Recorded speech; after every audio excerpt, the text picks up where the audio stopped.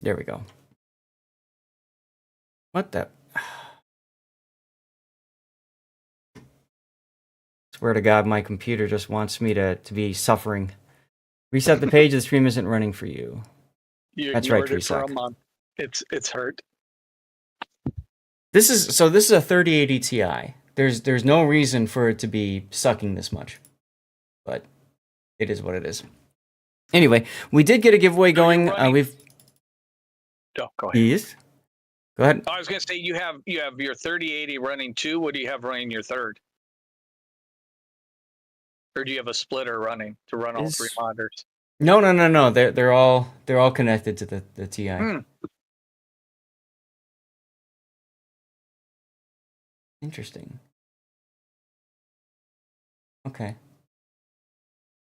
It looks like I'm back live now, so we'll get the music going. Yeah, I'm gonna need a 4090 SAT. That'll happen pretty soon, right? I need to rejoin. 864171 join.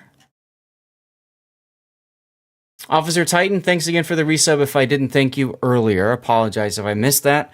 And who are we missing from our group that was ready to go? We have Pockington, Sea Donkey, Arlius, Tree Sock, or Evil Tree Sock, I Sock Tree, whatever. We got room for one more.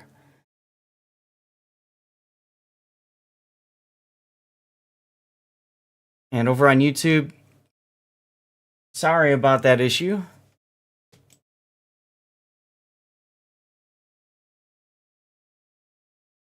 If it crashes again on the start of the game, then that tells me it's the game, something with the game that's just not working. Let me go to settings.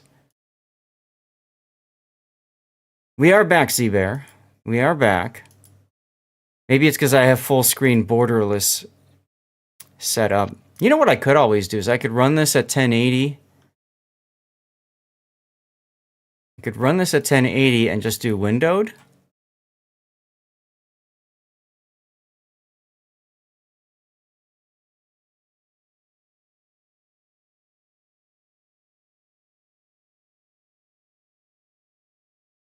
Try like that.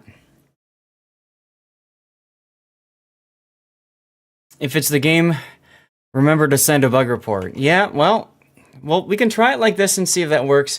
Like I said, I also changed my encoding now so that I'm using, instead of the NVIDIA encoder, I've changed it so that I'm using my processor. Which, you know, everybody says you shouldn't be doing, but hey, if it works for me, that's what I'm going to have to go with, you know? All right. Pacto is looking through each of the different abilities, choosing which one they want.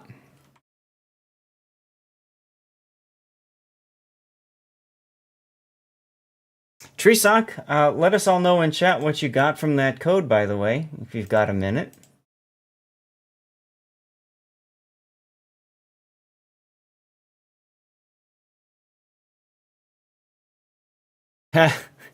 Send an application to your project plan super test manager. You joke at that, but I will say I have talked to them about how I've got a background in testing before. All right, so let's see here. I need to make myself a commander, and we're going to start the game now. And let's see what happens. Hello there. Hey, Andrew. Hey, Big O. Hey, welcome back. Happy birthday. Thank you very much. Sean Bryant, thanks for subbing or following over on YouTube. Appreciate that. Let's see if this crashes. If it crashes, I apologize. Yes, I gave away one code already. We were waiting to see what Terrace Mark got from that. One prize. All right, here we go.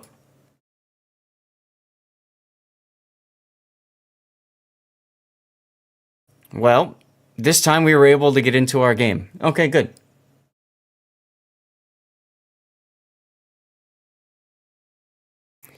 Let's see. Can you guys hear? All right, looks like the Earth has chosen the locust plague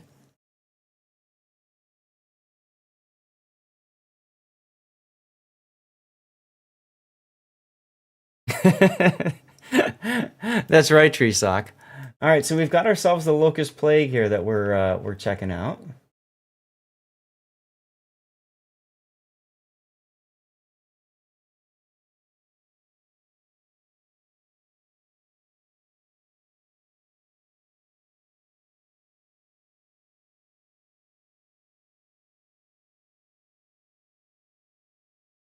All right, I gotta make sure you guys can hear the game. Once Pacto chooses.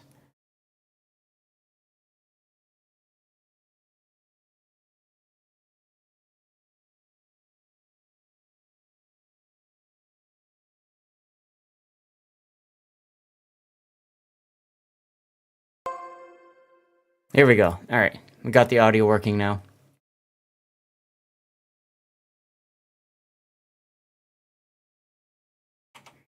All right, so for those of you guys who don't know much about Project Planet, it's a very fun party game, and that's the reason why we're checking this one out.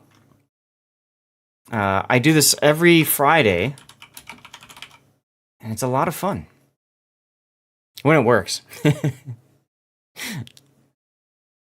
Plastic eating bacteria is reducing global plastic pollution.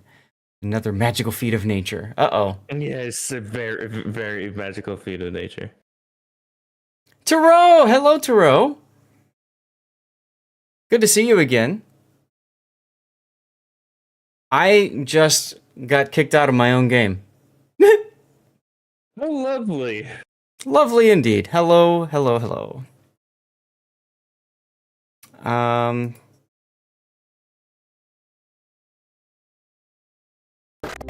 Let's check in on Eastern Africa. Plenty of this precipitation in playing otherwise is dry really good. regions are guaranteeing large harvests this season. Some locals are worried the weather will lead to swarms of locusts forming, but scientists are unconcerned, claiming that swiftly dealing with any juvenile locusts will preempt the threat. There we go. Taro, how have you been, man? It's been 3 weeks. I hope you're doing okay. Thanks for coming back, and thanks for subbing again. 12 months in a row. This is a year! This is a 1-year anniversary for you, Taro, supporting me. That's amazing.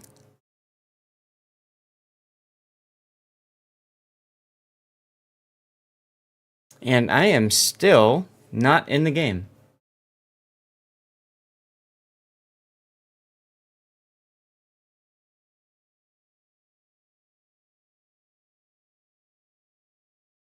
I think the game's trying to tell you something.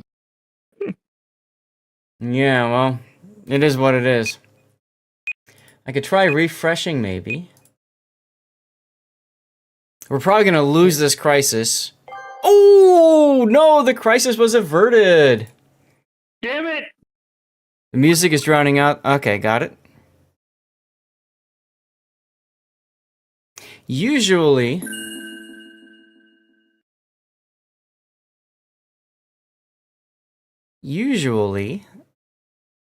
the music isn't so loud, but everything kind of got reset. So there we go. We'll try to leave it like that for right now. Put the music back up later.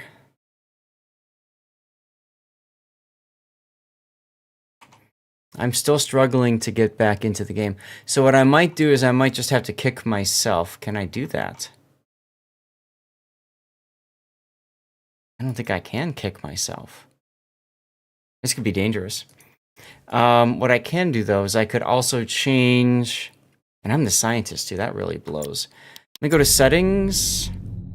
Let me go to game. Change the turn timer down to 30 seconds. And the reason for that is so that the game will auto-advance after 30 seconds of sitting around. So that might fix things a little bit. I don't know. Oh, I'm back in. Hey. Hey! All right, so let's see. Plague monitoring. Boots on the ground. Most efficient solution is deploy field agents who can monitor swarm development in real time. Let's do that one. All right, so since I am back, I'm going to go back to settings and change the turn timer back up to 3 minutes. There we go. All right, so Pacto, it's possible that you might get kind of screwed out of a turn. I apologize for that. Sea Donkey in the lead so far. Now, the way this game works is that everybody is cooperating to basically defeat Valkyrie here, who's playing as Earth. Wolfie, thank you! Hi. How have you been, dude? I missed you. Scientists enable public to save the day. The public saves the day. Look at that.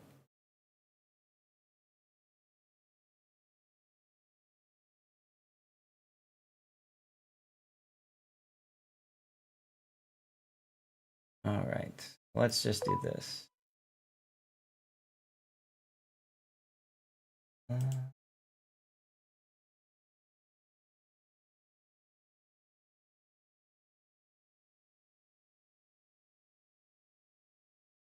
That works. Okay. All right, so we are training the public. The public will volunteer to assist with locust monitoring in the field. Oh, well, thank you, Pock. Their only stipulation is they receive scientific training. Should we instruct them? I think we should. Having more skilled workers in the field is a surefire way to keep one step ahead of the locusts. Let's do that. Public is ready to begin their field agent training. How can we train them to maximize? We should definitely train all the volunteers. It's going to cost us some power, but that's okay. Is my aim improving? Of course, Wolfie. You're funny. 100% success. Let's go. Yeah. So like I said, all 5 of us on the left side here, we are all trying to defeat the Earth. And essentially, we defeat the Earth by simply surviving. That's our goal. Okay? And then once we have finished surviving, then we move on.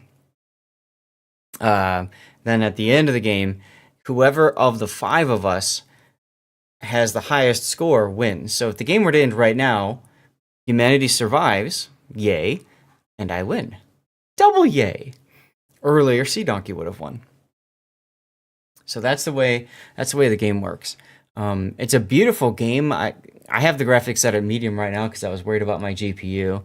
I wonder if there's just something with NVIDIA encoder that's just not working right. I'm gonna have to file a support ticket with NVIDIA on that. Maybe they can replace my 3080 Ti or something.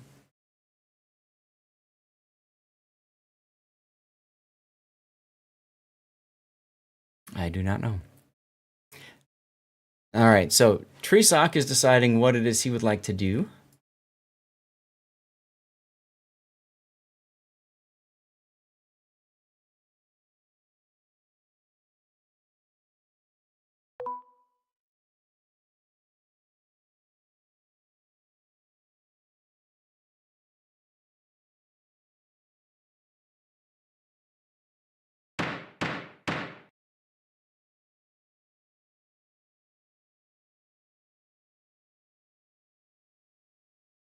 Huh, okay, sorry.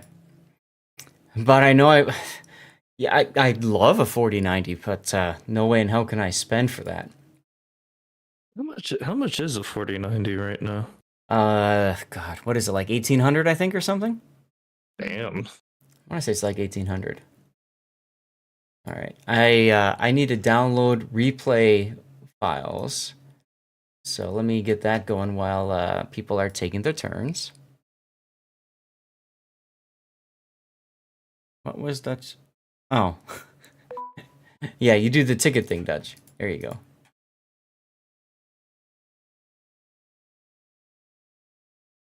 Ah, that would be fine.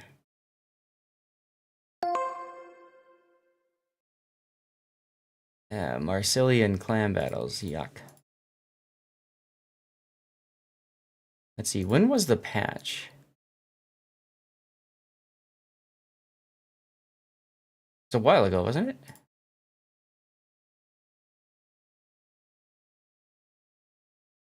To 11. Drop virus? What? All right. Looks like it's Pacto's turn, but he's darkened, so it's possible that Pacto has disconnected.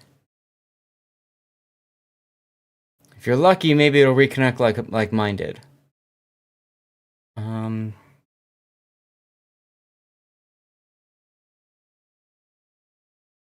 Right, yeah, it's when Wisconsin was released. But if I go to worldofwarships.com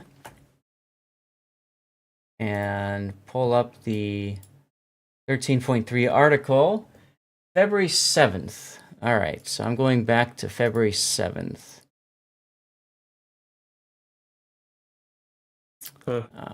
I had to refresh stream, and Yeah. guess what ad I got? What'd you get? Stack Up. You got a stack up ad? Really? Yeah, I got a Stack Up ad. I didn't know that they did that. Huh. Cool. That's actually really cool.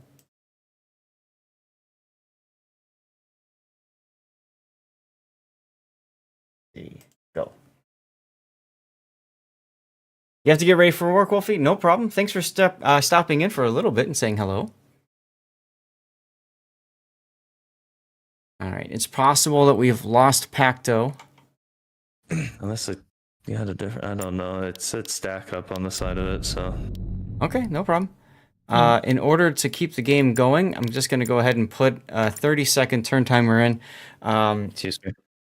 That way it should continue the game going.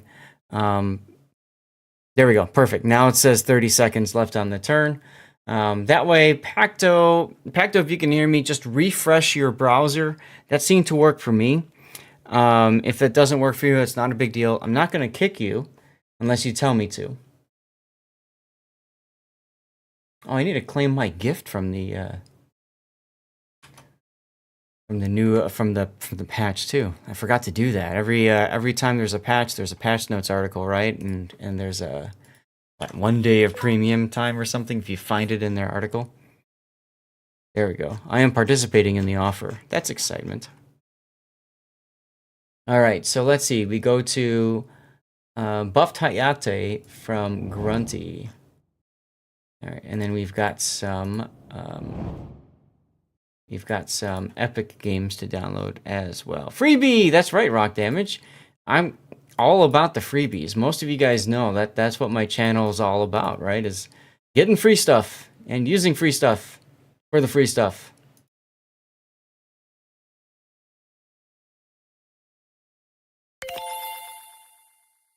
All right, round 1 is done.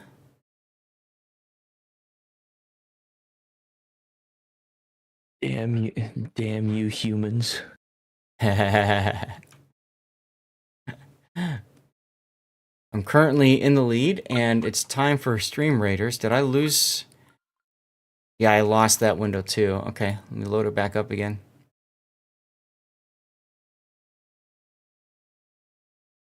Whoa.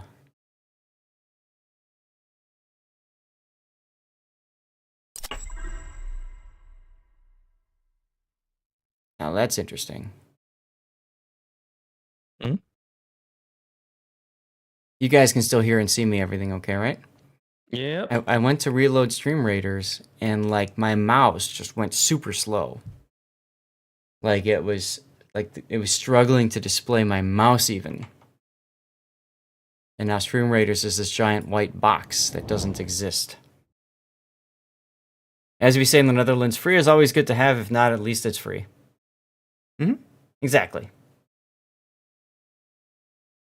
All right, let's get another drawing done. Giveaways. Manage. Officer Titan. Which one do we want to? I'm gonna pull this. The locust affected areas have been hit by a large cyclone. Ooh. Joey! Good to see you, dude. How you been?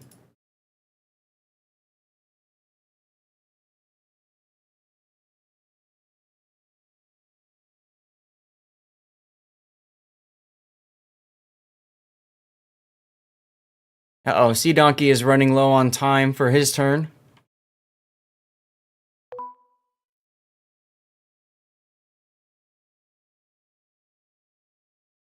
Officer Titan is here.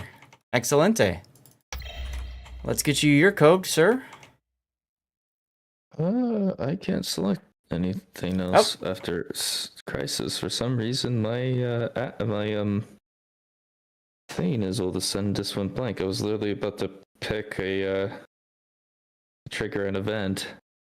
Yeah. When you get into a crisis, you can't you can't do anything else. You have to wait for that crisis to clear.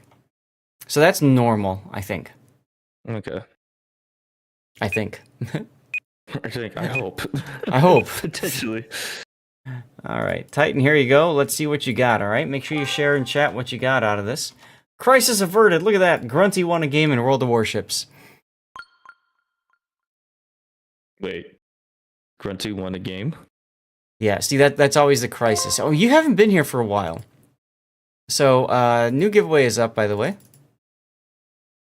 We always like to come up with funny things that the crisis is doing, right?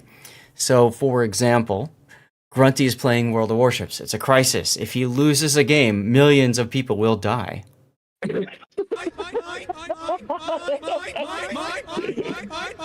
Not a lurker anymore, considering you've been gone. True, Joey. Also, for those of you guys who've been playing Project Planet World with leaders us, to invest in sustainable locust control measures.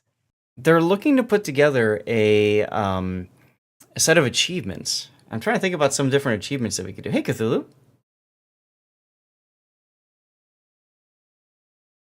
All right, I need to move all of these newly downloaded replays to my stream folder and get these old ones out of here. What the hell was that? Oh, right. You don't watch Star Wars.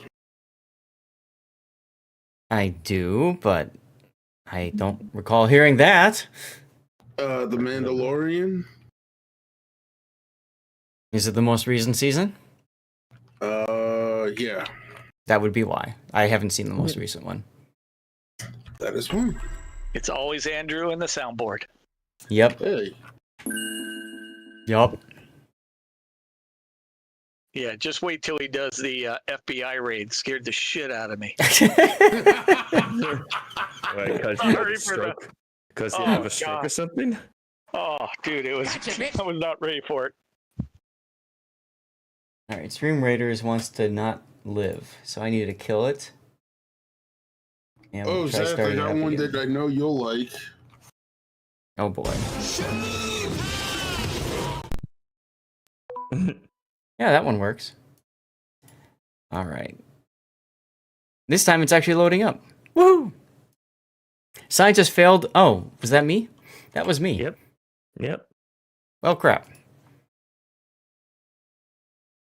The locust is coming. You got the perma camo for Anshan. Nice. By the way, I hope you enjoy having an avalanche in Switzerland, Zath, because your convention's gonna have a bit of a negative effect on that. It's the Swiss. They'll be okay. Oh, we get, did you hear the news about Germany? Oh, no. News about Germany. They're considering getting nuclear weapons, but the funny thing is they decline nuclear power. Well, Germany, yeah, they've been. There's a number of countries in the world that don't want anything to do with nuclear anything. Mm-hmm. But with geopolitical things going on, I'm not surprised that they are investigating that. I mean, it wasn't that long ago that we were dealing with a bunch of hotheads out of Germany. If you think about it, now we're going to give them nukes. Mm-hmm. Let's see. I'm going to turn the Project Planet up a bit here. You guys can't really hear the music, correct?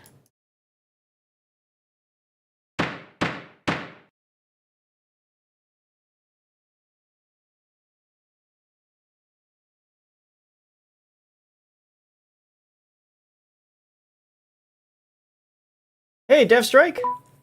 Does it work for YouTube now? Unfortunately, it does not. I need to get something going for that. The problem with YouTube and giveaways is the problem with YouTube and giveaways is there's no way to send you a message with a prize. So it would require you to message me on Discord or something and be like, yo, I'm Dev Strike on YouTube. And there's no real way for me to verify that you are who you say you are. So, yeah.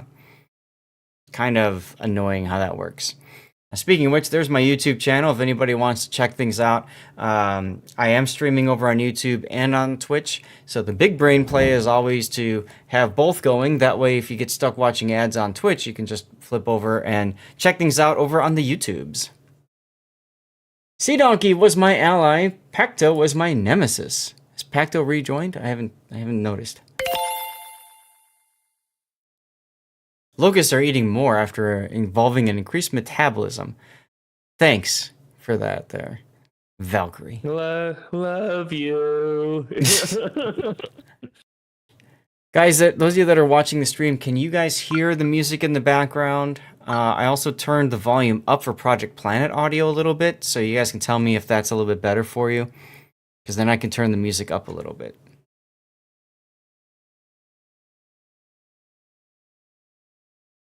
I think the last time that I played this, I was industry, and like I was like an environmentalist, industry for some reason. I mean, why not?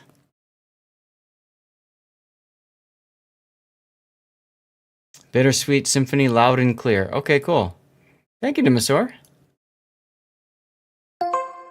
You hear everything fine? Good. I'm just turning it up on my end. You guys can let me know if it's too loud now. We are now in the widespread stage as the locusts have spread throughout.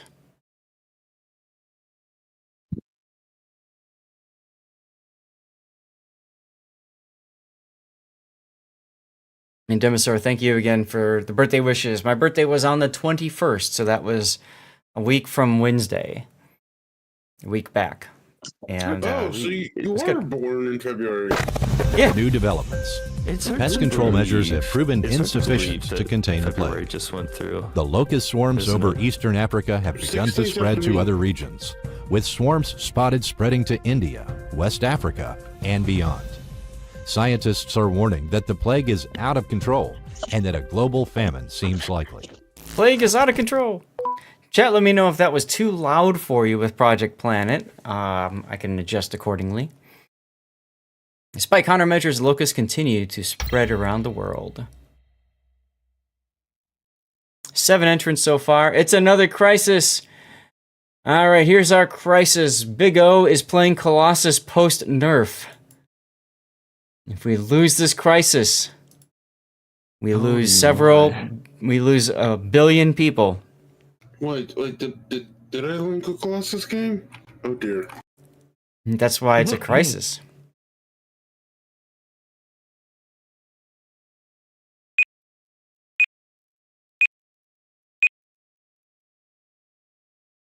How do we do? Oh, we just... Oof. Big O whiffed that one shot, and because of that, we failed. Pockington, the slacker, of course. Good job, Public. Never mind. Yay. Yeah, yay for you, bad for us. Yay. Duckman!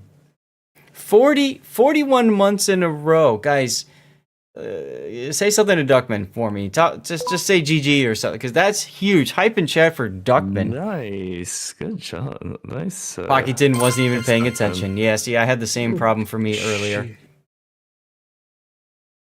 A billion people down, Dimoser, because we just missed. It's all because Big O missed the one shot on that cruiser. Ouch.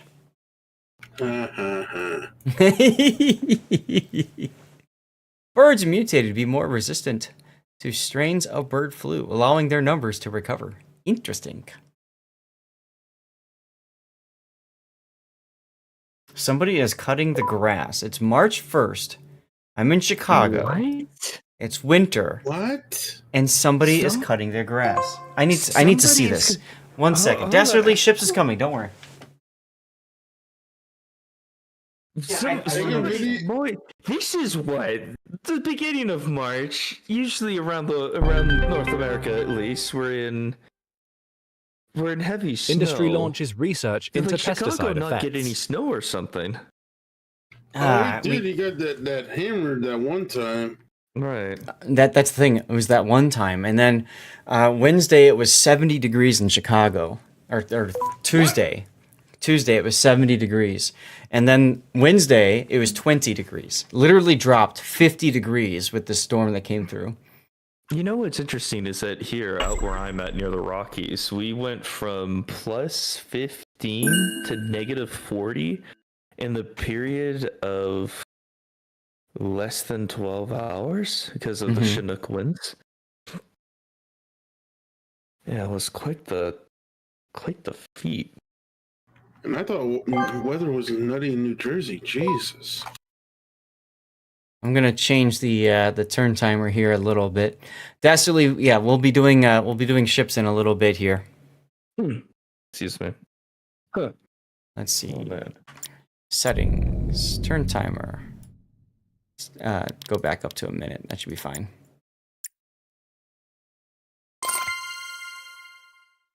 Yes, this is our Friday morning thing. Your grass gets cut every week, whether it's dead or not. And that sounds about right, based off what I'm hearing outside. So yeah, it's like 60s, very comfortable. But then it got, like I said, it got down to 20 degrees, and it's been slowly building back up again. Oh, we won the Stream Raiders game. Woohoo! Let's get the next one going. Y'all can always remind me to do Stream Raiders. That's not a problem. Let's see. Bang, bang, bang. What am I doing? War Beasts. Archers are done. I need to place rogues next. Okay, we'll do a rogue, sure.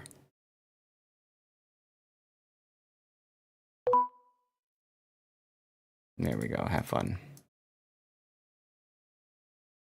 You like this shirt, Cthulhu? It's the Meteor of Doom. That's right. Took me a while to find the picture for that to send over to Sajors. He did a fantastic job putting together not only me. Yeah, I get to touch myself again. Not only me over here, but also everybody else on the bottom of that Wait, shirt. what did you just say? He says that he's gonna touch himself, Andrew.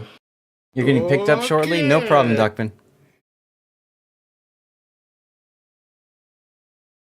Yeah, hopefully somebody clipped that because I want to be able to send that to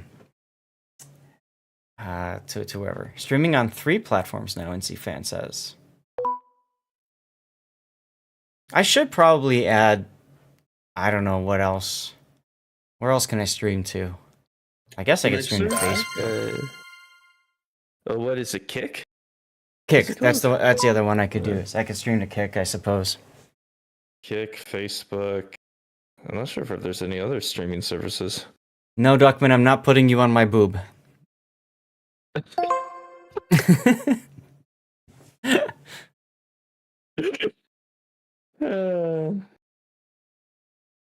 You know, I was worried that with the hat, and the camera being moved, I would have too much darkness from the hat, but that's not the case. So that's exciting. And Duckman, what do you think? I'm bigger now. Isn't that exciting too?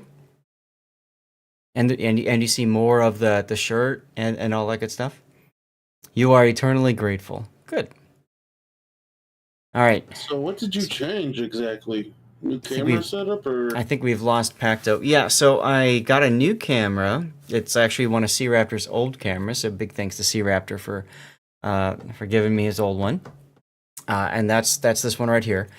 And I said, you know, I put it where the other one was, and I thought, okay, the problem is if I want to get it closer, like I was talking to Duckman about this, right? If I want to get it closer, the problem is that I lose a lot of the background, but the other problem is I lose a lot of me as well.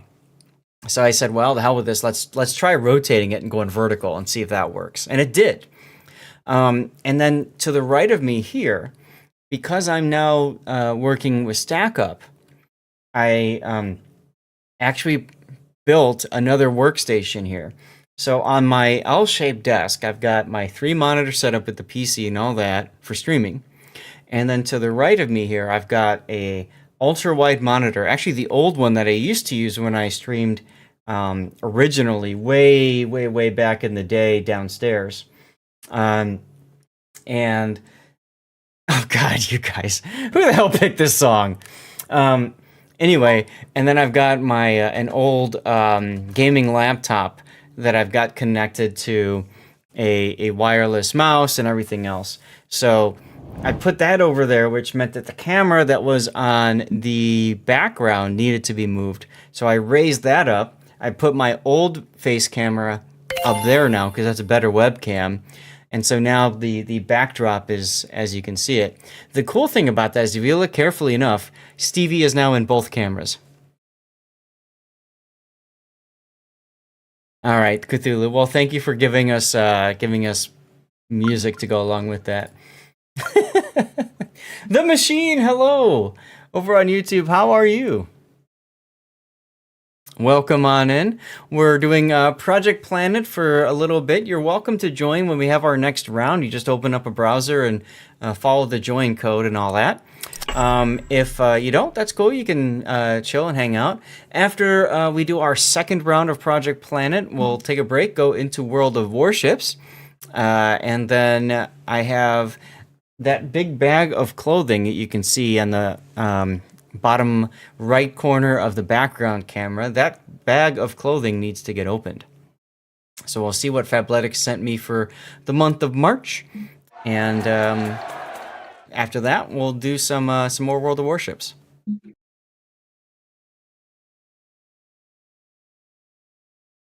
We had a hype train going earlier today, which is really awesome to see. You guys were very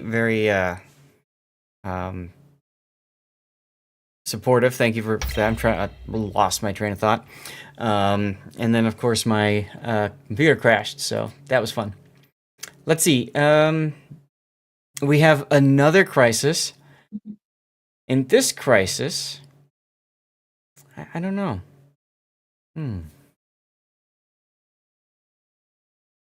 I guess I'll go all in for it. Trust me, you will never see me on Instagram. Fair enough. And Sea Donkey, how much a month is Fabletics? So they've got a VIP program that they use. I want to say it's 30 or 40 a month. There's a link right there if you want to check it. Just oh my God, I won again. Who is slacking this time? Sea Donkey. Sea Donkey, you were too busy typing. Flat Earthers would not like this game. That's true. As Machine says over on YouTube. And you watch my WoW's videos. It's helped you a lot. Well, great.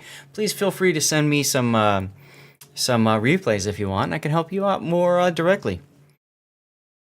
But anyways, yeah, you can click that link there and check out what the VIP cost is, Sea Donkey. And then from there, what that does is it's kind of like... think of it like Costco or whatever. It gives you a membership, and then you get discounts on clothes and stuff. Holy crow! Sorry, I didn't mean to interrupt. But hey, Trons. I'm just looking at. I didn't look at the population because I had an email to quickly make, and I come back and it went from like 6 billion down to 2.5. That's what happens when you. It's what happens when you fail 2 or. I think it was 2 crises we failed. And then there's a few other things that we kind of screwed up. Damn. Yeah, I had a pretty good vacation. Jeez. Call me Dr. Evil then. Like roaches, there's plenty more where they came from. That is always true, of course. We're wasting people here. A billion there. That's right, Dinosaur. Oh, that's right. This is the last one. We should all cooperate. That's right. Good call. Good call on that one. Let's see. I'm going to go ahead and help the public out. So now you want to use all of the abilities that you can. Complicates immigration. Just to help everybody out. And I'm doing that for anybody that's low. I'm just trying to help the people with the lowest power. So Tree Sock, I'm going to help you next. You go to environmental, cooperative, and environmental, and what that does is that raises our population. See, look at that. We've just grown 2 billion people just like that. Is that cool or what? Damn you humans. Damn you humans. World leaders want us to plan a strategy to handle refugees in their home countries to educate healthy refugees before they immigrate. How can we accomplish this? Standard camps, overhaul, education camps. That sounds fascist. I'm gonna go with the option that grows population a little bit. Do we want to give them basic education, industry crash course, or specialized training? We'll go with the specialized training. Trial tests, survey industry, or execute strategy. We'll do an industry survey. And we had a chance of success of 80% and we failed it. We can use all our hostiles on Pacto. That's a good point. All you need is love.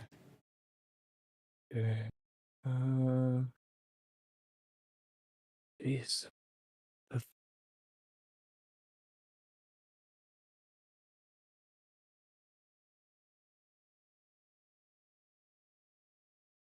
Palette looks like it's in good shape, Duckman. That's true. Although towards the end, it always gets a little nuts. And Sea Donkey, don't worry about it being your first time playing. Absolutely nothing wrong with that. My second time? You're a bad player, Happy Camp, says Machine over on YouTube. Don't worry about being a bad player, dude. We were all there at some point. Actually, you know, in a way, bad players, those are the people I want replays from more than anything else. Because I think it helps people a lot more than... No offense, I'm going to throw a Big O under the bus. Oh, look, here's another Big O game where he takes a secondary spec battleship and slaughters people. Like, you know, we've all seen it. It doesn't help much. I had to just... Oh, Duckman, Pacto joined, and then I think he disconnected. So the AI is doing that right now, and I'm just leaving it as it is. Where are you? Exactly, SAT. Replays from like one of the best replays I covered in recent memory is a replay where we had somebody died in 3 minutes. They took a Gajamada into a tier 9 game. Gaja is a tier 3 Pan-Asian destroyer on the Atlantic, which is a large map. He YOLO'd into the middle, got himself detected, got himself radared or hydroed, one of the two, can't remember exactly which, and died in like 3.5 minutes. Tier 3, And there was tier 7. What? You said it was a tier 3, it's a tier 7. Yeah, did I say tier 3? Sorry about that. Yeah, you oh, did. thank you, SAT. I meant to say 3 minutes, like he was dead in 3 minutes. But like the ability to talk about that is all good. You have questions for when I get started in WoW? Yeah, of course, dude. Anytime, Machine. Ask away. That's why we're here. That's why I'm streaming on YouTube and on Twitch, is so I can help as many people as possible. All right, we are getting close to the end of our session. Pockington is in the lead, so if you guys have hostiles, make sure you use them on Pockington and just try to take him down a peg or two, a notch or two. Lousy replays are fun to laugh at, says Duckman. Not really in brackets, yeah. I mean, you can laugh at them in one respect, but you can also look at it and say that this is why there's so much to learn from these kinds of replays. All right, Locust Plague has decimated every region it touched. Many of these now suffer from a famine. Some have extensive ecological problems. Who is responsible for this situation? We're going after Pockington. Well, he's in the lead. I have to. Unacceptable, Pock. He can't be in the lead according to Zath. Hey, we all play this to win, right? We want to win. How do we win? You got to go after the leader. I'm sorry, what happened to 5 billion of your population? Yeah, it's okay. It's okay. They grew back. They grew back. I mean, think about it. We were down to like 2 something, and then they just sprouted back up again. So, Yeah, it's like all of a sudden you had a super baby boom or something like that. yes, we all started making love. You have to play to win. You have to farm damage. We are not the same. That is true. Games should just have the insects eat the Amazonian forest and let the planet overheat. Ooh. That's right, Drifton. They were only mostly dead. They're not quite dead. They're getting better. I think I'll go for a walk. What a good movie. Sea Donkey, thank you for being my ally. Pacto, the media AI, was my nemesis.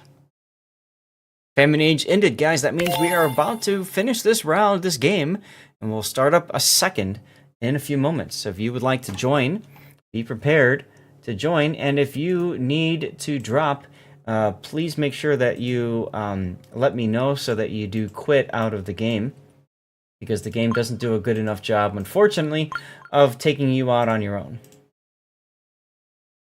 Right after this, I'm gonna drop out. I gotta do some calls. No worries. As always, very fun hanging out with you. 39% increase on your power. Yeah, Pac, you went nuts. And there you go, the winner. Damn public affairs. Look at that, the outbreak stage, we actually gained population. That was the first stage. And then from there, it just went downhill. From there, we plummeted. The famine stage, we lost 2.7 billion people. But you were a benevolent Earth, I must say, Valkyrie, because look at our ecosystems and our pollution never dropped below 66%. So you seem to not care about screwing over the, all that good stuff. You helped the public a lot. There you go, Sea Donkey. And that's what happened. So I was a team player and an environmentalist. I did have a lot of cooperatives I saw, so that was cool. So like I said, y'all, we're going to do one more of these, and then we'll get into World of Warships. So let's go ahead. We're going to return to the lobby. Did that work? There it goes. All right. And if you need to go, by all means, just please make sure that you leave. We have, looks like myself, Pockington, and Treesock are still in. And you guys are more than welcome to jump on in if you'd like. Those of you watching over on YouTube can play too. Sea Donkey's back in. Noise. That means we got room for 2 more people. I'll go ahead and play the tutorial video, and I'm going to run an ad break while we get this ready to go. Welcome to the gameplay tutorial. In Project Planet, Earth needs to eradicate humanity to prevent them from doing further harm to the planet, while humanity must work together to survive. Humanity consists of 5 distinct roles with the shared objective of preventing the population from reaching 0. All right, Sea Donkey says he's in, but his phone says no. So what I might do, Pac, I'm going to kick you. Sea Donkey, I'll kick you. And try coming back in now, and let's see if you're able to come back in. Treesock is still here, and he's chosen something, so I'm sure he's ready to go, and all that good stuff. So, 3-minute ad break. I'm going to use this as an... Are you banned now because I kicked you? Does it say that you're banned because I kicked you?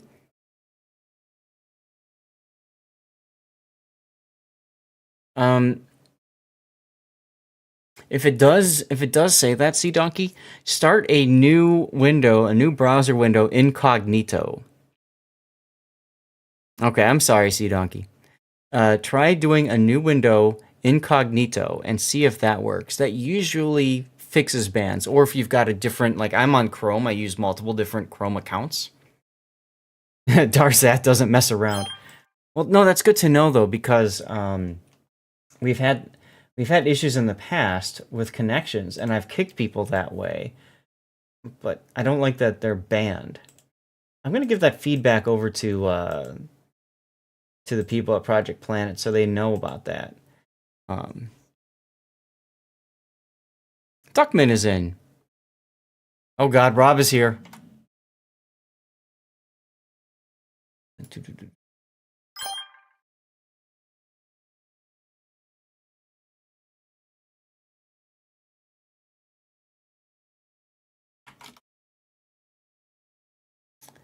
All right.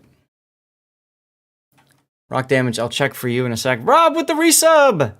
21 months in a row, guys. 21 months supporting the channel. Thank you so much, Rob.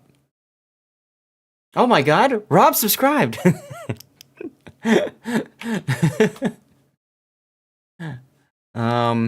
Rock, let me take a look right now and see if I can find that real quick here.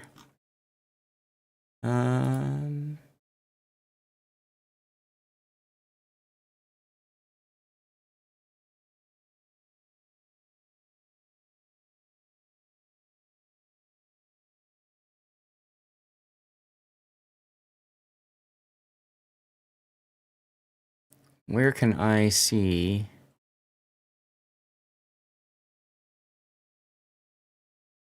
Where can I see?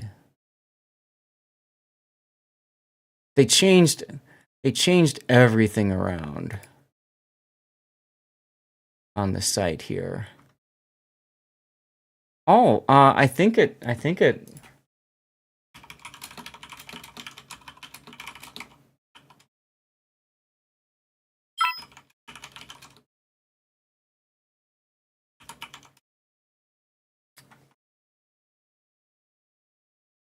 let's see.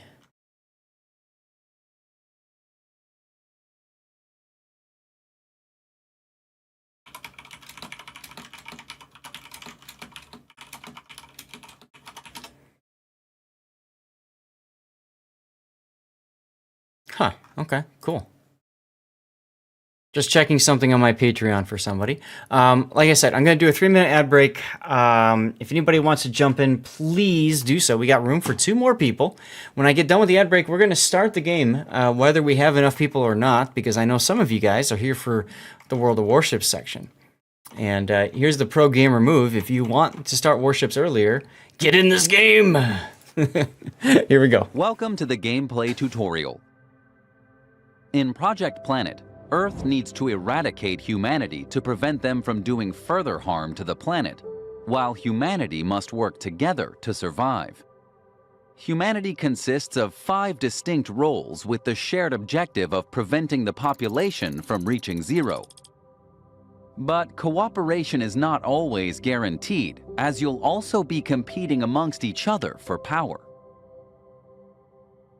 Each role offers a unique playstyle. For instance, world leaders can force others to action through law and order, while the media uses news broadcasts to twist the truth and push their agenda. As hospitals are unable to keep up. Throughout the game, you'll face a series of tough decisions. Tapping an option will show you its effect, but keep in mind that each decision may have further consequences later on. The impact of your choices will be multiplied based on your power. If another player takes a significant lead, consider teaming up with others to even the playing field. One way to do this is through your abilities. The cooperative ability lets you team up with another player, while the hostile ability allows you to inflict negative effects on your opponents. When playing as a member of humanity, it is crucial to form alliances and closely monitor each other's actions. As Earth, you play against the group with the sole objective of eradicating humanity. If at any point the population reaches 0, humanity is wiped out and you win the game. It's crucial to choose the appropriate disaster to align with your strategy. Some disasters are more challenging for humanity than others, but less destructive disasters do leave you with more force and therefore options throughout the game. Another way to spend force is through the powerful crisis. When triggered, humanity needs to collectively match your stake or suffer devastating consequences for the population. Each disaster has 4 different stages, during which Earth can trigger 2 incidents. These are small events that affect the planet's ecosystems and pollution. The worse these get, the more rapidly the population declines. After each stage, a results screen is displayed, showing an overview of all score changes, as well as the ecosystems and pollution's impact on the population. Should humanity manage to survive until the end of the game, the disaster is defeated, and the humanity player with the highest power wins the game. This wraps up the gameplay tutorial. For more information, you can always press the info buttons on your mobile device during the game. Have fun and don't forget to wishlist Project Planet on Steam. All right, perfect timing. I grabbed a snack. I checked in with the wife. Yes, Sea Donkey, you are in. That's you actually right above my background camera. Rob is in. Dimasur is in. Treesock is in. I'm in, and Duckman are in. Let's get started.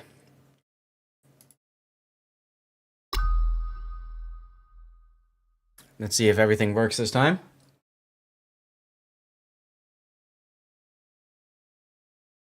Rob, if you don't mind, can you try doing Asteroid? You got 15 minutes, Duck? No problem. If you gotta go, let us know and we'll kick you. Thank you, Rob. I want to test. I mean, hey, there I am. But I want to test the graphics draw and see if that breaks everything. So anyway, yeah, I was checking with the wife because with me being gone, us being gone for 3 weeks, you know, we did a mail hold. Well, the mail never showed up after we got home. So my wife was you know, obviously worried about it, concerned. So she went and went to the post office, and they literally just dumped all the mail on her.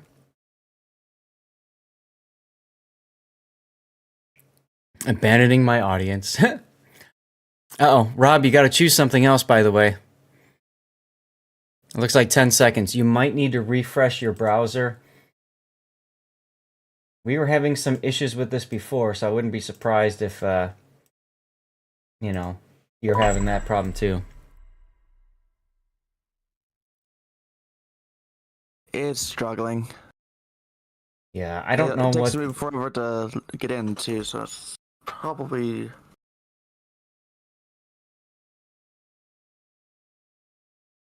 Yeah, I don't really understand Yeah. what's going on with that. Okay, I don't know. Are you back in, or is it still not Yeah, connecting? I'm back in. It just Okay. didn't let me select a location. So we're all gonna die.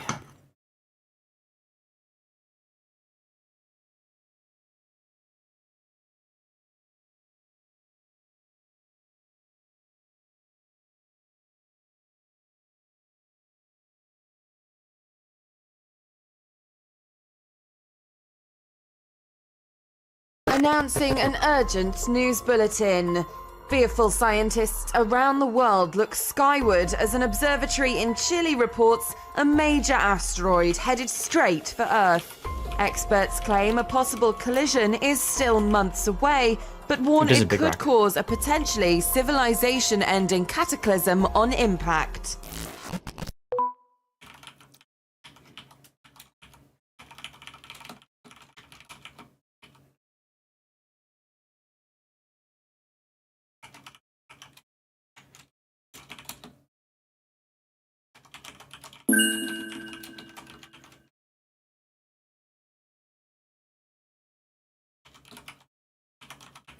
It's just a rock. What can go wrong? I agree, NC fan. It's not a big deal. Yes, Armageddon. Exactly.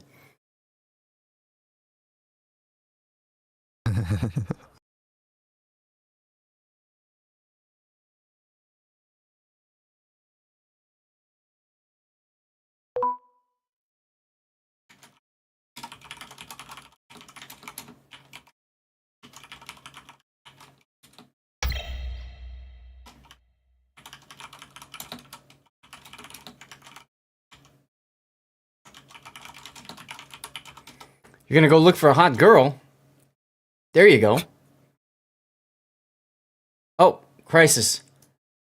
I'll do this.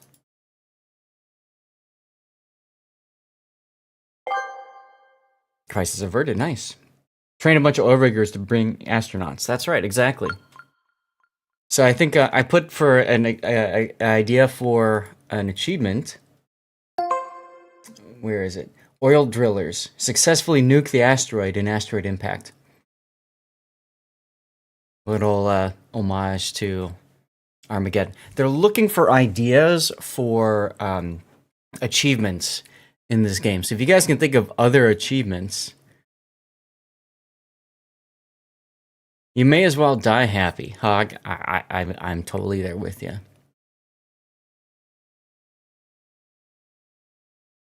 In times of extreme crisis, hot girls are drive to breed. You welcome the new asteroid overload. I wonder if Duckman was having the same issue I was having. Yeah, Duckman, you got 10 seconds. He was probably tabbed out typing, because that's happened to me twice now. Detected. Science fails humanity. He also takes a good amount of time to read through choices. So, Duckman, if you need me to slow the turn timer down a bit, I can.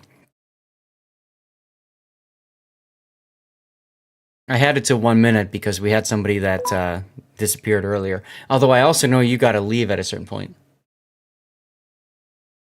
Ah, good idea, Pac.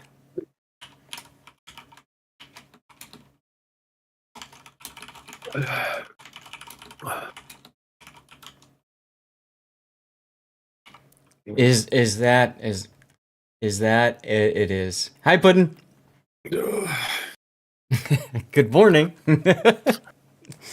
I did not think you would be going this early. I'm like, oh, I got a half an hour.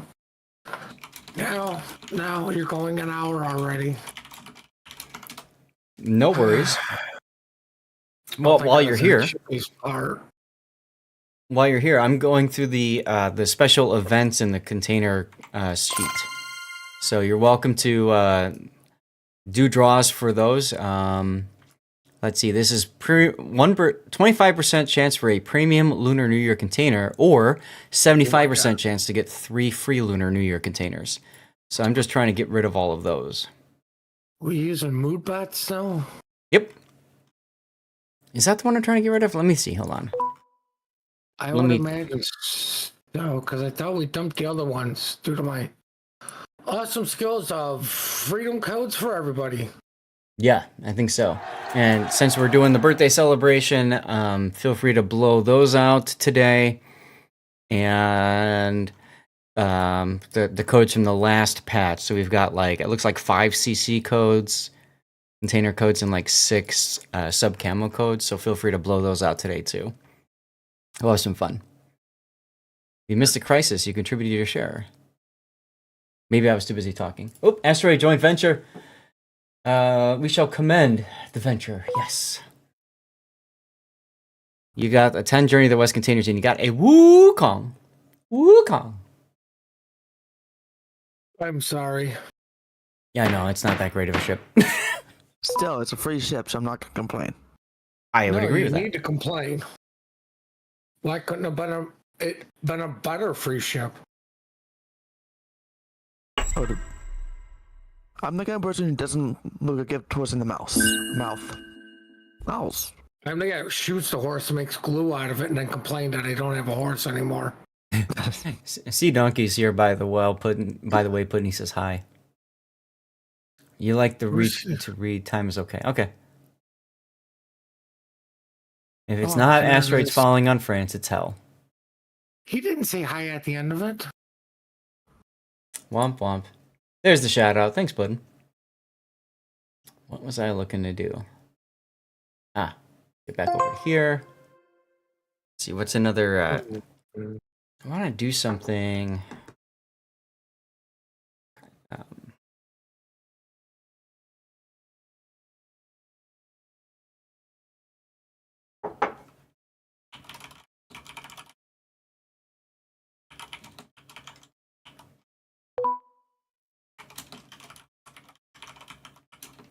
successfully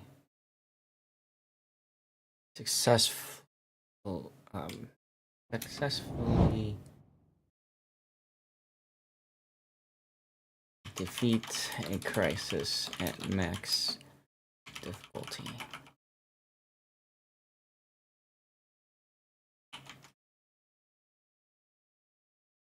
All right. Time for Stream Raiders. Let's get it going. You got San Zhang and Wukong, or Wu Jing, okay. Himmer said he was off to go look for hot girls, Duckman, so that's probably why he's not playing. Tron's, the big number is 43. Which is ironically the number, if you watch Big Bang Theory, that's the number that Sheldon had on his chalkboard in one episode. And I thought about screen capping that and making that my like profile picture or whatever, because I thought that might be kind of fun. Well, Sheldon's an idiot because everybody knows it's 42. No one cares about me. Sorry, Duckman. Let's take a look. And Electric, hi, good to see you again. What the? No! No! No! No! Ah! No! You stupid RSL helper. What the hell happened to you? I don't know, but why are we letting environmentalists do anything? I don't know. What the F happened? I am not entirely sure. You just hit 39 last week, Trons, huh? Nice. Congrats. I mean, I hit 29 last month. Well, no, a couple months ago now. Okay. January.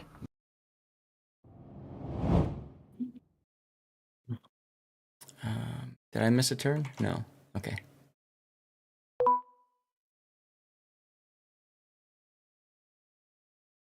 Anyone born yesterday? It'd be kind of fun to be on a leap year, right? Jangle, thank you for clipping the. That he knew he fucked up. He effed up. Jangle, thanks for clipping that.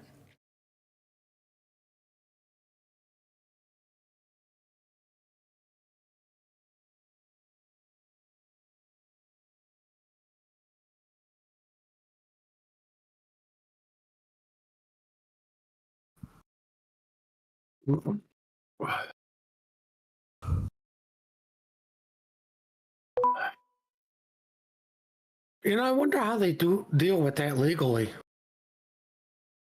I have no idea. I would imagine most people it's either the day before or the day after that is celebrated, you know?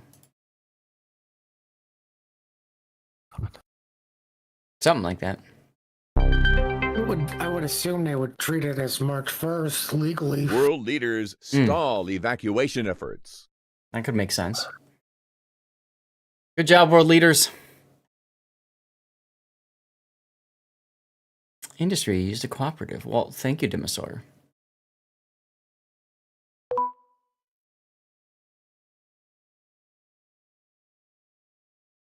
Well, look, an asteroid's gonna hit Earth, and politicians are twirling their thumbs, arguing about how to deal with it. Good content at the end of that section, but the clip is time is limited. Yeah, I know, and it's possible that I talked about the shirt too much. Oh well. Either way, appreciate it.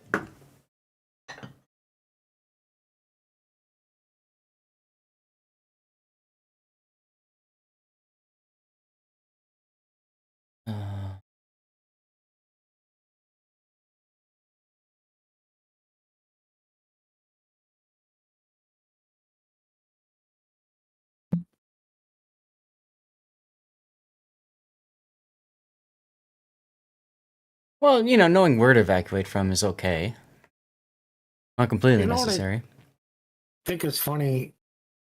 Somebody was talking about one of the, disaster movies, and he goes, let's just face facts. If something world-ending like that was going to happen, one of two things would happen. U.S. would pay for it all, or China would pay for it all. And then the rest of the world would just be like, thanks.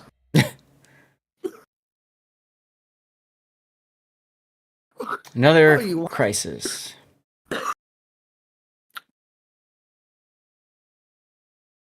I guess I'll go all in. What's this one going to be? Little Timmy's in the well again? Timmy fell down the well.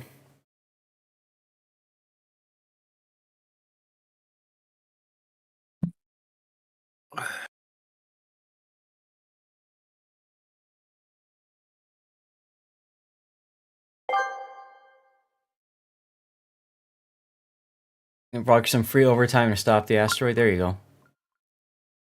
Sea Donkey, the team player.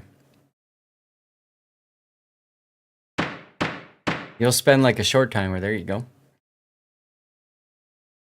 All right, we should have the asteroid impact soon, and I can take a look at what happens to my GPU and all that jazz. Well, probably not as bad as an asteroid impacting the Earth, as big as that thing is. Well, that's what usually taxes my GPU like nuts. And we had an issue today. We already had to restart the stream because NVIDIA encoder crashed. So that was fun. World leaders have kicked off an evacuation. They told us to leave home immediately, abandoning everything except the essentials, and to cram the maximum number of people into our vehicles. Are we going to do so and evacuate? I'm going to be the public and say, screw you. I'm staying right where I am.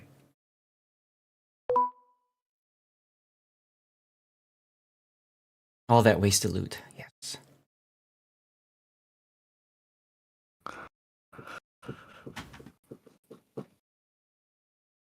Those of you guys watching over on YouTube, or if anybody's willing to check from Twitch, just want to make sure you guys can't hear the music that's playing. I want to make sure that I don't get, you know, copyright yelled at by YouTube or something, because they like to do that. And I don't understand why it took those two off. Let me see. Food.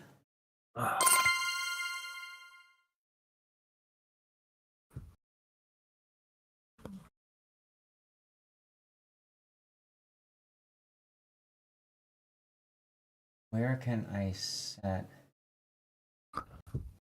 I'm not hearing any music. Good, thank you. Industry's turn. Uh-oh, something just happened. Vices! With the raid! Welcome on in, everybody. Skull indeed. Oh, it's Sith Kitten. We're breeding like wascally wabbits. We are indeed. Welcome on board, Raiders. I'm Lord Zath. Most of you guys probably know me at this point because, well, we all like to hang out, especially on Monday nights for Civ. But we're doing...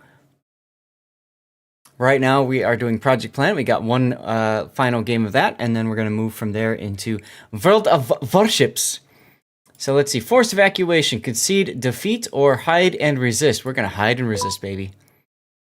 I'm going to play the public. Raid and run, kitten, and work calls. Go for it. You love the angle? Perfect. I got to figure out why... How do I set... How do I set this stuff? Maybe I need to kill... a helper and start it back up again.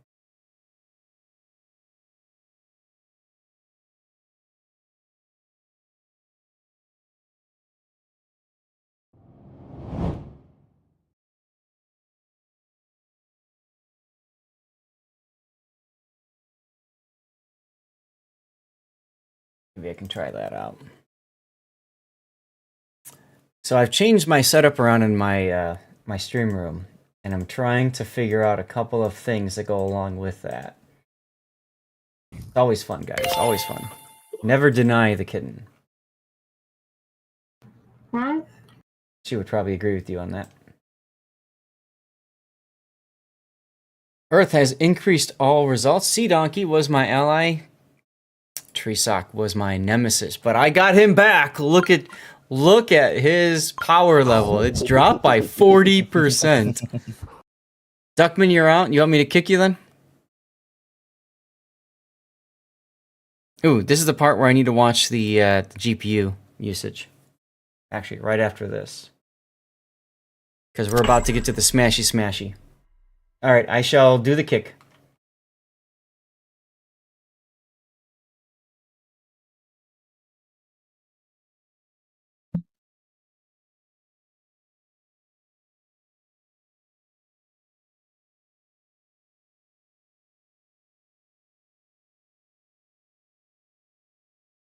Let's see. Level limit, order by. Oh, it just happened. GPU went up to 60%. That wasn't too bad. So actually, I think full screen windowed is what was killing my GPU. So that's interesting to know.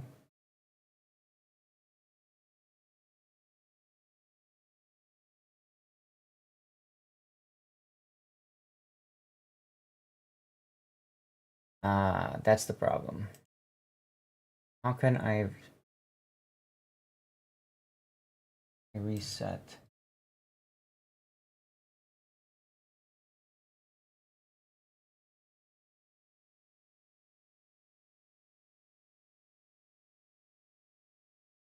I'll have to ask in the Discord. Oh, Duckman. Let's see. Kick player. I quack bang. Confirm. Get out! Done.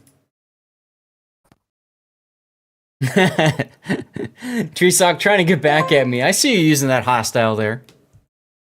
I see you doing that. Reports are incoming from the impact site. The asteroid landed with the force of 1,000 nuclear bombs, instantly killing most of those who stayed in the impact zone, as entire cities were leveled in seconds. Large parts of Europe are on fire. The scientists are warning that the environmental effects will trigger a new ice age.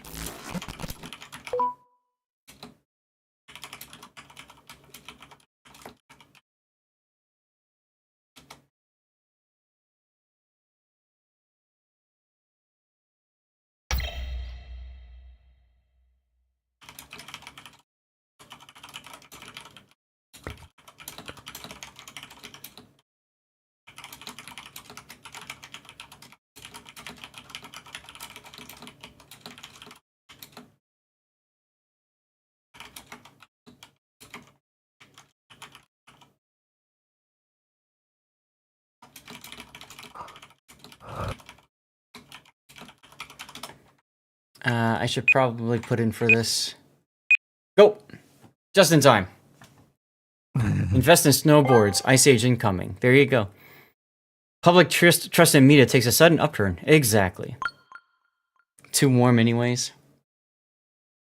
Yeah. Sea Donkey, though, is crushing it. And this is only his second game ever.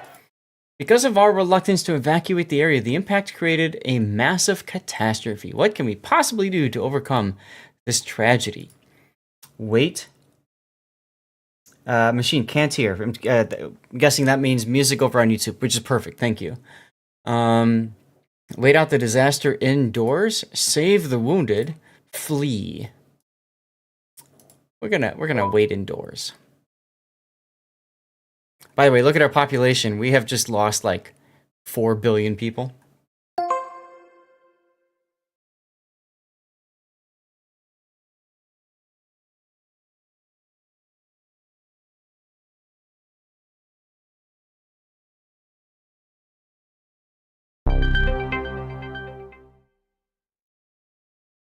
Disastrous asteroid impact. Public hanging tough. Public hanging tough. Damn right. Damn right. That's what I do as public.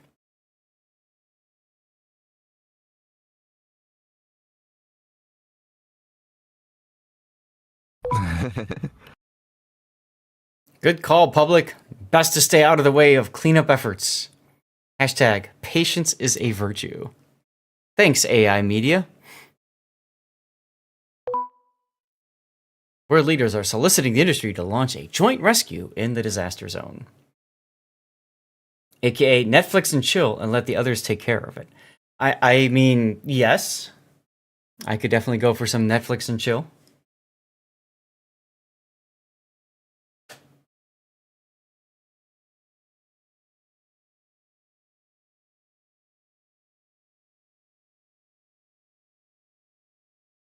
The Mosori, you got 20 seconds to go on your turn.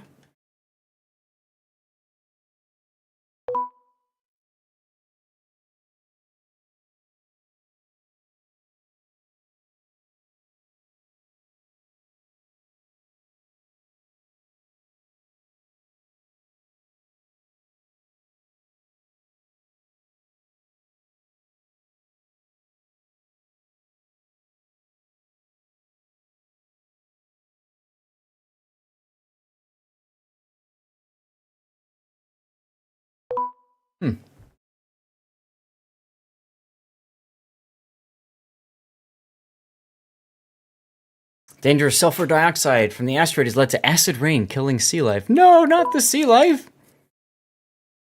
Yeah, we gotta start regrowing the population. So I think Netflix and chill is a good way to do that. Also, hello, Weatherlight. Good to see you again. Now, I would like to try getting lurk mode going again, which means what we will do is when we go to warships, we're gonna cut the stream and then start it up again so that I have the stream going live all the way through Sunday at 12 noon, which is when I have my next stream scheduled. I want to try doing that again, see how this works. Especially with me changing the encoder, it might be enough to keep the graphics card going. Good song choice, by the way, if we pick this one. 15 minutes to go for Stream Raiders.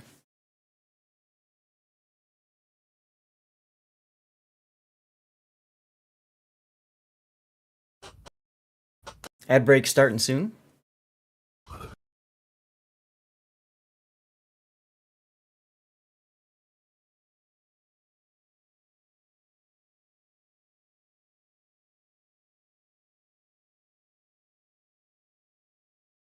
See, Donkey, you got 20 seconds to finish your science track.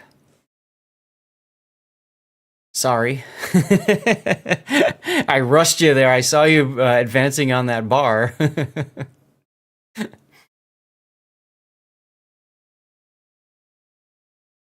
We'll turn the lurk box back on. It's rested long enough. Well, thanks, Weather. That's my thought, too. Television was the world's most effective birth control. Disney Plus and Netflix are reversing that trend. Oh, it just went off the bar. Almost went off the screen. Huh? The bar actually exceeded the outer limit on that one. Hang on, I'll clip it. Okay. There was a visual glitch. Ah, cool. With the science progress bar. Oh, that one. Okay, I think I saw that too. It could be because I changed the game to windowed mode and the resolution at 1080p after I'd already started it at 1440. And if that's the case, that's fine. That's good for me to share that with them. Disney is going too woke. So woke it's losing its value. Well, the only thing that can stop Disney is politics, in my opinion. Or continuing to put out really crappy Star Wars movies. You know, that works too.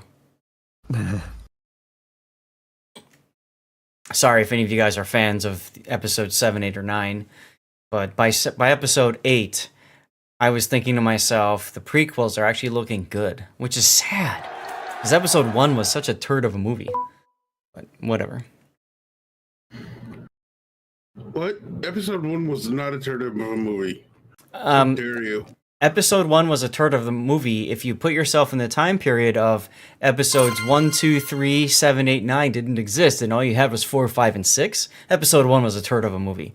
I mean, it was super long and you had pod racing that was quite frankly not necessary at all. Like that was like an hour of wasted time they didn't need to put in. Demonstrator down to 25 seconds. And then there's also Misa Jaja Binks. Do we need to go there? Come on, Jar Jar Binks is supposed to at least funny. You know, now this is podcast. You've got to go with the Jar Jar Binks was actually a Sith Lord. At this point, that was. About it, he is the one that let the Emperor take all the power by his vote. That's right. That's right. We saw voting emergency power. Yeah. So we get to blame him for multiple things, like what better character? Weatherlight, you're exactly right. Pod racing was simply all about, merchandising, frankly. Falcon has written off anything Star Wars after 1995. Agreed. I mean, all right. Episode 2 Wasn't bad. I liked episode 2 a lot. 3, I think, was the best of the 3 prequels. But, yeah.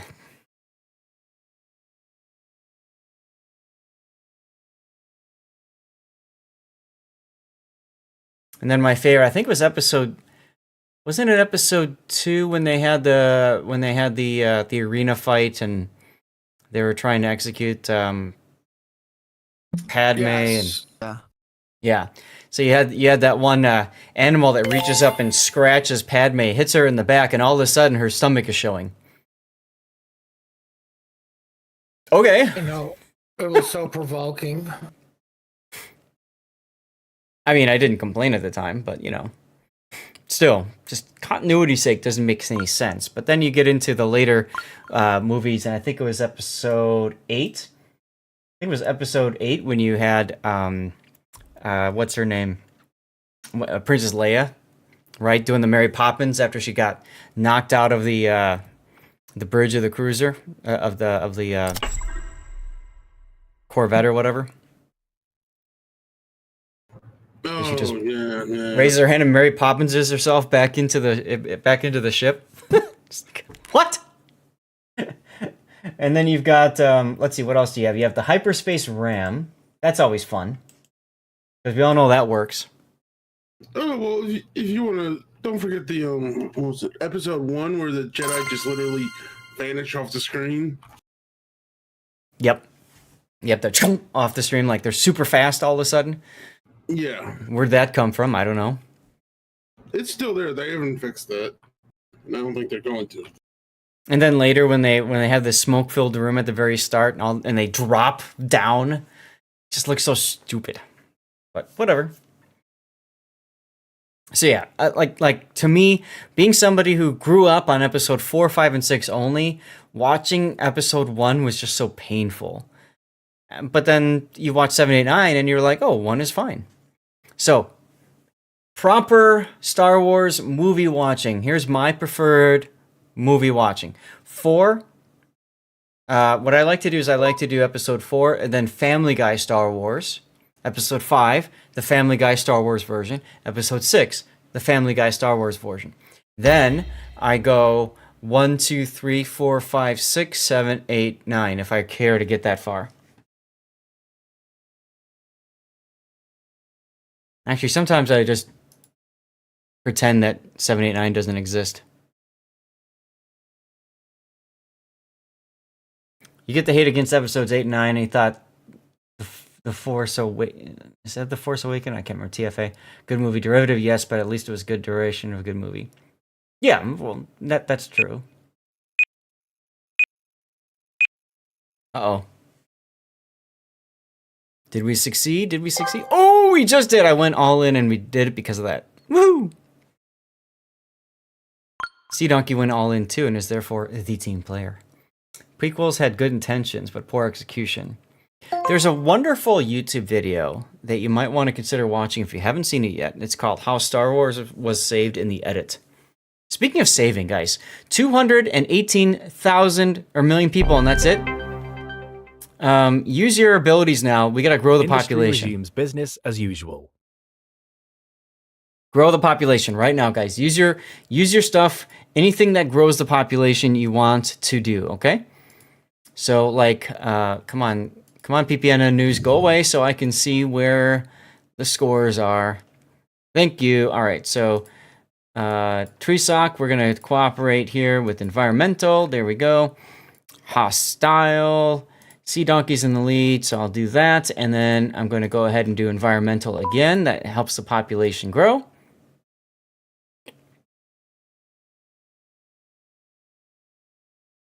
We're back at 1.6 billion people, guys. Keep doing it. Keep doing it. Everything that helps the population grow, we need to do right now. We're on the last stage. This is the most important. There we go. I've used all of mine up. Losing homes or losing jobs. With the economic conversion going on, lots of workers are being told to move to warmer climates or else they could lose their jobs. We understand this to prepare for the Ice Age, but what are we supposed to do? We can emigrate or we can fight the power. We'll go ahead and emigrate. Easier that way.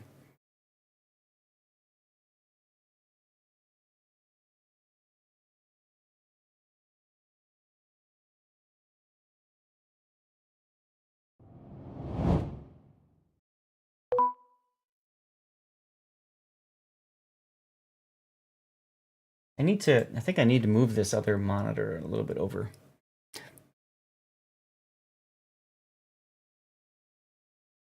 Finding the right gender among 72 choices will make repopulating difficult. Oh God. You saw that. There's another one that explains the prequels. Oh, okay, cool.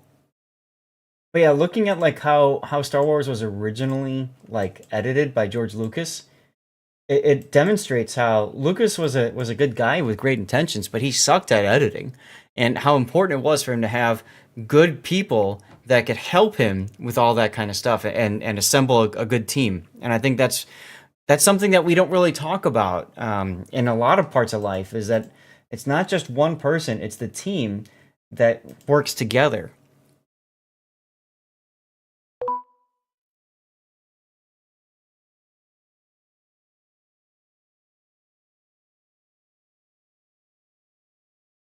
Fair enough, Trons. I mean, that's a good point. See, like you bring up the point that like it's a team effort still, but yet everybody gives all the actors shit for acting so well. I mean, shitty in the first three, right? But is it not the job of the director to direct them on how to behave while they're portraying the scene, right? Mm-hmm. Like Natalie Portman's career didn't, tank from the movie. I'm sure it was a difficult climb out after those movies. Mm-hmm. Right? No. Who the hell played Obi-Wan? Ewan McGregor? Ewan McGregor, yep. Nobody gave him shit for his shitty acting. Nope. There was literally, I think the only person who wasn't a shitty actor was the goddamn trees, because they couldn't screw that up, and they tried. They did try. Natural Recovery Impact is... Ooh. Guys, this one's going to be close. They were already established actors, that's true. Hayden Christensen, though. Ugh, cringe. He wasn't an established actor at the time, too. Like, everybody loved him. Face fact, everybody loved him. Until Star Wars. Oh, no. Oh, 1.4 billion. That's a close. We didn't need Humanity survives, and you all were so kind. I'll take a bow. I won as the public by being the public. We lost 4 billion people in the impact stage.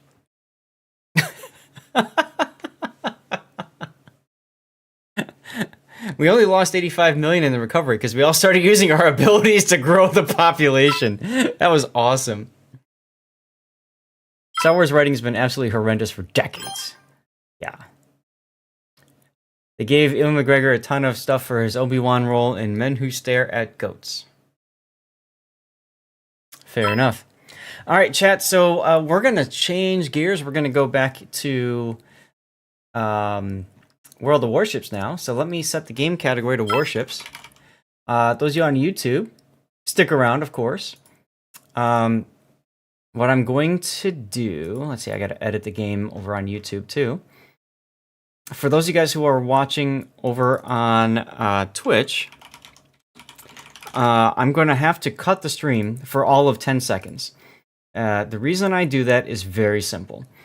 It is because I need to keep the stream going on lurk mode after we're done today.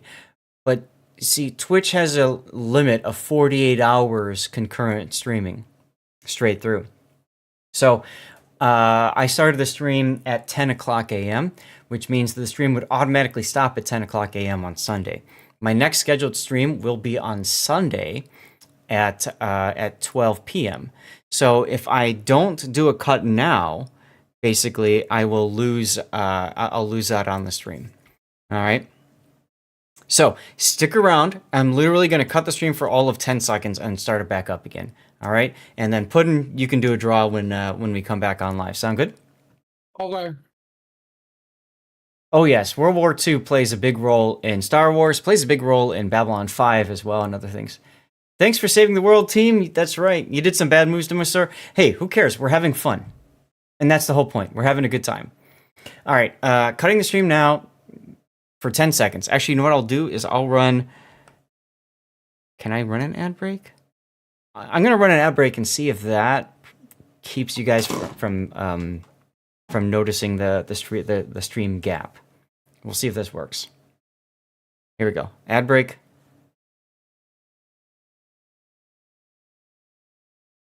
Ad in progress. I'm going to wait a few more seconds.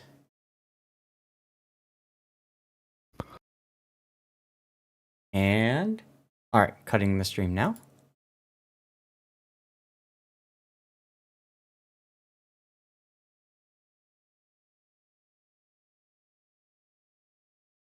Come on. There we go. Starting back up again.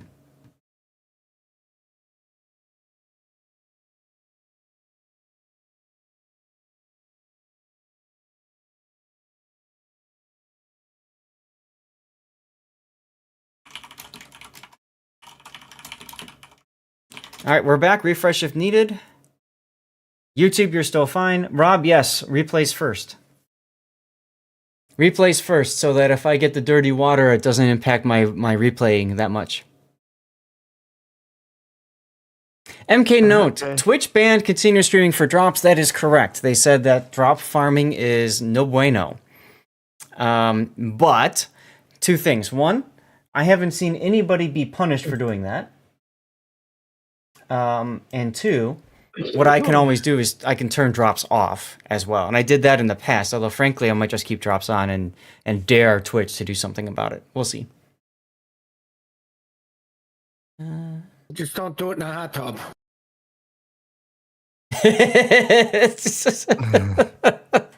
Oh, jeez. Sergeant Sully! You should give me a replay. Yes, you should, Sergeant. You should, absolutely. 31 months. Thank you very much. Happy anniversary. I appreciate that, man. Did you see the message I attached with my my resub? No, I did not. I want to use the Napoleon Beast to Honey match that I uploaded a while back. Okay, so here's what I'm going to do, guys. I need to... we're going to go to our Be Right Back screen. And let's see, we got to run Stream Raiders. And I need to get things set up. Trons with the resub, 2-month streak. Oh boy, does that mean we have a second hype train going? Choo choo. We do have a second hype train going. Oh my goodness, let's get the lights going. Lights are going to go nuts for a little bit because we're going into a hype train. Guys, we had the problem earlier. I don't know if we can... If you were here for that or not, but basically the way hype trains work is if we get to a level 6, we get through levels 1, 2, 3, 4, and 5, we extend the stream, and I also unleash the special dirty water to celebrate, and then we also do additional giveaways. So if you would like to support, you can gift subs, you can cheer bits, you can subscribe yourself if you haven't already done so. All of those things help support me and the channel. Feel free to also not, because, hey, it's all good. Exclamation point Lunar is the next giveaway. Thank you very much, Puddin', for doing that draw. Let me get words on stream going. God, it's been so long since we've done words on stream. It was only a month. Only a month, he says, give or take. All right, boss fight time. Let's go.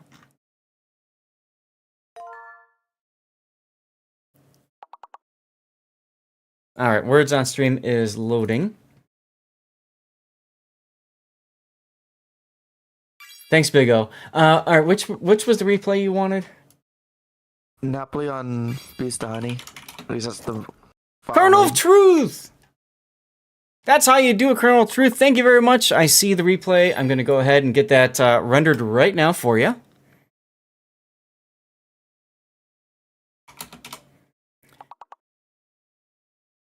I still got 3 days left on my Prime sub, so no sub from me. Bleh. You can always continue the sub. It counts as resubbing.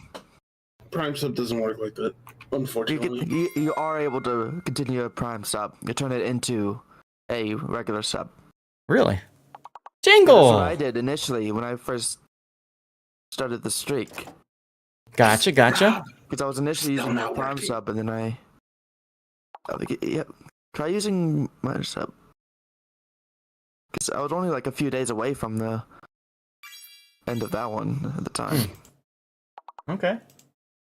Or they may have changed it since I did it. Who knows? Yeah, Kernel of Truth. Glad to hear things are working well for your house. Floor feels level, but doors have to be rehung. Gotcha.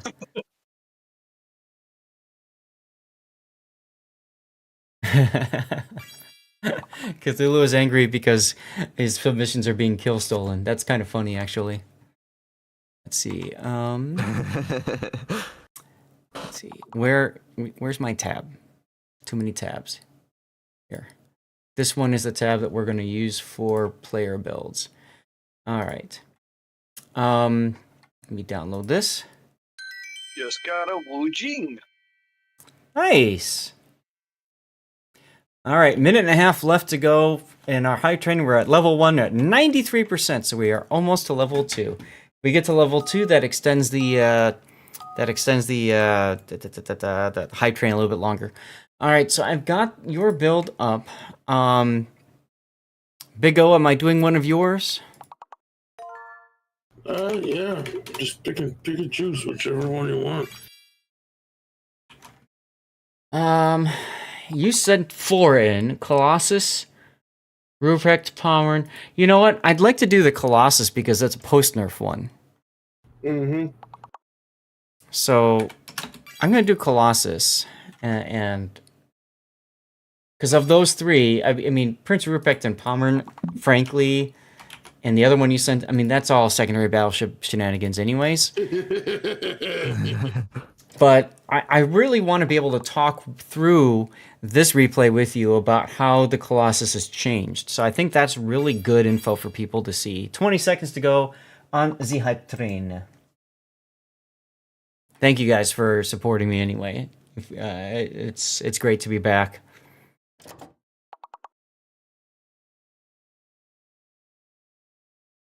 All right, let's get the Napoli game up and running. Rob, is there a death pick in your Napoli game? Yes. Sweet. And I could have survived it too if I hadn't made a stupid mistake. Have you talked about what they did with the single-use camos and how you can make them permanent now? No, because that change happened a couple patches ago, if I remember correctly. Last patch, I thought, but I don't remember. Oh. It was great hanging out with you too, Vices. And thanks. It is good to be back. Because, like, here's one good instance. The camo on Mecklenburg, I'm not particularly a fan of it. Okay. So I just went with the, what is that? Black, red, and white, the German one, and I made that a permanent camo. Oh, yeah, those are sexy.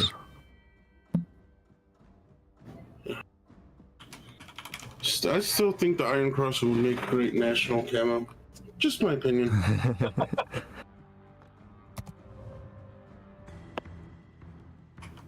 All right. Now, you said there is a death pick, so we can get to this. Let me double check. Let's go into the game now.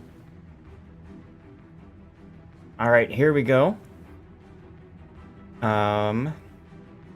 Machine, if you are still over on YouTube, I'm going to try to keep an eye on the YouTube chat as well, so feel free to ask your questions.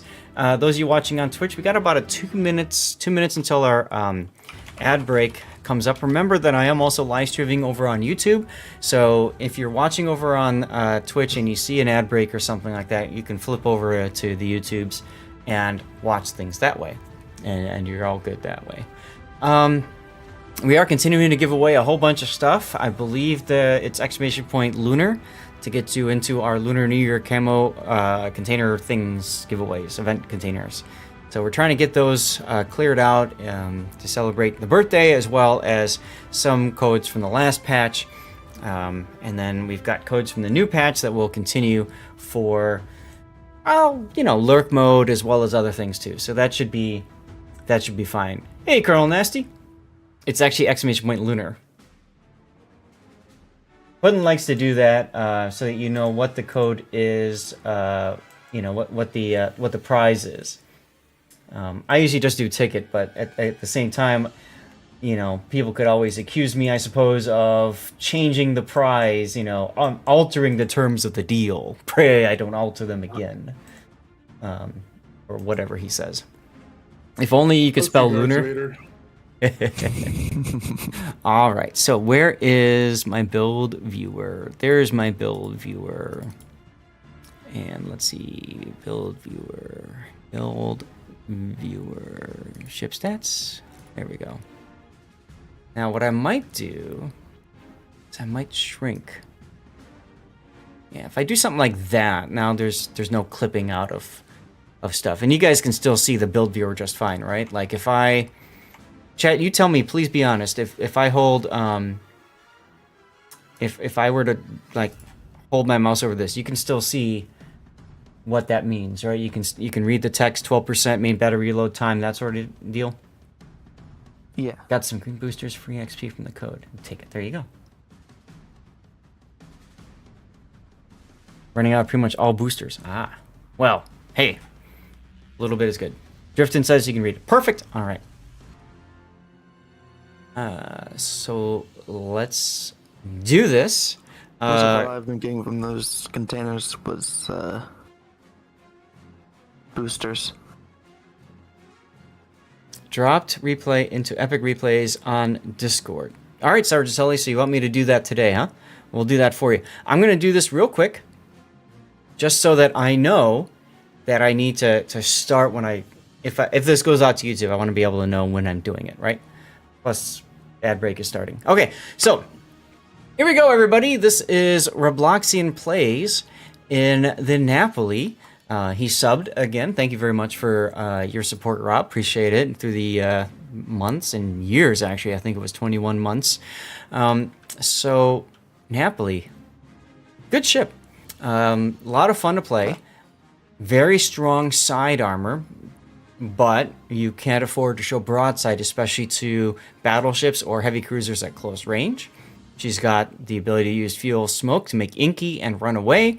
Now that they've changed secondaries around with commander skills and ships and stuff, secondary Napoli is absolutely a viable option because she's got SAP secondaries that absolutely chew into superstructures of battleships, chews into cruisers, chews into destroyers. They're lethal. Absolutely lethal. Nice torpedoes, good range on those torpedoes. A lot of people forget that. And then they just show up and, oops, torpedoes. So those are all things that are nice about the ship. She does have a couple of weaknesses, like I said, mainly showing that side armor. Also, she does not have hydroacoustic search, which makes her a little bit difficult when pushing into targets that are equipped with torpedoes. You have to be a little bit more cautious than you probably want to be. All right, so let's take a look at Rob's build of the Napoli. He's chosen to go with main battery mod 1 for torpedoes main battery. Makes perfect sense. Engine room protection, mainly for the rudder, makes perfect sense. Secondary battery mod, again, if you want to get those SAP secondaries reaching out things, that's good. Propulsion. Now, I always like to look at maneuverability. Rudder shift time is 12.5 seconds. Now, to me, I want to keep this down to 10 seconds or less in a cruiser. So for me, I might actually go with steering gears instead. What do steering gears get me? 10 seconds. 10.03. This is perfect. Hi, Kika. This is perfect. This is where I want to be. Now, Rob, I've covered a bunch of your games before. I know that in general, you don't like to slow down. In general, you set W 4 times and then you just steer around, right? Yeah, I do find myself slowing down and speeding up with the Napoli, though. Okay, and the reason I'm bringing that up is because because if you're not slowing down and speeding up at all, and what we call speed juking, then propulsion is absolutely a waste of an upgrade for you. Personally, I would still recommend steering gears, especially because of how important it is for you to be able to angle your hull to incoming battleship and heavy cruiser fire at medium to close range. The extra 3 seconds of rudder shift it can be huge, can be very impactful. Concealment is fine, and then main battery mod 3 is perfectly fine. I don't see range that helpful. If you wanted to go crazy with secondaries, you could also do the auxiliary mod here, but I think main battery reload is perfectly fine and well suited. Looking at your captain, is it a special captain? Is it Sansonetti or standard? No, it's standard. My Cincinnati is my Venezia commander, so I don't want to respec my Venezia. Napoli. So I'm using the same commander as my Colombo. Right, but Napoli is a premium ship, so you wouldn't have to respec your Venezia captain. Yes, I Yeah, would. you would, Venezia's a 'cause it's a cruiser. It uses the same commander tree, skill tree. The Venezia is the tier 10 Italian cruiser. Right. Which means if I make any changes to commander skill for Sansonetti, it would change the commander skill for the Venezia too.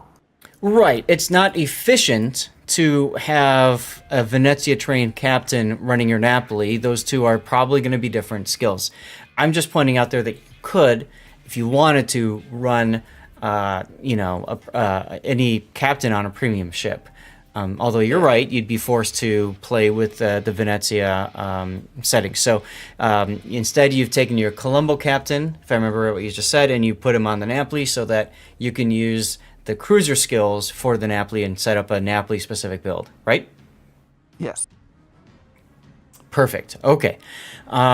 So looking at your build here, you've got an 11-point captain, and you've done grease the gears. You've done consumables enhancements so that your smoke lasts longer. You've done pack-a-punch so your secondaries reach farther. When you combine that with here and probably the secondary flag, you can get a range of 11 kilometers. That's pretty sexy for secondaries. And then you also went top-grade gunner. Top-grade gunner gives you 10% secondary battery reload time. Also, your main battery reloads quicker if in range of enemy ships in your standard detectability range. Now, I'm going to say it like this. I don't like that you went this way to start. I know what you're trying to do. You're trying to build to the strengths of the Napoli.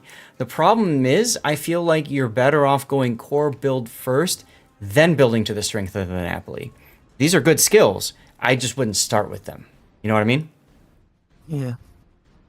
So, for those of you guys who are new to the channel, core build in cruisers typically for me is last stand, priority target, survivability expert, concealment. Those are the core builds for me, right? And then you can go into superintendent, and then you go in other ones. I don't think the Napoli needs last stand. Yeah, I don't really lose my engine or my rudder all that often. There's always the debate about that. That to me is just my standard core build for cruisers. If you find that you're not losing rudders and stuff like that, then fair enough. There's always that. He could drop the switch ammo type. Yeah, but I'm always switching ammo types in the Napoli, so I figured just shoot and have the other stuff loaded. Yeah, but sometimes it helps me sometimes catch people off guard if they're expecting me to have one type loaded because I was just shooting at a destroyer, for instance. So let's talk about how we could build this. If you don't want to do last stand, I think Grease the Gears makes perfect sense, especially if you're planning on playing up close and personal. I'm a priority target enjoyer. I'm going to start with that, and let's see where we go with that. It's so helpful in a cruiser, especially, to have that awareness of how many people are targeting you and about how screwed you're about to become. Superintendent comes nice, pack-a-punch you want, consumables you want. Now, here's the problem. You don't have enough points for top-grade gunner now. So you could drop super, but super, get that extra fuel smoke and the extra heal, I think is just so huge. And survivability expert is really helpful too at tier 10, that extra hit point pool. So honestly, if I'm looking at this, I might have to drop consumables enhancements so I can get top grade gunner. And then I might pick consumable specialist so that my smoke and all these reload quicker. That synergizes well with superintendent. This is the build I would probably do for my Napoli.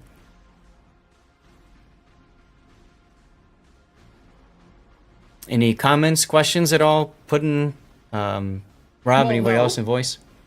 I mean, because we all know I'm a slave to RPF, so that would, that would just be my choice instead of top grade gunner. Right, yeah, you would swap out top grade for radio locate. And that's fair. If you're going to be especially off on the flanks, it's really good to know where the nearest target is so that you know if you got to worry about torpedoes coming in from destroyers, subs, whatever that are on the surface. Okay. And for signals, you've got anti-det, fire chance, fire flood, Keo boost, smoke boost, ship speed, secondaries, of course, and consumables. Fine. This is all good. Now, I'm going to put it this way, Rob. You could honestly get away with dropping both of these fire chance and flood. For one, this fire chance only works on your primary guns if you're shooting HE, right? Because your secondaries are sap shells. So you get less mileage out of this flag than most other ships in the game, right? So I'd probably drop this. And the same could be said for Victor Lima. Of course, you miss out on a little bit of flood chance, but frankly, your torpedoes aren't really there to flood. I mean, that I always think of that as an added bonus, but I really feel like there's better choices for you here. And the better choices for you here is fire extinguishing time. If you get stuck on fire, you want it to burn out quicker. That helps with your detectability, and that also helps with saving hit points. Especially if you DCP and then get stuck on a fire again right after. This comes in handy. The other flag I want to highlight is really good on the Napoli is actually the ramming flag. Because when you're getting up close and personal with the battleship, you really don't want to show side, and you don't want to run the risk of doing a drive-by and failing that drive-by. And sometimes it's better to use that final torpedo and ram. And this turns you into a very spicy meatball. So I might drop these two flags in favor of these two. Make sense? Yeah. The other thing about the ram flag, it is literally the cheapest flag in the game. Yeah. Yep. And on various occasions, I've seen a submarine surface only to collide with a ship they didn't realize was there. Well, and that's the other part too, right? Like a lot of times you see subs will ram, and subs will typically run the ramming flag because how ridiculous the ram mechanic is with subs. So in a sense, you taking the ramming flag kind of helps you combat that because you will take less damage when you are rammed as well. GN Lavoie, you've never used flags, really. Flags are very helpful, I will say, if you're playing ranked especially, if you're playing clan battles especially, flags are very useful. If you're doing a tournament and you're playing in training room, you don't get charged the flags, you might as well use them, right?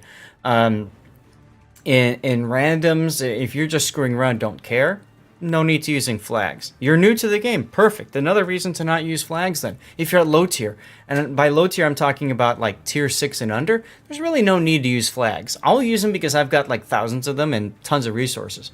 But for most people, there's really no reason to be using flags. Yeah, I use them mostly because like they're usually cheap enough that I can usually make more money even if I'm auto purchasing once I run out. Mm-hmm. Yep. Pox says I always run a det flag, and that's fair. It just comes down to what you're comfortable with. If you're playing low tier, who cares if you detonate? It's just funny and you move on. Yeah, But for a while I would actually go without the det flag because you could just get them by detonating. So I was like, you know what? I love myself detonating because it's funny and you get flags. Well, and that's part of the reason why they stopped that is because people were farming det flags that way. Which I have no idea what you're talking about. Yeah, no clue what you're talking about, dude. Which frankly, who cares? It's fine. I don't think it's a big deal, but they did. I think honestly the bigger reason why is more of a technical reason. Because if you got detonated, the game, the server has to say, okay, you got detonated, now you'd be awarded these det flags, right? Okay, you got a Kraken, now you're awarded these XP flags. Okay, you got Solo Warrior, here's your Papa flag or whatever, right? So I think that was putting a good amount of load on the server at a time when Wargaming was trying to, frankly, put more spamming stuff in the game. High rate of fire cruisers, for example, like Wustad and stuff like that. Yeah, Lavoy, any questions, please ask away as we go. One simply needs to outplay the competition. Flags do not need it. That's true, Jangle. Machine, I saw your question on YouTube. How can I have a PR of 3,473 and a win rate of 42.86%? Well, what that means is you are really good at doing damage, right? PR is mostly damage, partly kills, and partly win rate. So you're doing a lot of damage, but you're not really helping the team win. So you might be doing a lot of farming. You might be playing a ship like Hindenburg, for example. Or any other kind of cruiser that's long range. You're playing a Conqueror as a battleship. These are ships that will do a lot of damage because you burn down a target over time, and you'll eventually kill them. But the problem is that you're not doing what's necessary to win the battle. And winning the battle is killing destroyers. So if you're going around and focusing on cruisers and battleships, that's why your PR is so high, and that's also why your win rate is so low. So if you want to increase your win rate, you want to focus on destroyers. Ooh, what do you got?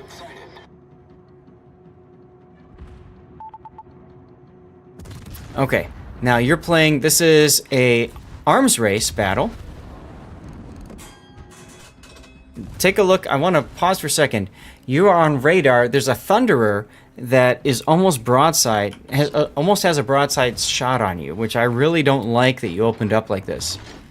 And that's a TNG Thunderer too, so that's somebody that actually knows what they're doing. So here's a good turn in here. Ah, you're doing Furutaka. Okay, so same deal. In Furutaka, you're probably smashing cruisers with AP and getting their citadels, which is great. That's a very important skill to have. But you're probably not prioritizing killing destroyers. And frankly, the Furutaka has a lot of tools that can use. You should have been smoking, by the way. I'm not sure why you didn't smoke and try to make Inky here. Because the radar had already been used by the Riga. You knew you wouldn't be on radar. And you know there's a sub over here. I wasn't sure if there was someone within like 8.8 or 8.9 kilometers of me. Gotcha. That had to on the side, so I wasn't sure if I was going to get smoke clearing penaltied. It's Sea Lord Man Button. Nice. You're playing Test Ship Zhao. Now, you should not be shooting anymore. You don't shoot unless you are detected. Get on their side. Got a darts. I saw you earlier, by the way. Hello in Berlin. I hope things are doing well over there. One of my favorite cities to visit in Germania. You thought... Yes, he was at CarrierCon, right. Last year. That's part of the reason I mentioned that. He also put out a very interesting video, I hear, about the changes to King of the Sea. And unfortunately, a lot of what he put out is inaccurate. Those of you guys who are interested in King of the Sea, I recommend wait and see approach. Wait until... Pausing here. Wait until the news article comes out. Now, getting back to the replay, because you didn't take Concealment Expert, you have 11.5 kilometer concealment. You can't sneak up quite as closely to the Zhao. You need to be thinking about when you want to use your smoke. And I would say you want to be using it soon because Mountbatten is starting to turn. You want to be able to smoke and shoot if you can help it. New to the game? Yes, always target destroyers first. That's correct. Furutaka moves like a three-legged dog. Furutaka is very fast. It's not greatly maneuverable, so what you need to do is you need to add the rudder shift module. I'm pretty sure you can equip that at tier 5. I don't remember. It's been so long since I played it, but Furutaka was one of my favorite ships. It's got really good armor for tier 5. You can YOLO charge battleships and then just turn and torpedo them in the face. See, right here, you should be smoking.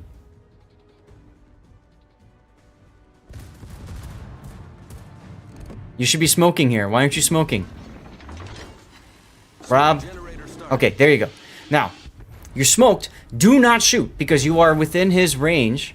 Oh, now you can shoot, I suppose, because you'll kill him. His engines are out, see? Look, that's why you take last stand. You got HE in the barrels? Oh, God. I was expecting a destroyer to come around If the corner. you see a cruiser like this, and you know you want to smack him, and you're approaching with your smoke on, AP. Because you want to wait for him. Let's say he didn't take those torpedoes earlier, right? And now you're going to shoot and possibly get spotted. Nope, you're not good. You want to take advantage of ships that get scared and try to turn away and run. So that would have been a really good opportunity for you to practice that there. Instead, you had HE in the barrels, not going to do much damage against a cruiser. And you said, I might spot a destroyer. How are you going to spot a destroyer? Look at the mini-map, Rob.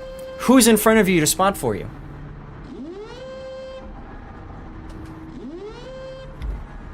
The correct answer is nobody.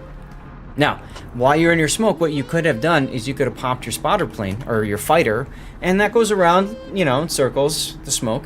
But what that does is it gives you vision. So if you're worried about destroyers that much, that comes in handy. Don't shoot now. You shot now. You shot while going broadside. This is bad, right? Because all that Thunder has to do is like, oh, a broadside cruiser. And if he's got AP in the barrels, that's going to hurt. Looks like he had HE, so you kind of lucked out there. Well, I mean, let's face facts. It's Thunder, so whatever he's shooting, it's going to hurt. Yeah, that is true. Is this the cruiser side I should be going down, or should I be going down the Agano? Definitely stay away from Agano, Machine. Go down the heavy cruiser line. So that would be the Aoba at tier 6, Miyoko at tier 7, Mogami at tier 8. Tier 9, the Ibuki is Pain, and Teshib Zhao at tier 10. We call it Teshib Zhao because it's always in testing. It's never... It basically got nerfed to oblivion, and it's still in recovery. Ooh, look, Yashimikaze. I will say, if you're going down the Zhao line, when you get to the Mogami, it is worth getting to 203s, because those are the guns you have literally been using the entire time, and the guns you will continue to use. While the 155s do require a little bit, well, they used to require a different captain build, just sticking with the guns that you're going to use and have been using is better than trying to learn the 155s. Now, once you're out of the Mogami line and into the Ibuki, you can put a captain back in it and go with the 155s. Yeah. I'm glad that you went dark for a sec there. I mean, that's mainly because Shimikaze ran away, but you just happen to have this smoke screen right here, so that's kind of sexy. And that Thunder is cursing his gunners right now. He should have smacked you like twice. You might want to... Oh, you can't DCP, so you definitely want to turn and slow down. There you go. I would luck chuck torpedoes towards that smoke. You know the sub is over there. You never know if those torpedoes are going to hit anything. I like the 155s better too, personally. I understand what Putin is saying. But yeah, I would probably rock the 155s myself. Like I said... If you're grinding, you're better with the 203s because you're very familiar with the 203s because it's literally what you've been using and are going to continue to use. If you are not grinding the ship, yes, the 155s are better. And it's just due to rate of fire. Right? You can't just dismiss 203s because 155s shoot more often. Yeah, I think it also comes down to what you're most comfortable shooting, right? If you're most comfortable shooting cruisers, 203s, because your AP it does wonderful things. If you're more comfortable shooting battleships, 155s, just because you're an HE spammer, and that's basically it. Nice secondary kill. Sea Bear likes the 203s better as well. Fair enough. So, Machine, over on YouTube, I like to call the Furutaka my fruitcake delivery service. Who wants fruitcake? My torpedoes are my fruitcake. I sail up at very fast speeds. They can't do anything about me because I've got great armor, and I just dump torpedoes into their side. It's fun. By the way, why aren't you charging the Thunder here with your smoke screen up? Do it! Smoke up now! Smoke generator started. Very delayed reaction there. The ship is on fire. DCP'd one fire? What? Also, you might as well heal. Problem solved, sir. My God, I can't see the name. The Mogami, you do get a choice. Yeah, Falcon. Mogami is the only cruiser of the Japanese line where you can choose the 155s or the 203s. It comes stock with the 155s. See, now here, by the way, Rob, you should be getting closer to this Thunderer, because what you want to do, and you shouldn't be shooting, by the way, what you want to do is get in point-blank range. The closer you are to this Thunderer, the more penetration your AP has. So you want to be charging this Thunderer, chewing up his armor with the sap shells, and not shooting until your smoke screen runs out. Or until the Thunderer gives you flat broadside at close range, because then you can smack him.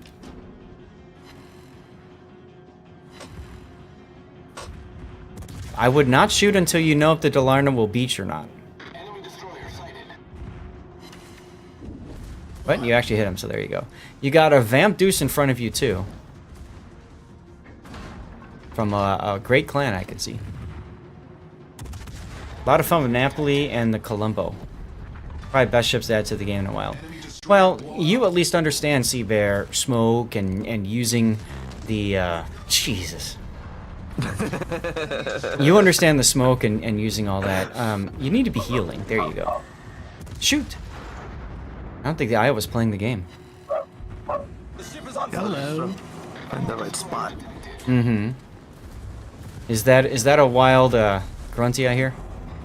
Yes, that is a wild grunty you hear. Crap. Alright, everybody run.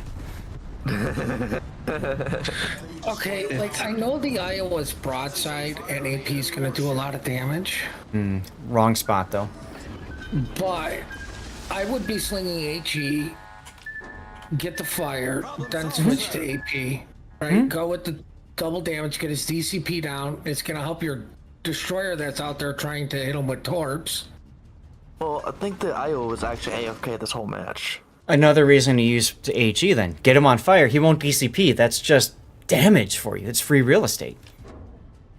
Yeah, just go with the old farming method. Burn them and then AP them. You got it.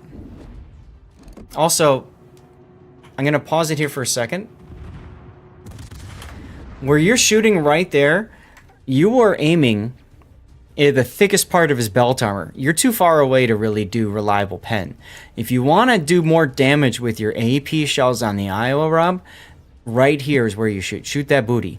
It's a very large rear, which is important because it's a large area for the shells to penetrate and then explode within. You get full penetrating damage that way. So if you're broadside to a battleship at medium to long range and you insist on shooting AP, you shoot the stern first if you can. If you can't, the bow is another good choice. The bow is narrower, so there's a little bit less chance of full pens. You might get more over pens because of that. In other words, the shell penetrates both sides of the ship. Different idea. The Iowa is AFK. Why not just top the Iowa and shoot a different ship? He could do that too. Well, the island was in the way of his torpedoes early on, but he's going for that now too. Hey, Asteroid! More important, like, I know you're gonna win. Why push around the island to the Thunderer and potentially delete you? Right, and we'll be right back. You should have slowed down. Do the HA thing and then the AP thing. He's fine putting. It's a Napoli. He's gonna survive that. Are you sure about that? Yeah, oh look. I mean, I did say there was a death pick. It's a Napoli. He's gonna survive. Look, if I'm the Thunderer and I shoot the Napoli there, I'm not gonna delete it. And you know it. If you're the one shooting the Napoli, you're not gonna get that kill. I almost agree with Grunty. If that was me in the Thunderer, the Napoli lives, torps me somehow, and I die. Look, the Thunderer has been missing all of his shots the entire game. He was, he was owed probably one shot, and there, probably two. And there it is, right? So it worked. But I honestly think this replay showcases how much Superintendent affected him in his ship, because he had to be very conservative with his smokes. He only had two. Frankly, and I mean all the love in the world to you, Rob, I don't think he took that into account in the way he was playing. He was still pretty aggressive with his use of smokes and all that kind of stuff. I think the bigger issue is the fact he didn't have Concealment Expert, which didn't allow him to be a little bit closer and better choose when he wanted to use the smoke. And you're right, the lack of Superintendent combined with not having consumable specialists so he gets to reload on the smoke sooner, I think those would have been better choices. Like I said when we went over his commander skills, I think, Rob, you're going for too much of, hey, the Napoli's good at this, let's use these skills, instead of starting with your base survivability and then going from there. Also, my Yamagiri managed to miss that Iowa. Thank God you had those flooding flags. That's right. And yeah, he missed, but that allowed you to get the Flesh Wound and Kraken and High Caliber, so that all worked well. Machine, you gotta go. Thank you for the help. You're welcome over on YouTube. In case you're still listening, the best way to earn credits is to play low-tier premium ships, anything premium. If you have premium time, that comes in handy. If you don't want to spend money, no worries. Just play premium ships at middle to low tiers. Yeah. And also, operations. Yeah. So this match is actually within 5,000 of my record of most in a single match. My record is like Here's the thing 197,000. though, like, coming back to that, like, if you turn outwards there before you torp the Iowa, like, I don't think the Thunderer can kill you. Then you get the torps on the Iowa, and then you can shoot Also, the if I had Thunderer a little turned bit. towards the Thunderer there, I would have gotten the torps on the other side off. Mm-hmm. And potentially even been angled. No, Rob, I didn't need the other side torps. What we're trying to say I was is... saying if I tried to use the side of the torps from the side that wasn't showing to the Thunderer. That's what I was trying to say. Rob, what we're trying to say is you should have slowed down, turned out a little bit earlier. Mm-hmm. Let the Thunderer keep going forward, and literally what you're doing is farming the Iowa while you're playing Ring Around the Rosie with the Thunderer. That can't shoot you because the Iowa's AFK. Use the island by slowing down. You use the island to block the Thunderer's shots. The Thunderer can't shoot you because the island is between the two of you. But instead, you just YOLO'd straight out in front and said, "Hey, here's my sits." So that's what we're talking about.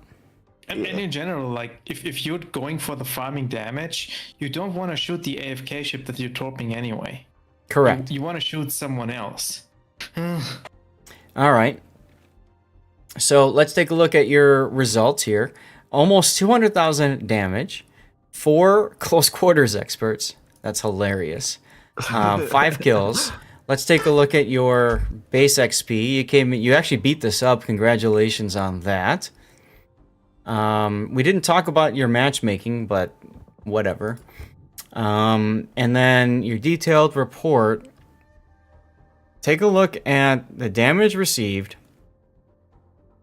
You were hit by the Thunderer 21 times with AP. Go back to what I was saying about how frustrated he was that whole battle until he got, 2 or 3 citadels on you to kill you at the end there.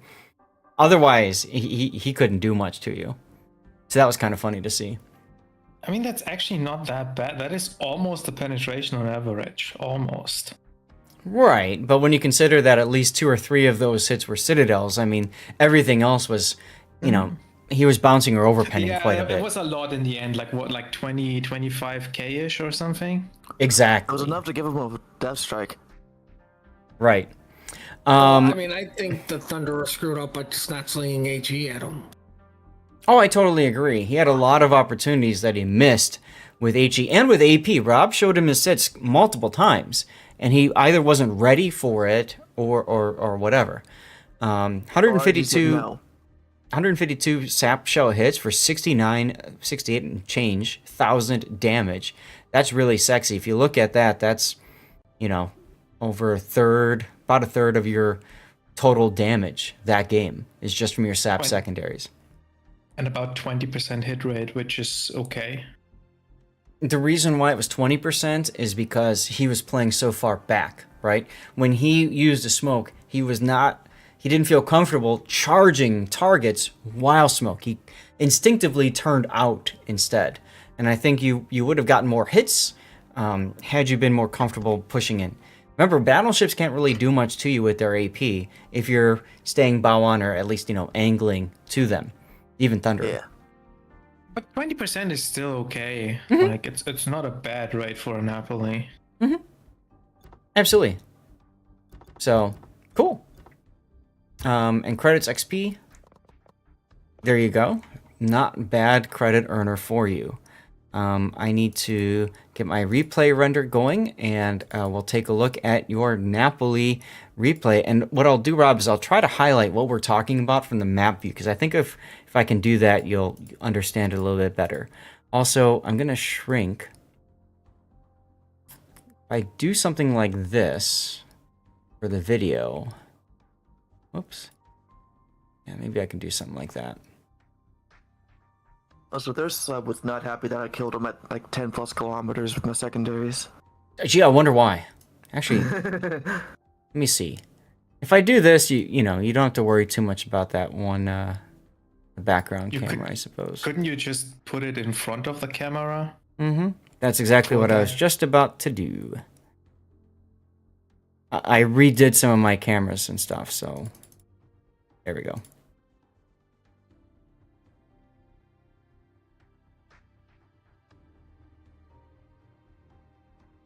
All right, and that allows me to move this more over.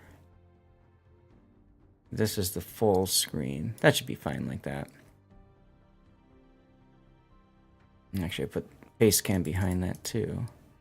So in your initial engagement here, let's get back to the render. And I want to pause it. So this is the part where I really think you're going to use your smoke in a little bit. The big thing is you didn't pop your plane while you're using your smoke. I think that's an important habit to get into. When your smoke is up, your plane is up, unless you've got somebody in front of you to spot. Right now, Venom is going to spot for you, which is great. But that's about to change, isn't it?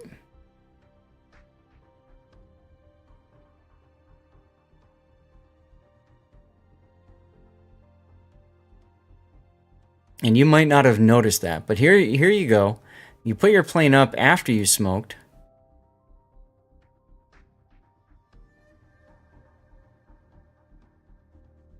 I do like, though, that you saw the smoke there and you went and used it.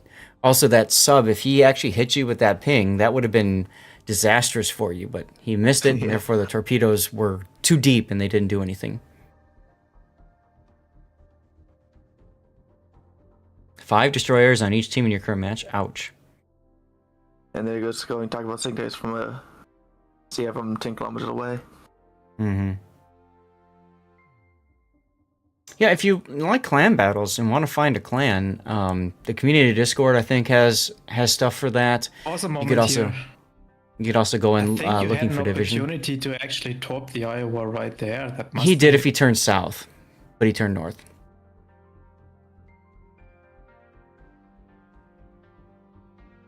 Also, I think he got distracted because at the time that was when he was looking at the Delarna and the Vamp Deuce showed up right in front of him. So I can forgive him for those decisions because obviously the destroyer is the bigger threat, right? Oh yeah, sure. I'm honestly not too familiar with the top angles on the Napoli. They're not great. They're not particularly good. No, your angle firing forward, you have to be showing probably 60 degrees or something to the enemy. Oh, okay. Yeah, and I thought you when can he shoot was better in turning back. north, he had an angle to top it than Iowa, but maybe not then. No, I was ping. He would have been within the torpedo angles. They would have hit the island. Yeah, so I was paying close attention to that during the replay itself. He would have needed the Iowa player to come back into the game and hit forward 4 times or 1 or twice or something. But if he's completely AFK or reversing, there's no way in heck that those torpedoes are going to hit. Now, Rob, take a look at your setup right now. This is what we're talking about: Thunderer, Island, you. This is good. This is good. You want to keep it like this, okay? This is like Star Trek II: Wrath of Khan going around the planet. But what happens is you get greedy, right? You're shooting the Iowa there, not doing that much damage. And right there, doink, you come out.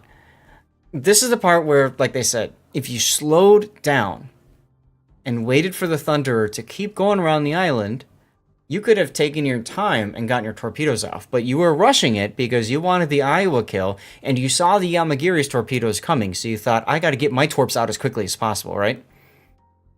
But if you see the Yamagiri torps right there, like, your torps are also not going to hit. reach that in time. Like if the Yamagiri torps are on target, he's gonna get the kill no matter what. Yes, exactly. So it was very greedy, very not necessary. You won the game anyway. You came in first place, right? So good stuff. I guess just at the Yamagiri end. got unlucky there. Like he topped from the front when he was spotted, and top spread said no. That's right. That's right. Yeah. Hey, Conklin. And I was Zatherday. honestly That's kind right. of surprised that he actually just full on missed. I expected like 1, maybe 2 hits from the Yamagiri. Well, if you look at where the Yamagiri torped from, let me back up the replay render a bit. Look at his torps. They're from Baoan, right? So the video player on OBS is kind of janky. Every time I try to go back, it goes forward. But he torpedoed the Iowa from literally Baoan. So if he's going to hit the Iowa, he'll only hit him with 1 torpedo anyways. So going back to this part here, Rob, see what I'm talking about? You have your smoke screen on, and you're shooting your gun. Get in the habit when your smoke is on, you're not shooting your gun unless you've got a target at close range that your AP can smash. Otherwise, it's just not worth giving up your concealment over it. And you should be charging the Thunderer. You should absolutely be charging the Thunderer. You're not afraid of him, right, in Annapolis, especially with your smoke on. And if you get closer, let's say you were charging him the whole time and you were right at this island. If he showed you enough side, you might have been able to Citadel him.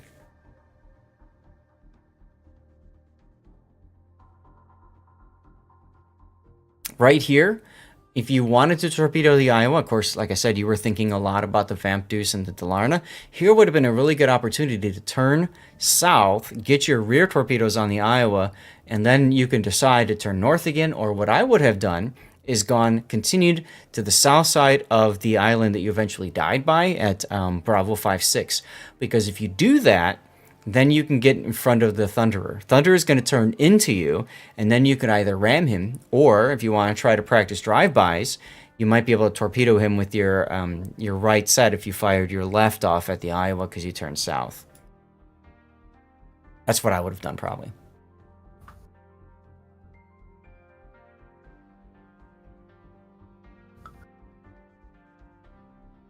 I wasn't even expecting the double strike there. I don't think they were either, but you've got a Delarna that decides to let himself die because he was too busy trying to torpedo you, and then the Vamp Deuce just... a wild Vamp Deuce appears, you know? So that worked out well for you. All right, Yeah. Any other questions, anything else to bring up before we move on to our next replay? Not really. Not particularly. Okay. What could a title for this be if we potentially throw it out to YouTube? Think about that. In the meantime, you turn off the replay render. And we're going to kill this. We're going to go to our Stream Raiders page. Let's see, what am I putting down? Rogues. And War Beasts. Yeah, I'll do War Beast.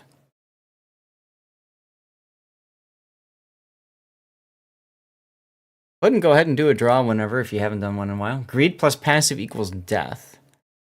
Ah. How about just like passive greed?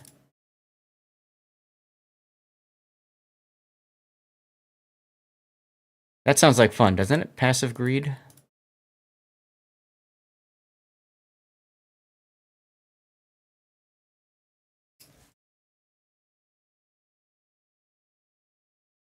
Okay. Sergeant Sully, if you're still here, you don't actually need to use replay tokens for us to get your replay covered. I just need to remember which one yours was. Ah, the Hanover game. Okay. We get that downloaded. If you don't mind, Big O, because he's in Australia, I'd like to cover that one first. Is that good for you? Yeah, no problem. No problem. Okay. And then we'll probably we'll do Big O's afterward. Get you guys ready for the next game. All right, and that's to reduce ad breaks while we're covering the replay itself. Yes, who just got pizza? Congrats. Show 1, very nice. Big Let me go just back. got pizza? Like, how many guesses am I going to get here? Hey, Philip 3 Greenwood. of them.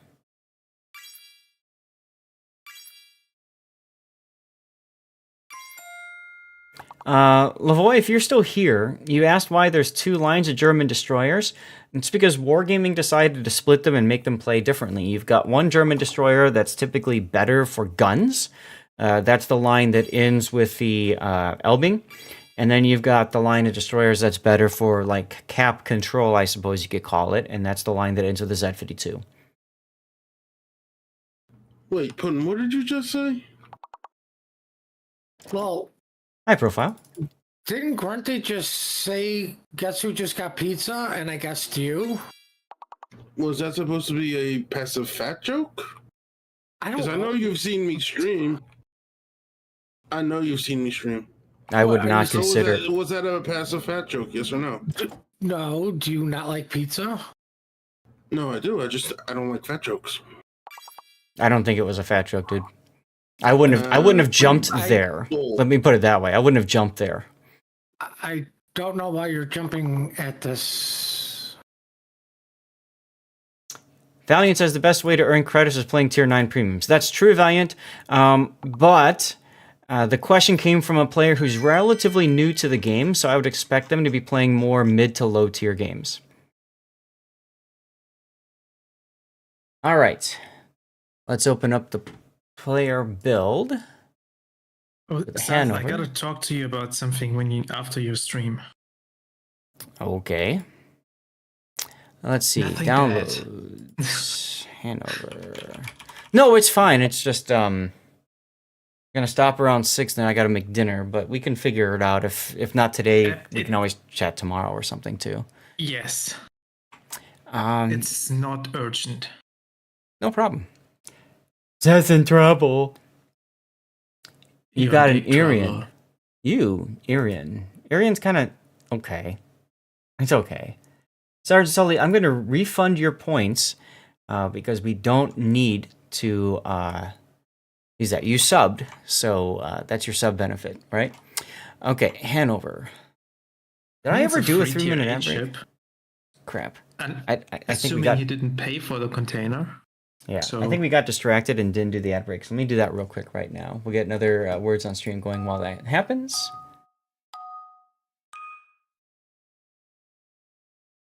Well, it looks like Shellweaver just got a ship from the container he won.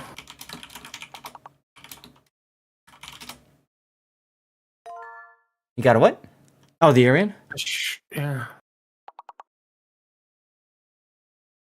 I think I can finish my battle pass tomorrow or on Sunday. And I've seen a lot of people saying they got all 4 ships out of those 10 premium containers. Wow. Which is insane because the chance is like 6% per container. I mean,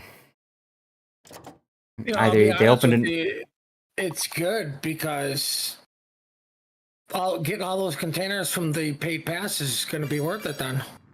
Mm-hmm. I didn't even play a game when I was gone for 3 weeks. I just logged in every day for the login. I mostly just played logged one back game off. in co-op. I had no fun playing. It Aw. was the teams were bad and Aw. ugh.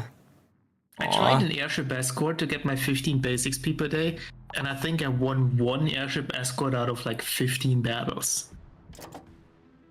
Okay. Sergeant most Sully, this is a co-op game. Is this the one that you wanted?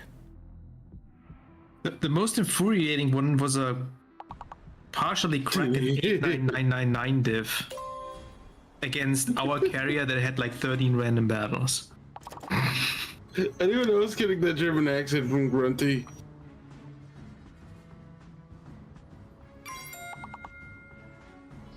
I have no German accent. Yes, you do. Oh, you do. Yes, you do.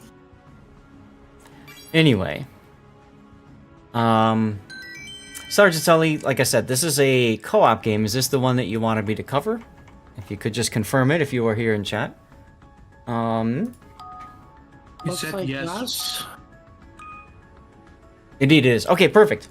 So after this Words on Stream is done, we'll go ahead and cover your replay then. I'm assuming there's no death pick. So I'll take a screenshot to start. But if there's a death pick, let me know. Actually, I like it to be mysterious if this is a co-op game. That is true. That is true. Look at all the secondary. That way, when I point and laugh, I can be justified. The perma cam on the Hanover looks nice. It does. I'm trying to think about what to highlight on it because she's a big and thick ship. You know?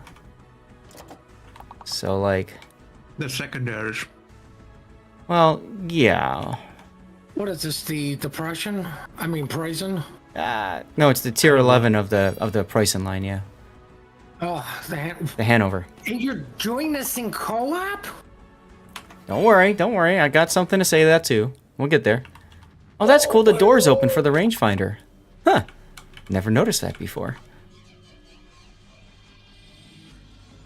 I'm curious to see how many credits he lost. All of them? Ah, that's right. It's got a butt anchor too. I do believe it is nearly... it is impossible to make credits in a super ship in co-op.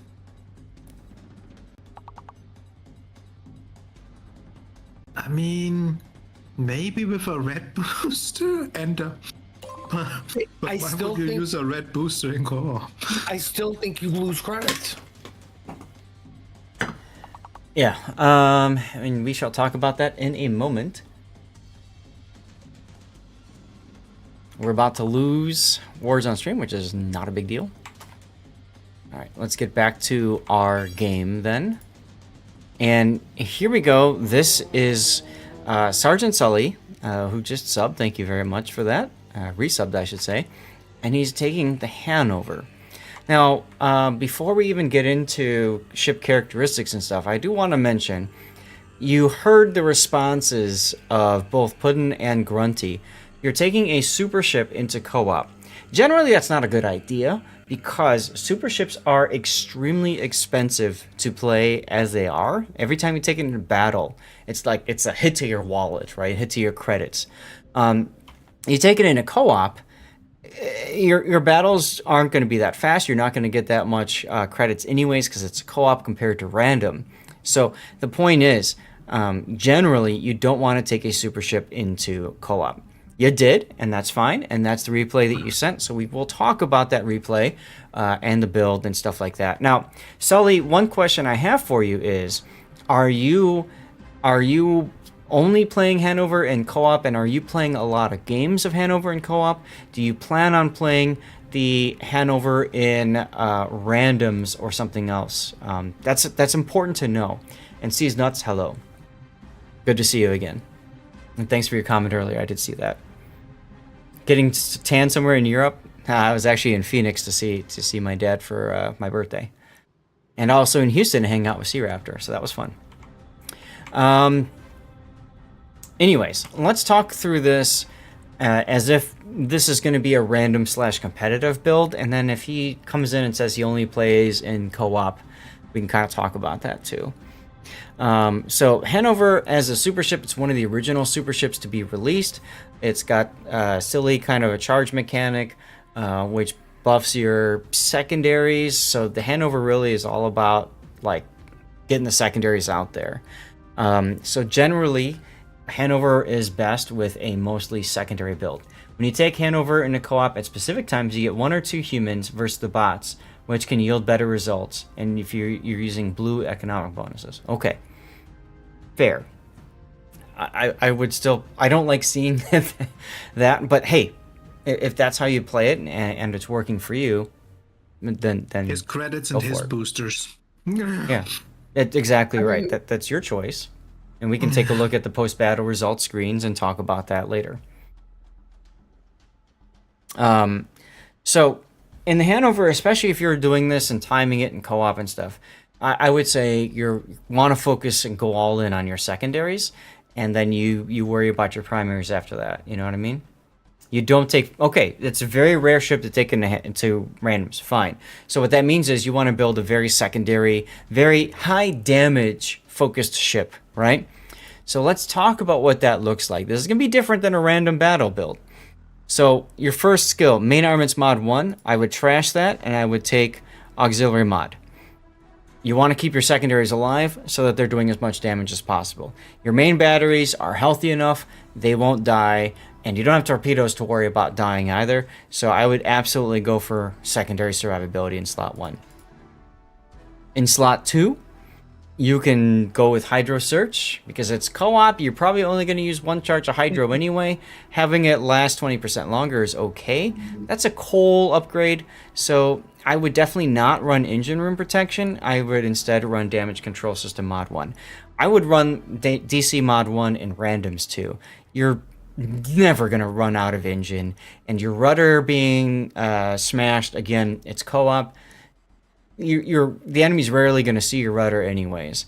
So the only way you lose your engine, or your rudder, or your steering is like if you get hit by a torpedo in that place. Right. Well, right. Here's a big brain move for you.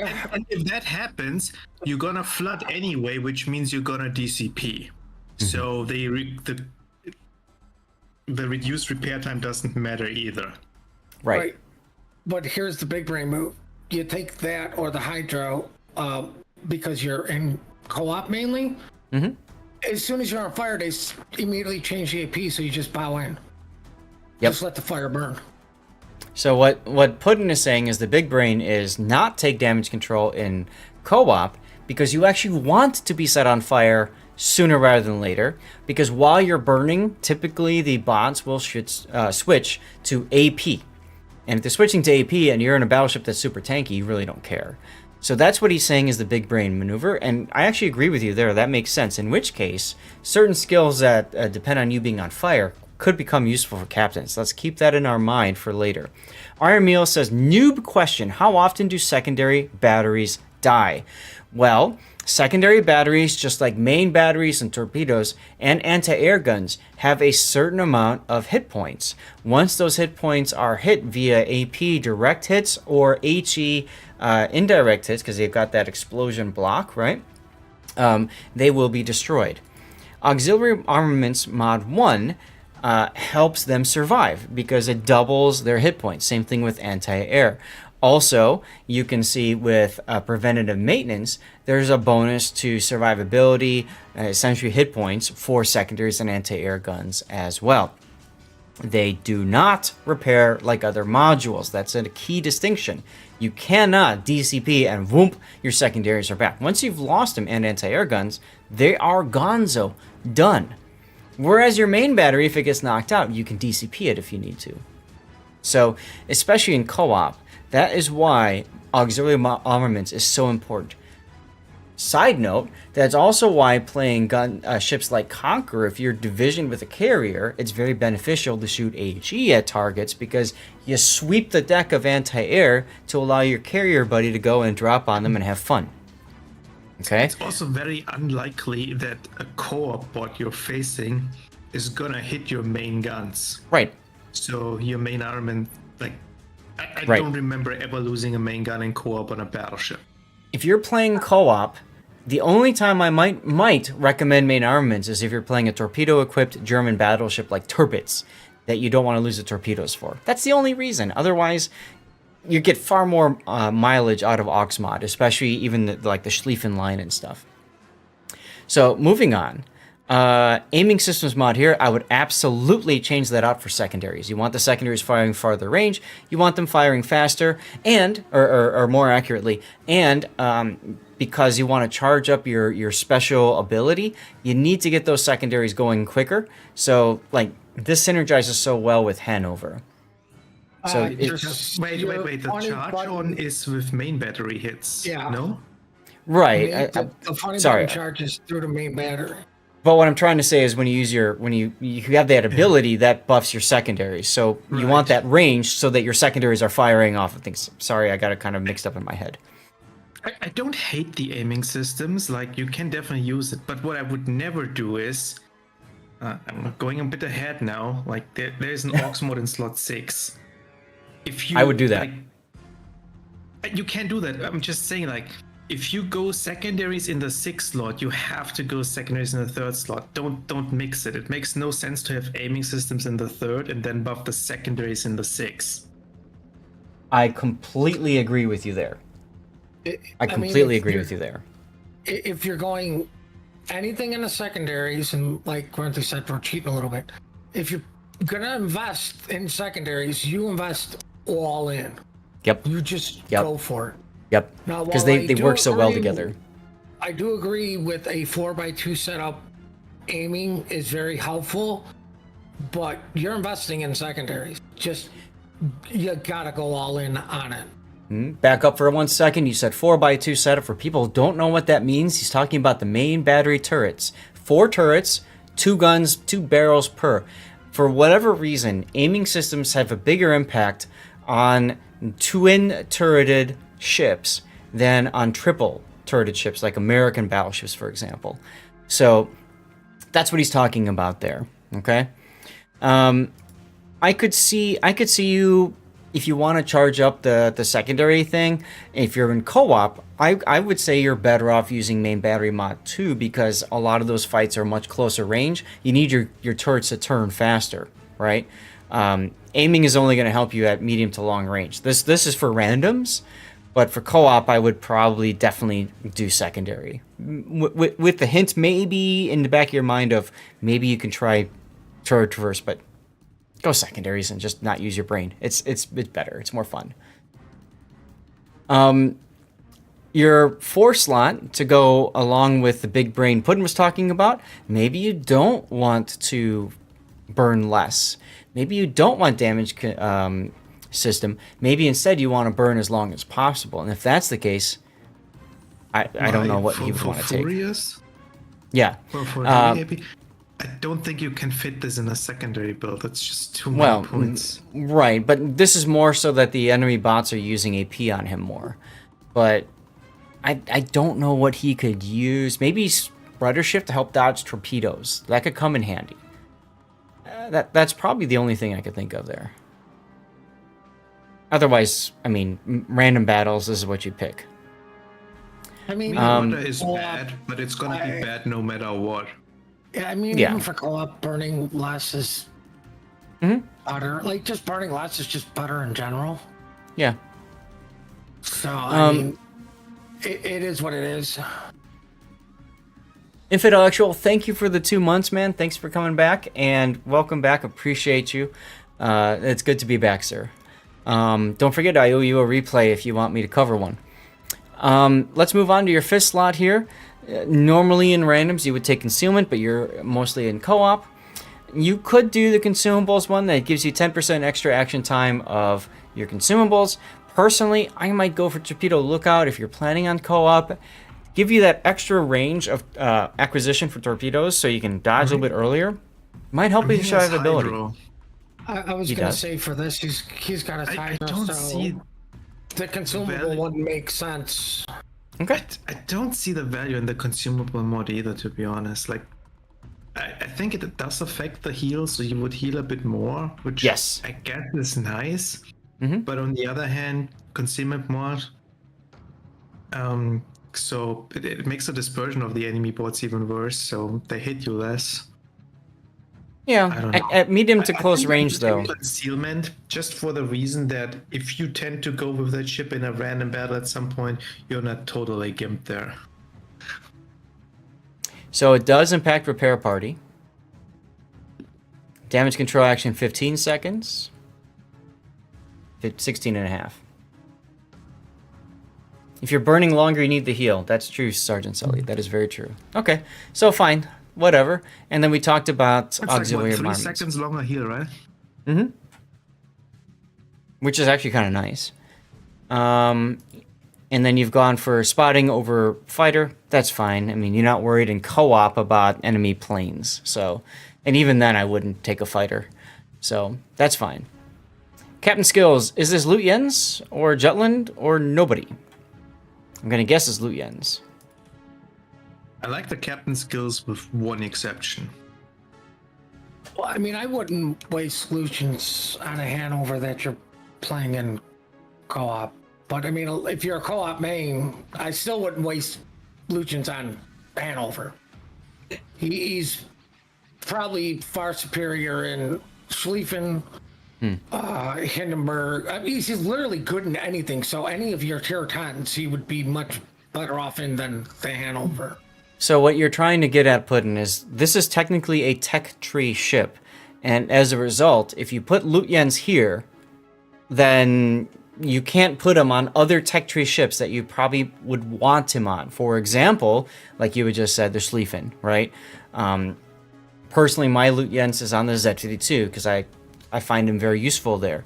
But you can also put him on Hindenburg. He's great on anything. The only problem is there's only one of him, and you can only put him on one tech tree ship. If this was a premium ship, I could see you throwing Luyens on here easily enough. Oh, absolutely. It's Okay. without a doubt. Now, you said, Sergeant Sully said it's a special captain, so it's probably going to be... Luyens is on your Weimar's a premium ship. Hey, Rilderens. Weimar's premium. The reason we're saying that is because, Sergeant Sully, you could put Luyens on any of the tech tree ships out there and still put him on Weimar. And he's fine. There's no need to spec him, train him up for the Weimar specifically. That's kind of what we're trying to get at there. The only thing I would change is I would take preventive maintenance instead of one of the 1-point skills. And considering he doesn't have IFHE, I'd probably give up the 1% fire chance. You know what? Even if he was running IFHE, give up the fire chance for preventative maintenance. I would agree. You want to keep that... If he had IFHE, I would keep the demo expert and drop the repair specialist. Okay, because IFHE has your HE chance. Right, and the demo expert skill doesn't get affected by the IFHE, so you get a flat 1% back. So first of all, let's go into the secondaries and determine, do we even need IFHE? So your penetration of your secondaries, these are all 128s, which are very sexy because they penetrate 32 millimeters. That's the magic number. You don't need IFHE. Watch. You go up to 40. What are you penetrating from 32 to 40? You're penetrating USN battleship deck armor, which is 38, and a couple other things here and there. You're not getting mileage out of it. So there's no need for IFHE there. The magic number is hit. Good. In which case, I can see the argument to remove Demo Expert, keep those secondaries alive. That jives really well, again, with the auxiliary modification here. Now, if you are taking von Jutland, you'll note that Jutland does have a boosted vigilance. This is one of those few cases where this could actually help, right?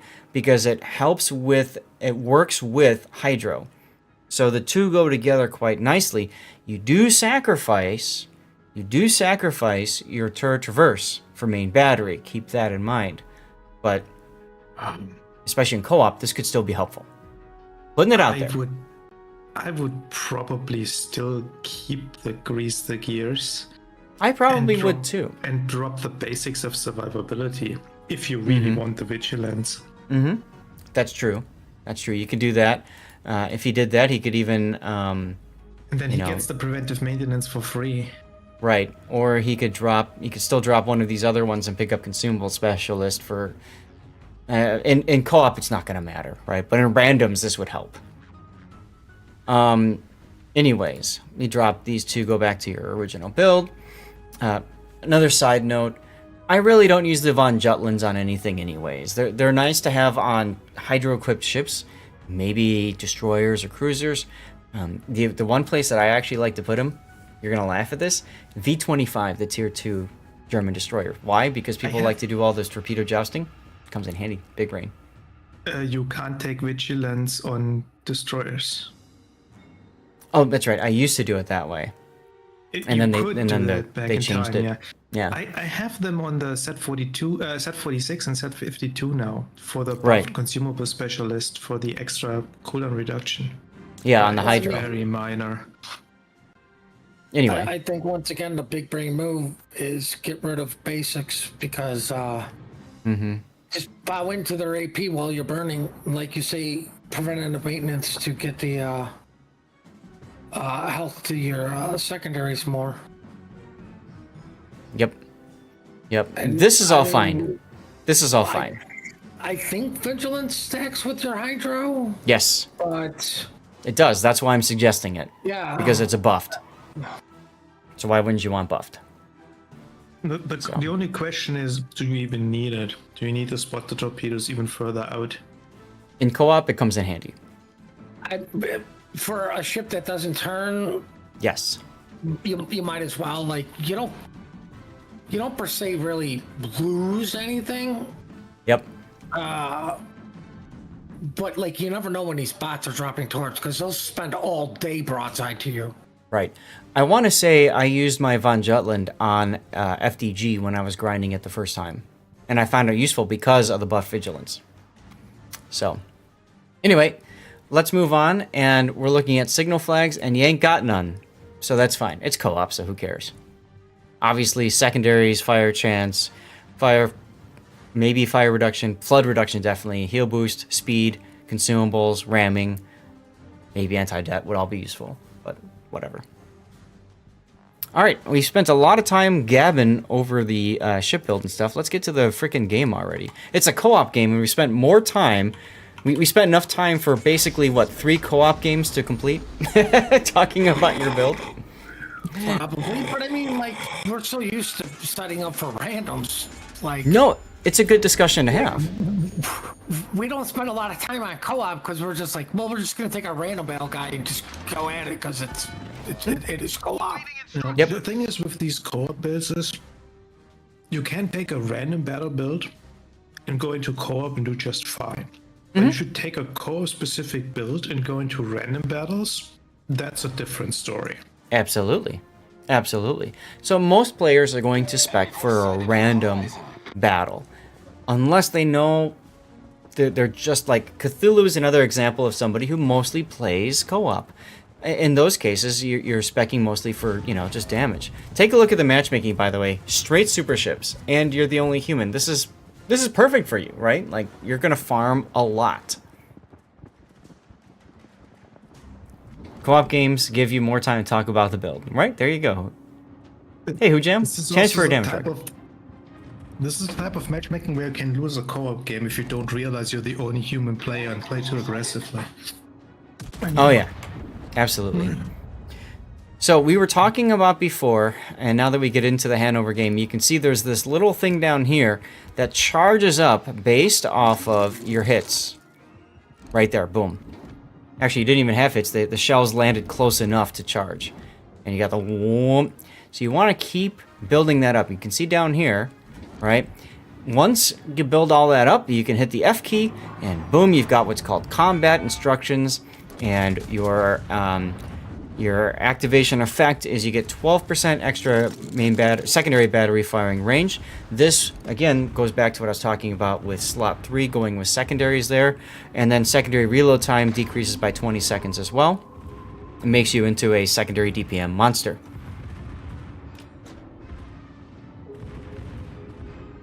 I wouldn't even be targeting this Yamagiri. I would be looking at the Annapolis. See, you already killed him with your secondaries anyways. You wanted to target the Annapolis because you wanted to be able to either get hits or at least charge your funny button, which it worked out anyways. Use it now. Why wouldn't you? Like for co-op, the second you get it, hit it immediately. Exactly, unless there's nothing else nearby. There you go.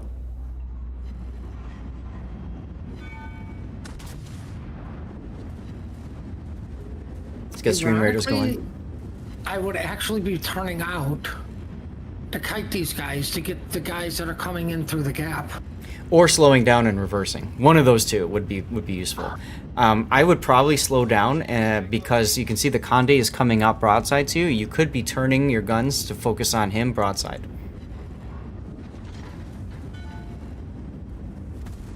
But you're kind of... There you go. Now you've seen it and it's too late. And now you're kind of going back and forth. You're not quite sure where you want to focus. Which makes sense, because you lost that opportunity. Now, Ushakov broadside should be able to do good work on him with your AP. Not as much as you'd want. I would not, if you have the choice, I wouldn't put my secondaries on a battleship that is bow on like the enemy Hanover here. Yeah, I put him on the Conde or the If Clausewitz. you put him on the Conde or the Yushakov. I would put it on the Conde and shoot the Yushkov. Yeah, probably. Yep. I mean, or you just secondary to Yushkov and shoot the Conde or Clausewitz. By the way, did you notice where you were aiming? Your shells are all hitting too high. You have no chance of citadeling the Ushakov because your shells are too high. Your aim is too high. I don't even know. You should be able to citadel him at this range, at this angle. That was my question too. Like, was it deliberately aimed upper belt because you thought you couldn't citadel it anyway? Or was it just... You know what? I like the aim at the upper belt for the guaranteed damage. Because if something does drop low, it goes into the citadel. Hit your F key. Hit your F key.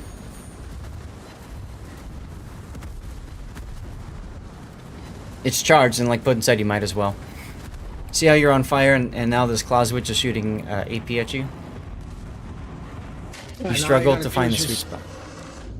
All I gotta do is just angle a little bit, laugh at Clausewitz, because, you're German still. The only thing to worry about with Clausewitz is the torpedoes.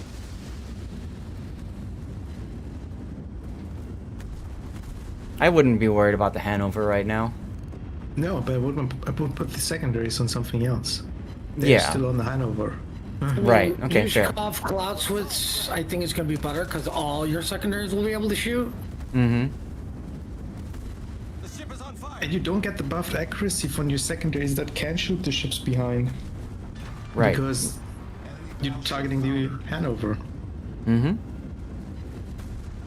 So this is what we're talking about here with your targeting.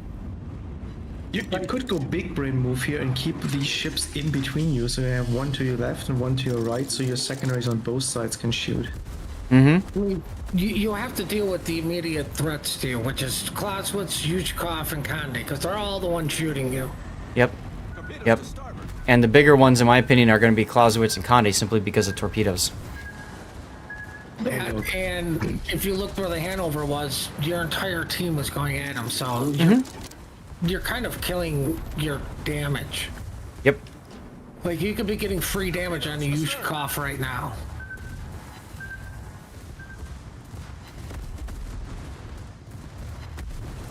I mean, I don't disagree with putting him on the the Clausewitz and shooting Clausewitz. No, Funny button charge, go.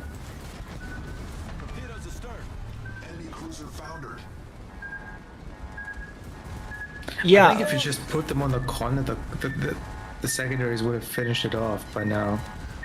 Probably. And yeah, you can fire on both sides with manual secondaries. You used to not.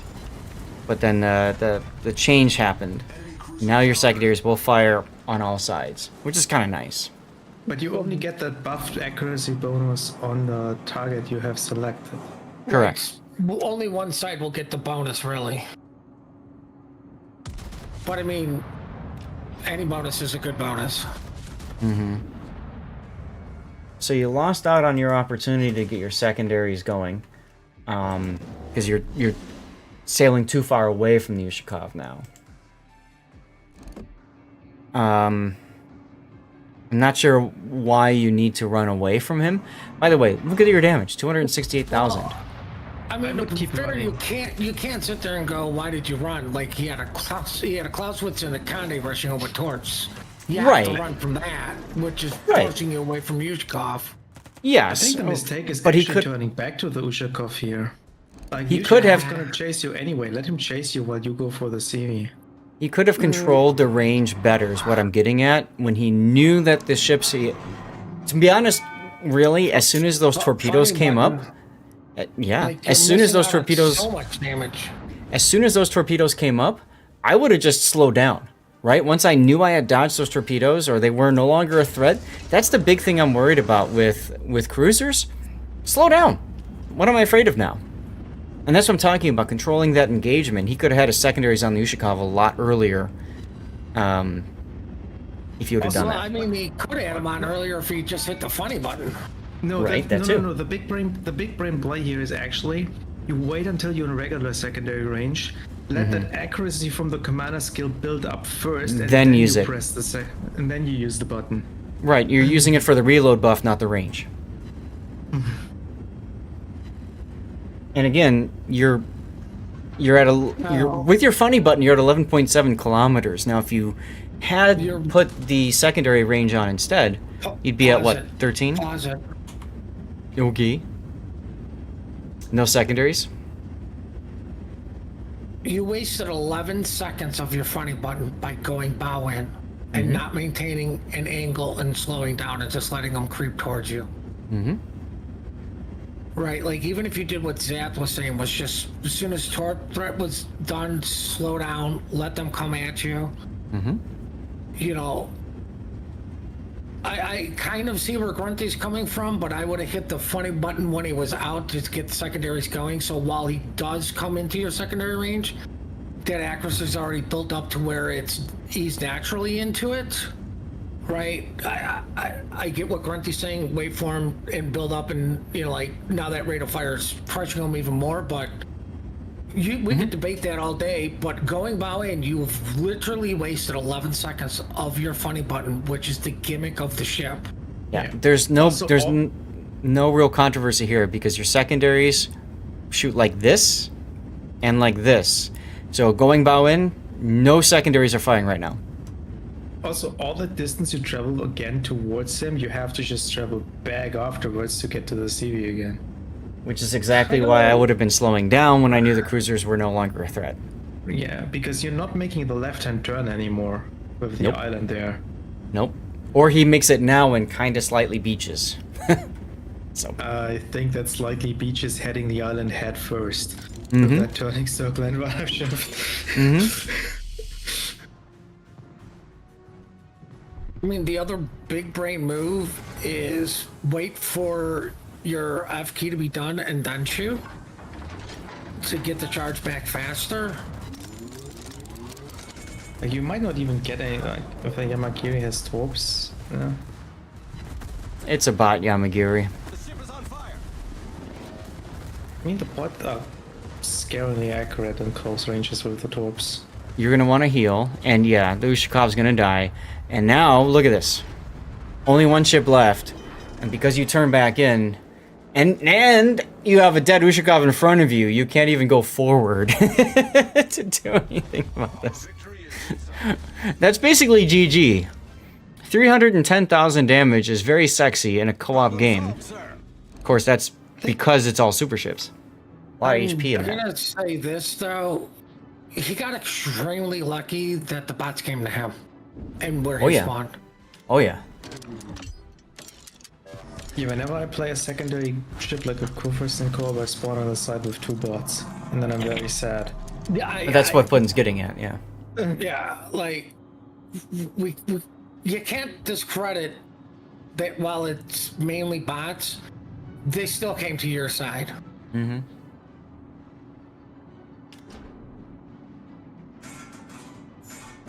I mean, he gets a cap for his troubles. Extra base XP and credits and all that. You might as well shoot the village. Yeah, they deserve to die. They're probably relaying you. They're probably relaying the information to where you're at.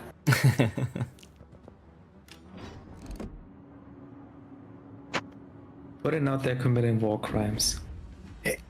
You know what? I don't know who said it first, but it's not a war crime the first time. God. I thought you would be saying it's only a war crime if someone survives and can tell the tale. No, you know, not due to cameras. I mean, not to get too political and all that baloney, but that's why they filmed the concentration camps, because they're like, nobody would believe this.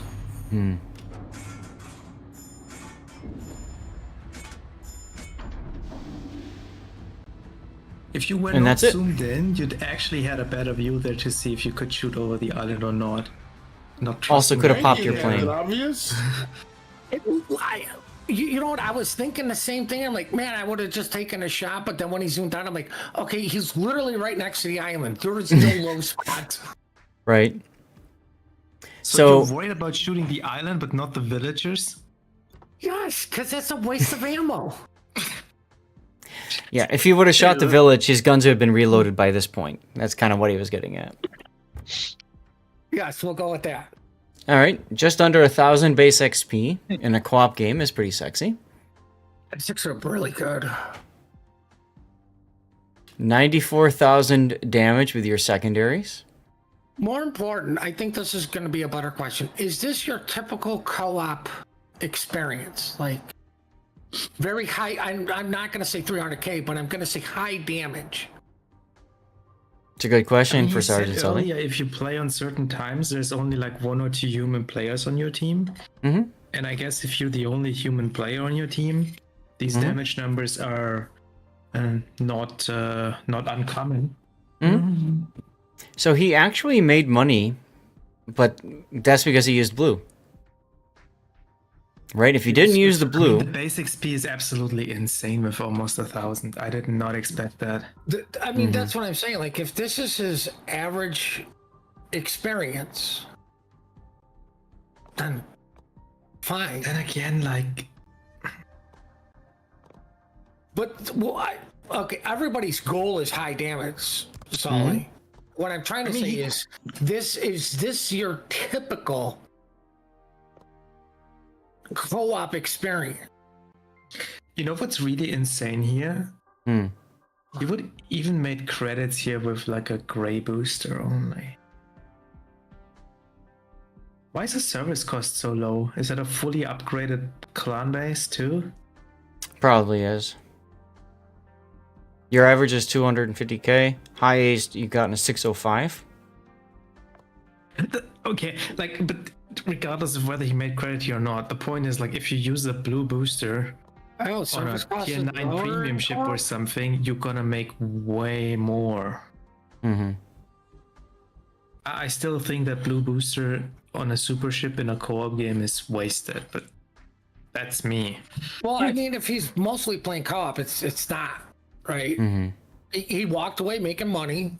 Yep. Right, like if you take that booster out of this equation, he clearly doesn't make any money. Right. Service cost is lower in co-op? Yeah, Really? I didn't know that. That's interesting. This doesn't make sense. You know what? I think I'm now going to have to just go play Hanover and see what the service cost is, because we know it's 234 here, right? Yeah, go for it. It also helps that he didn't use any signals, right? Right. So let's take a look at your replay.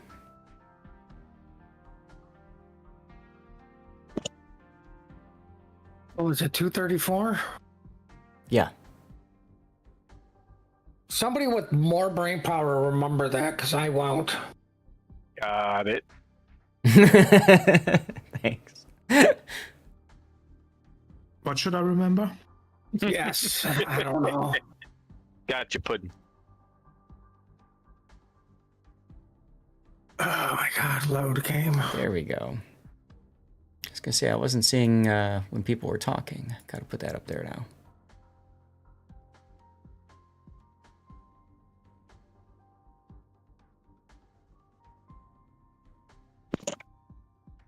All right. Where? All right. So right here, let's get back to the replay here in the render. So right here, you're kiting away, which is the right thing to do. And you're going to see the torpedoes come up in a sec. Conde's got what, 9s? Only got 9s. Yeah, I believe so. Clausewitz got 6. Right. I know Clausewitz has 6. So obviously the Conde's the bigger threat for the torpedoes. There they are right there. So as soon as I see these torpedoes, right, I'm instinctively slowing down. Because I know I probably don't have to worry about torpedoes again.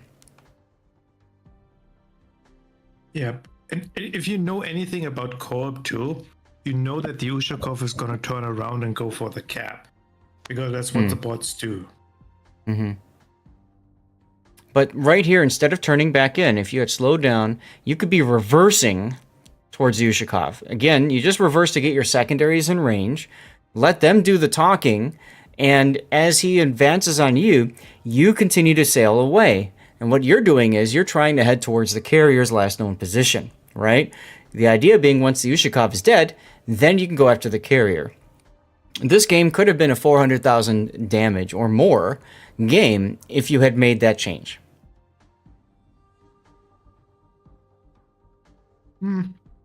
Close.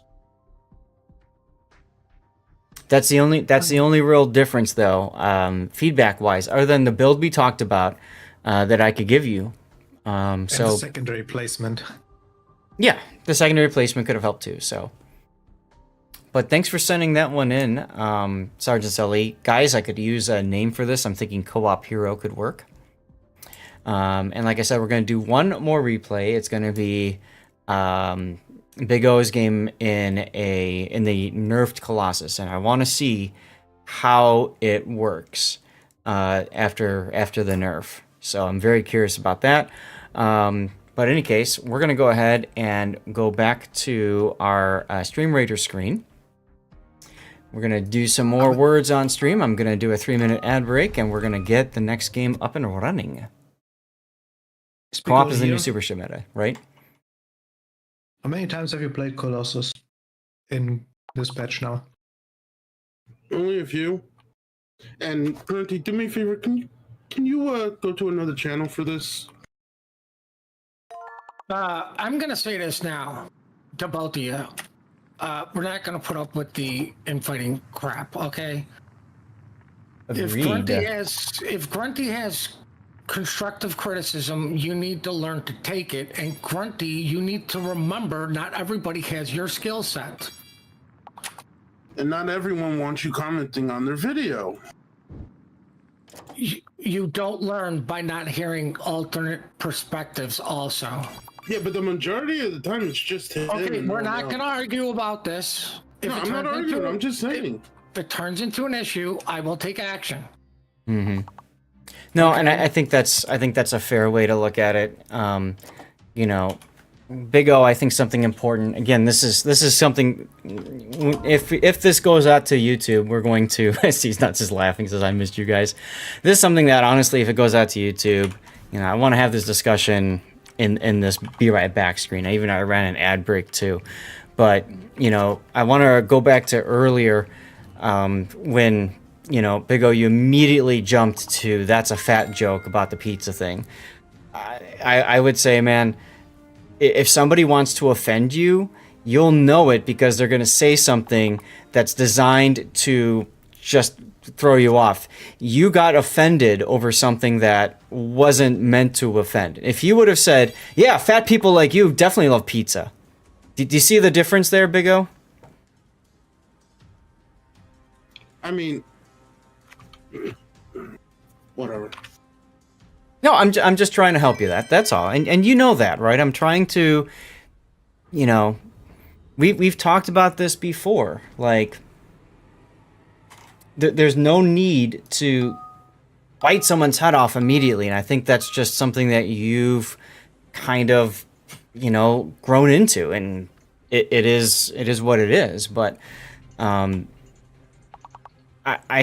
I always play this way, and I talk about it this way. I always think that people have the best intentions in mind to start until they've proven that they don't have the best intentions in mind. And that's when, you know, I might say, well, F you and whatever. But it's part of the reason why, frankly, we've allowed all this back and forth so much because, again, I'm looking at it with the best intentions.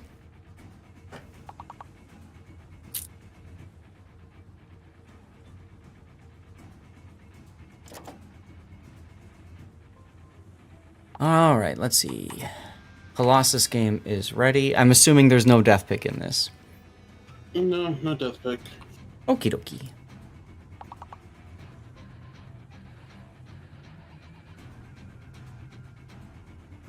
After this one is done, we will do our Fabletics unbagging, and then it's time to roll out the dirty water and actually play the game for a while. I'm looking forward to it.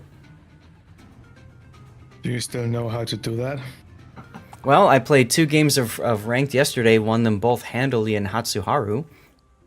So yes. So you were seal clubbing. I was playing ranked and grinding a ship that was available to grind. Very diplomatic answer.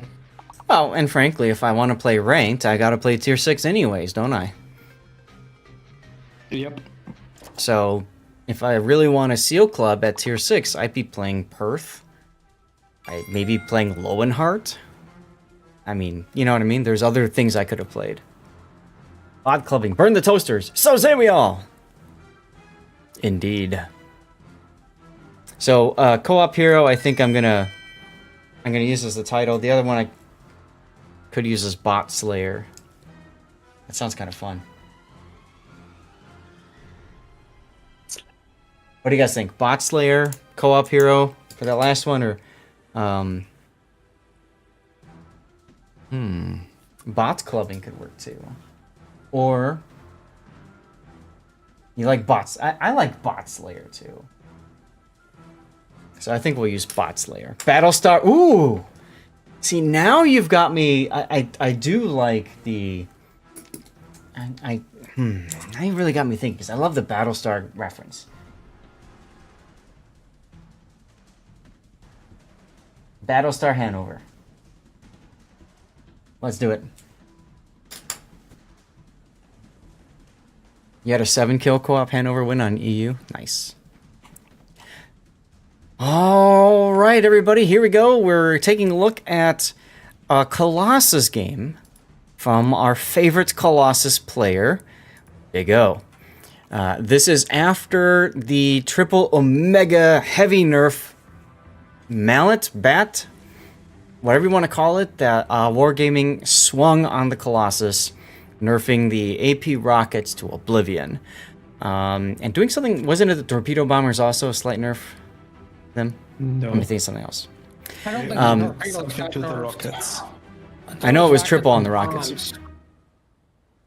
Say that again, Puddin'? I thought it was the bombs and rockets. Yeah, I knew it was something else on top, so maybe it was the bombs. But anyway, the rockets is The the big bombs thing. was on the Malta. I think the Colossus was only rocket nerfs. Okay. I remember going back and looking at that dev blog. As you guys can tell, it's difficult to keep it all straight, so if you know for sure, feel free to chime in. But regardless, we're looking at the thrice nerfed Colossus, because I'm curious what Big O's able to do with this. This was... Big O, would you agree this prior to the nerf was your favorite ship in the game? Is that an accurate statement?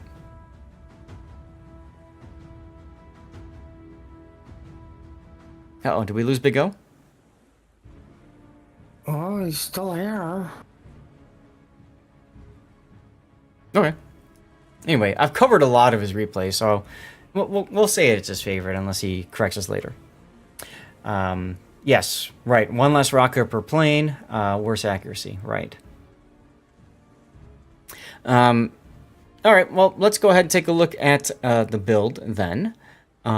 We've got Air Goose Modification 1 for aircraft return speed, Squadron Engine Boost Duration, Attack Aircraft lineup time, Attack Aircraft AP, and Flight Control mod. So Big O, you haven't changed, you're still focusing on the AP rockets, yeah?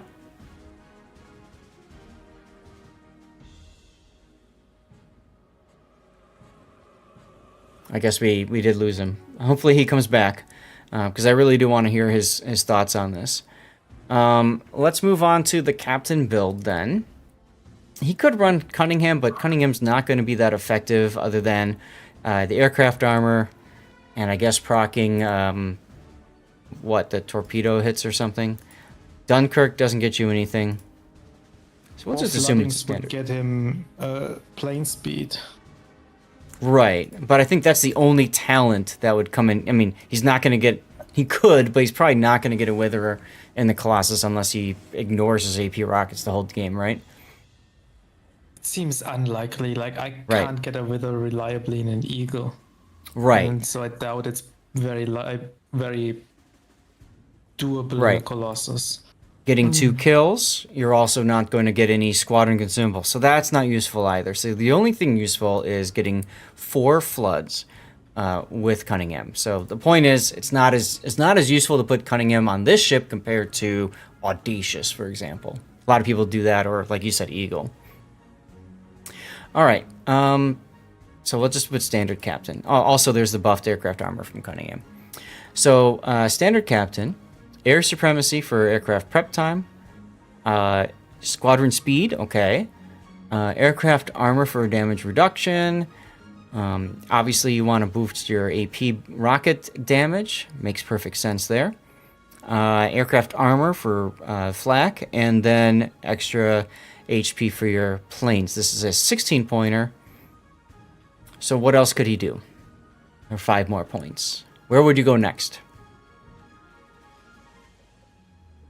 I haven't played the Colossus. Like, you either have to buff your torpedoes or you have to buff the bombs, I guess. So you either take proximity views or you take maybe bomber flight control or pyro ignition for the bomber. I don't know.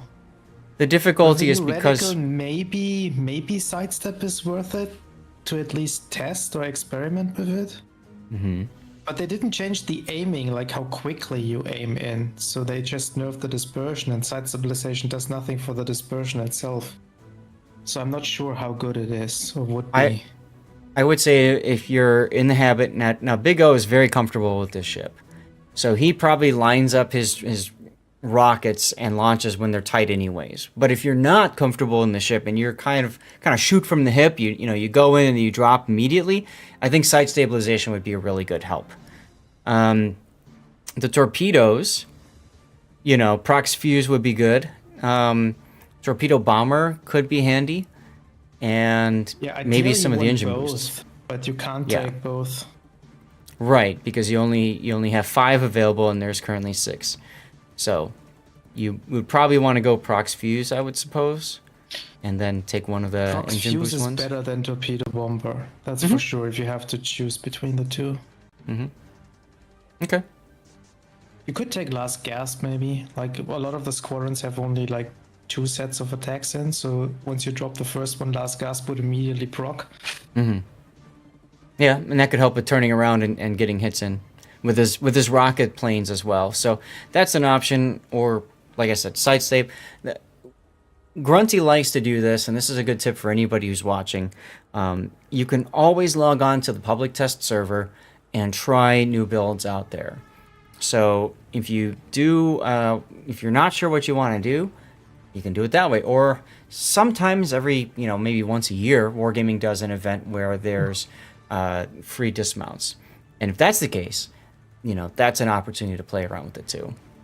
Yeah, like you have lots of bot games there, like the smaller formats. So the build itself you don't get a really good reflection of what it could be. But something like side stabilization, you could easily test in a training room because all you have to do is look how quickly your reticle shrinks. Yep. So that doesn't change if you play 12v12 or 9v9. I would say if you're not comfortable with carriers that much, I think torpedo bomber and side stabilization would be the better two. And if you are more comfortable, maybe you go prox fuse and, like you said, last gasp, or one of the engine boost ones. So signals, ramming flag is all he's got, which makes sense. He's a carrier, and if he needs to hit something, he'll do good damage. Everything else, I don't think is that useful. Flooding chance is pretty decent. It's the only one I was And going to just rather mention. cheap. Speed, if he's going to play maneuverability a lot.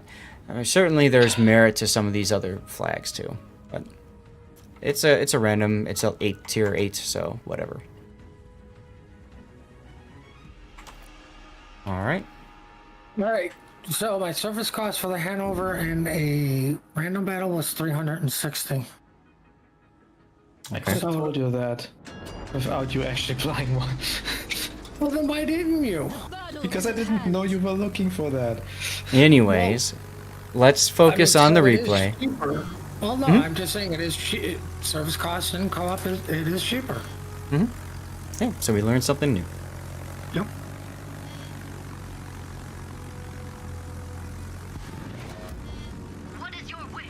Falcon saying he doesn't really. I'm trying to sum up what you're saying there in chat, but you're not finding Colossus as useful as it was before. Fair enough. This is a tier 6 battle, so he's got 1, 2, 3, 4 cruisers that he can play with: Fiji, Cleveland, Zara, Chumfan. He's got a Furious and a Yorktown. Oh, it's aerospace too in the Yorktown. Interesting. Or hero. And who does he find right away? Of course, he finds the Cleveland. Happens to me all the time when I play carrier. I find the best anti-air ship. It happens to all carriers. It is the law. Now, I like the turn here, and you just happen to be able to line up on the Zara. What are you going to get? Good hits, no Citadels. It's a bit of a shame that there's still the replay box. I would have loved to know if that is the fully zoomed in reticle we saw there or not. It seemed pretty quick. I don't think so, but he was doing a turn and all that, and it looked like it caught like the edge. But I mean, any damage is good damage. I mean, yeah, I was just like purely on the size of the reticle. It looked really big. That's where side stabilization might have come in handy.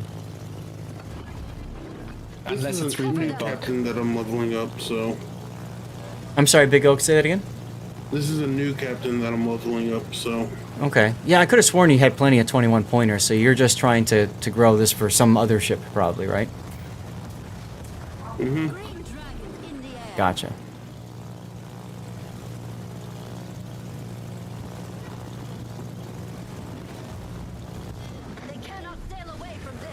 Okay. I like you're focusing on Xin Yang. I also like how you F3'd on him. Now, he is divisioned with aerospace, so getting him gone is going to be important. 2 bomb hits. Nice drop, bad RNG. Yeah. The big thing is that that he kept coming out there and allowed himself to be shot at longer and allowed Big O to turn around and drop again. 2 more hits, this time with a fire. Is it ticking? It's ticking. It's ticking. You won't kill him, but he can't repair that, so. But that shows like the frustrating part with this carpet bombers, right? The one drop was completely long side and the other drop was completely like on 90 degrees and you get the same result on hits. I mean, that's the bombers for you. Cool. Big O, you just said interceptors in all chat. Is that because I was Yorktown? surprised that Arrow was using interceptors. Okay. And why were you surprised at that? I just didn't think he would use interceptors. Okay. Well, to be fair, the fighters for the Yorktown don't really spot, so why not just go interceptors? True. The only carrier that I really feel comfortable using interceptors on though is the Baron. Right, but you gotta remember that these support ships, the fighters don't spot, so... True, so... You should... But the range in this spot is very limited, of like 2 kilometers. Yes, you might as well just go ahead and do interceptors for the Baron. If you do interceptors, they don't spot anymore at all, but I agree. It makes sense to take the skill on those. Okay. I mean, especially with the upcoming changes coming, like, you're already setting up a support ship to support, so support by, you know, nuking the enemy planes.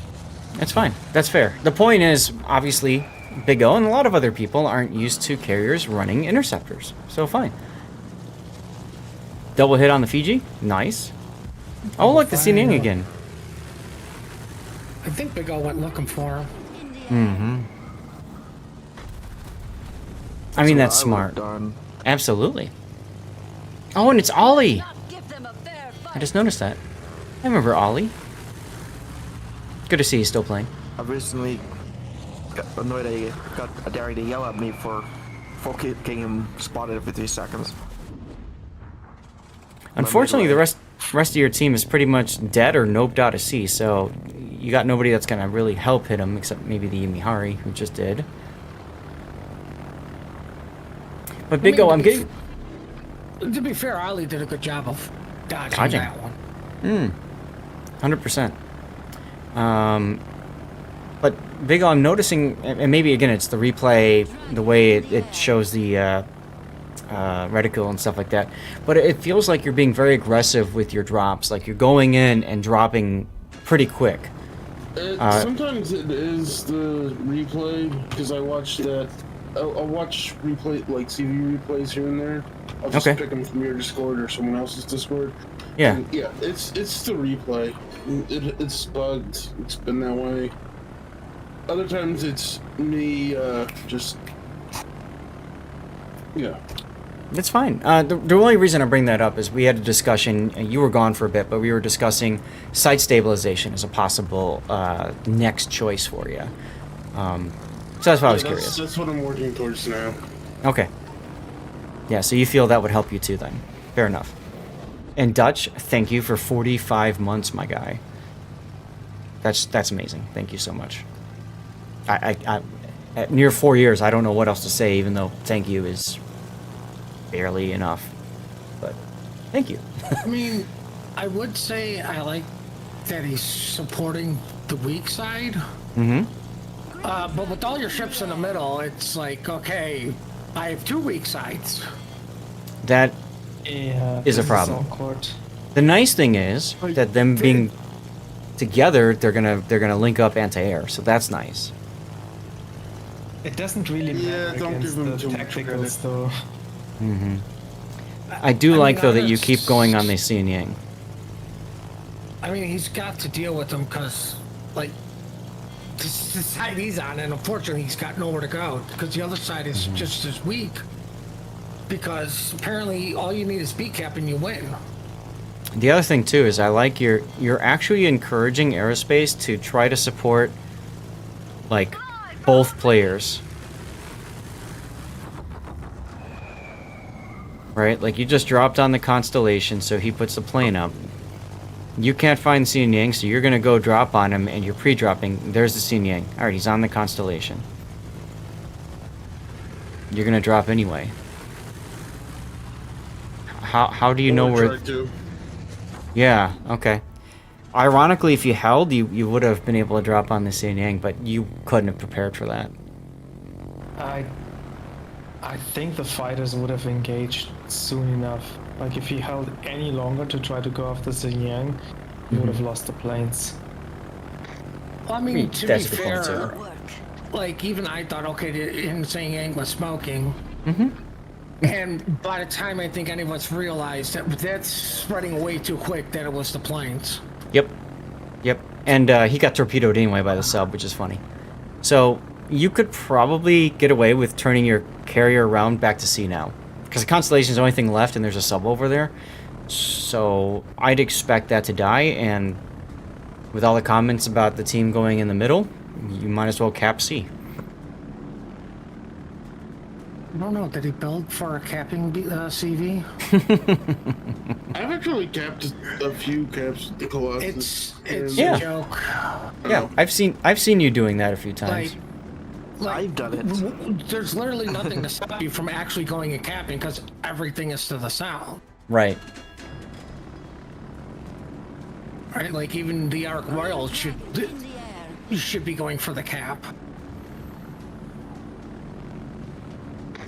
I mean, the sub is not doing his job of harassing carriers, so he needs to get reported. Well, the sub was doing his job of harassing the battleship, and now he's going to go harass the carrier. A tier 6 sub with only homing torpedoes against the tier 8 carrier. You don't have to ping. Remember that. Like, in all honesty, you are a sub going after a CV. Do not ping. Mm-hmm. Because he cannot drop ASW until they know you're there, which i.e. is the ping. Or Little off on your right next to him. Little off on your torpedo drop there. I don't think you were planning on him continuing his turn. I would have expected him to. I think that was a drop of opportunity. It was, absolutely. That was a total replay bug on the reticle. These torps are tight and the reticle was so big. Oh, on the battleship? No, I've actually seen that happen where I've dropped and it's huge and they're really tight. Like, I don't know. Per se, Rip your if that was an Atlanta. actual replay bug. Well, your sub is going to cap C. So that's a good use of sub. What a I like that more than team going after player. the carrier. Nobody wants a team player sub on their team. That's the Andrew Doria. Well, That's like, funny. Nobody likes a sub on the team in general, but that's a different. Nobody likes a sub on the enemy team. I don't know. I don't like subs on my I team because usually a lot of have times more they problems die. with the subs on my team than the ones on the enemy team. Right? Not They my don't spot and fault all we that. get- It's not my fault we get the worst sub players. The problem with that drop on the Zara was the torpedoes were coming, so you know he's instinctively going to turn in there. But come back around. Is that the There. tightest the reticle can go now, Big O? Or is it replay bug again? Nice 5 sets.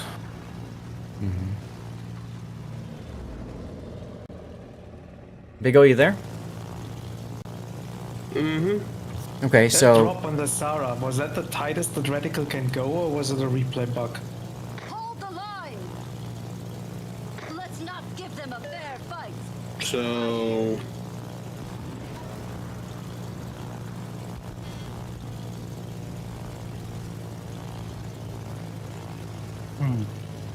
Well, I'm gonna just go out that it was a replay bug.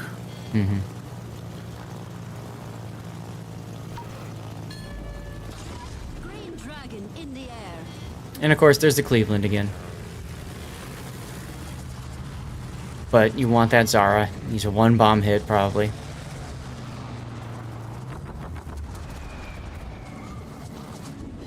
Ta-da! Enemy raider dispatched. Now you're sailing south with your carrier. You're heading towards the last known of that sub. I mean, best ISW in the game, right? You can handle this, but I think it's important to note a lot of other people can't. So you heading towards the sub makes sense, but Well, I mean, I think the other thing is, I mean, like I said, if the sub has any knowledge, he won't ping. he won't ping. Mm-hmm. And he should be on the surface getting all of his battery. Mm-hmm. Yes, But one seagull poop. The sub, it's a tier 6 sub. It doesn't even have the firepower to even kill him. Right. Maybe not the initial strike. And goodbye, Farragut.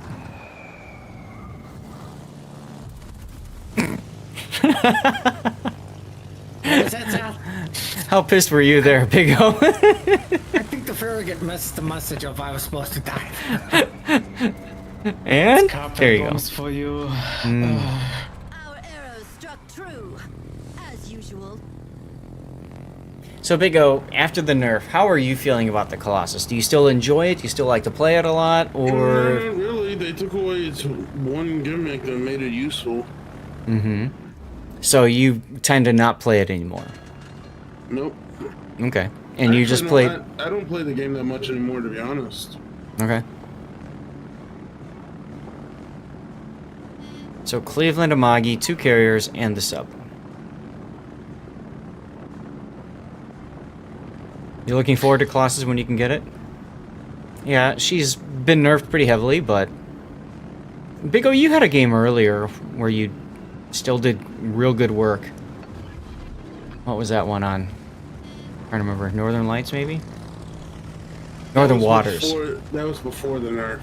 Right, but I mean, as you know, the bulk of your work was actually in the other 2 squadrons. I mean, let's be honest here. Criminy, thanks for the Match follow. cooler instance, yes, it can do just fine.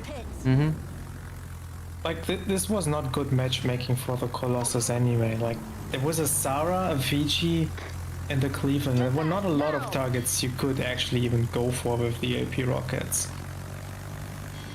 I mean, the Fiji Yeah. He completely could. Yeah, the thing is, like, by the time he found the Fiji, he was on those carpet bombs, right? And he hit the Fiji good, and after that, the Fiji immediately died. Like, I don't think he ever had an opportunity to go to the Fiji with rockets.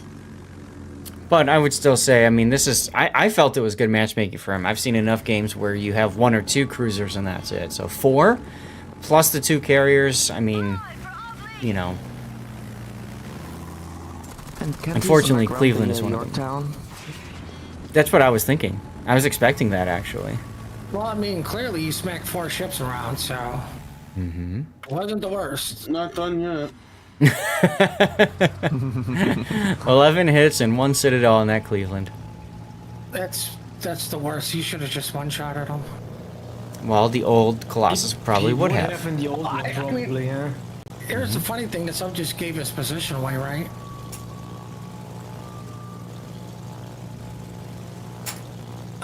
I mean, I would have flown over just to make him go under once.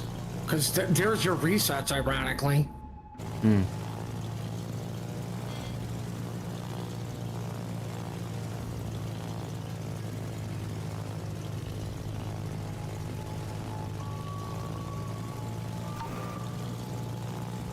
He's the Ginsu of CVs, right?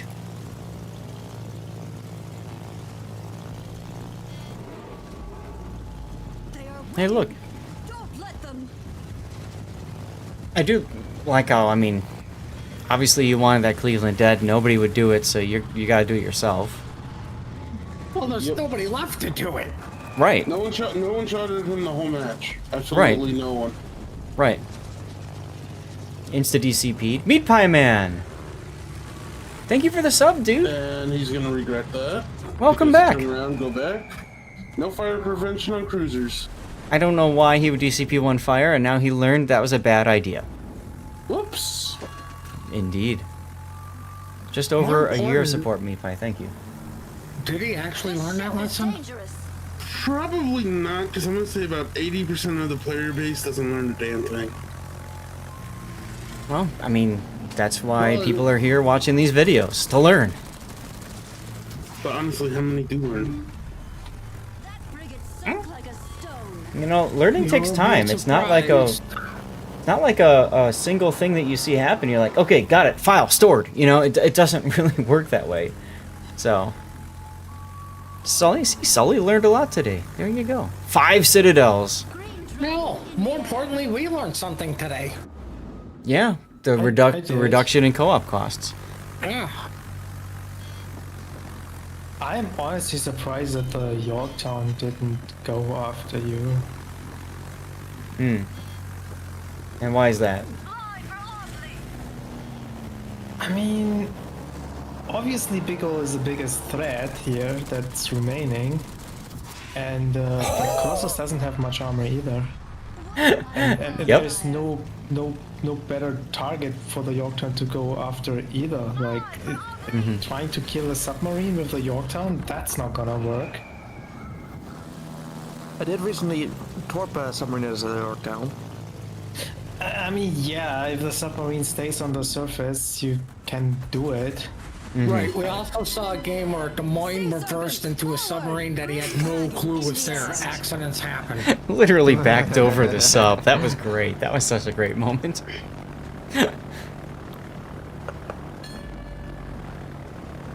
I was also going to comment, I really haven't seen Arrow use the smoke that much. But maybe he was using it in other parts of the battle. Well, we did see him use it once on the battleship. Mm-hmm. I would like to see a communication here, though, like with the enemy CV to set up possible cross drops and stuff. Not like with your CV. Yeah, not the enemy CV, with your teammate. Yeah. With your CV to set up cross drops on the enemy CV. Well, it is. Look at all those panic Arrow smokes. is a very nice guy, so you might have well asked him, "Hey, Arrow, can we please cross drop you?" And he could have said yes. Considering that him dying loses the game for them, I doubt he's gonna do is that nice of a guy. We need to pause it for a second, highlight there's 15 seconds left in the total game. 15 seconds remaining. And I'm the only one on on the team with more than one kill. I think, I got half the enemy fleet. It's too bad you weren't able to kill that sub. Oh, look, there's the sub. Right by the Vasterus. That won't do it. No. Yeah, I mean, if when Sas said that earlier, maybe you can prevent the B cap from flipping or at least delay it. Right, that's why I pointed. Just at least do the flyby to force them under to reset. That could have maybe. Okay. I mean, there were 2 CVs in the match. The other CV could have done it. But... Yeah, but you can't control Did you tell that. the other CV to do it though? Here's the thing, though. My mentality is, if you don't do it, nobody will. Yeah. I don't think that would have been enough to change the outcome, because I suck at maths. But you never know. Like, going after the Cleveland, yes, is the right call. Getting him out of the game, preventing him from getting that cap. I mean, here's the thing. He might not have found it in time. Like, the sub's air detection is low. So the sub might still have been able to cap the B cap in time. But I agree, it would have been worth a shot to at least try. I still think the going to C when I commented about that could have had a bigger impact as well.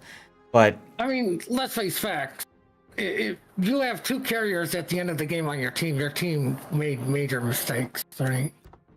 Oh, yes, they did.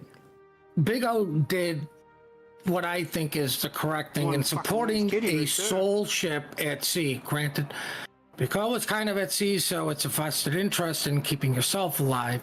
But he's literally helping one guy out while the rest of the team was so grouped up. Like, what support do you idiots really need? You're seeing them because you're getting shot at, right? Right. You don't need fighters because, well, you're all in a group. Right, that one guy who's alone needs the help because he literally has no help. Right, that should be that. You know, so I totally blame the team for going, oh, all we need is B cap when we got this. Oh yeah, the team didn't want to win that. There's no doubt about that. All right, well, still, I mean, it was a good game. 140k damage. You came in second, though. You know, I really hope with the proposed changes, they do take away that negative experience carriers get. That would be nice. Right, and I hope that they take away subs spotting torpedoes when they're 30 and 60. I think that's ridiculous and it's stupid. They took away planes from spotting torpedoes. I think they should take it away from subs too. And I didn't even realize they could do that. I don't think people are aware of that because you just don't have. Why would you say that as a sub player? Oh, I can spy your torps. Good luck torping anything because I can just detect them no matter where I'm at. They should also make the destroyers not be able to spot beyond the main battery firing range. I mean, destroyers had at some point a limited render range where they wouldn't see stuff. I mean, if you think about it, you're nerfing spotting on CVs. You gotta nerf the spotting on destroyers and subs as well. No. Who's got a spot then? What's fair is fair, Puddin'. How is it fair that CVs get the nerf hammer on spotting, but destroyers don't? Because destroyers can be shot at when they're spotting. CVs can't. Here's the other thing. The spotting mechanic can't? really... Yes, they damn well can. Do not say they can't. Only if I've you're been sniped. up close. No, wrong. I've been sniped. I've sniped with other battleships, so that is a lie. Do not even try to lie about that. That's very situational, though. Hold on. They really haven't changed how destroyers spot other ships. Right? Like, I know they've changed spotting through, you know, your main battery, so there's no more stealth firing. But as far as destroyer spotting other ships, I don't think that's changed. Like, that's been in the game from the get-go. So my opinion on you gotta nerf DD spotting is get good. Like, quite simply, you need to learn that basic mechanic of crap, I spotted, I can't see what it is. It's either A, a submarine, or B, a DD. Like, it's been in the games. It's been in the game since the get-go. Mm-hmm. So is CV spotting, but why are they getting the nerf? You're also talking about a class that has historically, in this game, been the one to go out and do all the spotting. It's only been until recently with the CV rework to where carriers can be doing some of the spotting. Guys, I'm looking at Sal's webcam. I think he wants you to stop. Hey, I don't Zaz. care. I'm just having fun listening to popcorn right now. I just popped in to say hi and welcome home. Hi, thanks. And when you can, please get rid of your onboarding sound. Yeah. I know. Thank I was you. gonna have it done by Monday. Don't worry. Okay. But yeah, I just wanted to check and say hi. It was good to see you, and the other day, and you guys have fun with your fight. Bye, guys. All right. Well, that'll pretty much do it for the replay. I mean, there's not much else to talk about. We already discussed everything anyways. So thanks for sending it in, Andrew. What are we going to title it? I did What Dutch. nerf? Like, in all honesty, what nerf? With this kind of damage and kills? How much damage did come from his rockets again? I mean, you can't one-shot cruisers or CVs anymore, but you can still get the damage. Mm-hmm. I mean, you can if you're extremely lucky, but that's like 1 in a million now. 79 rocket hits for 93,000 and change. Still a lot. Like, no offense. Oh, boo-hoo, you can't one-shot something. You nuked the Cleveland to where you had to do a follow-up on them. Like, no offense, my heart doesn't go out to you not being able to one-shot stuff because what was Mr. DD Main. What was the problem with RTS CVs? I have chosen you for death. There's literally nothing you can do. You know, there's a reason. That's when AA actually worked. Weekend Warrior, thank you very Mr. much. DD Main. How about you title it Rocket Nerf question mark?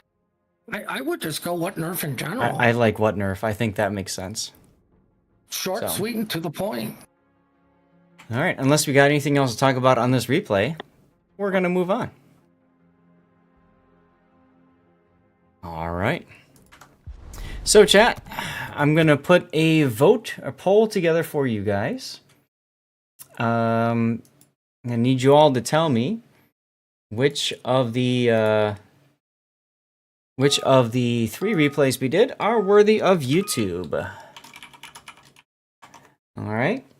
So we got the Napoli. That was Rob's. We called that one, Passive Greed. We've got the Hanover. That was the co-op game, Battlestar Hanover. And then we've got the Colossus, which we just saw. We call that one What Nerf. So vote for any, vote for all. It's up to you. I'm going to put a 10-minute poll duration up there. As always, you've got 1 vote automatically, and then if you want additional votes, you got to spend channel points to do that.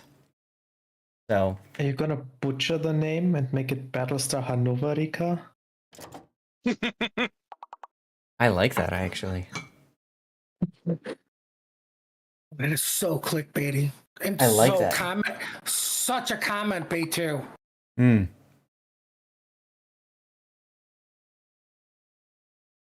just got the ear in. Nice.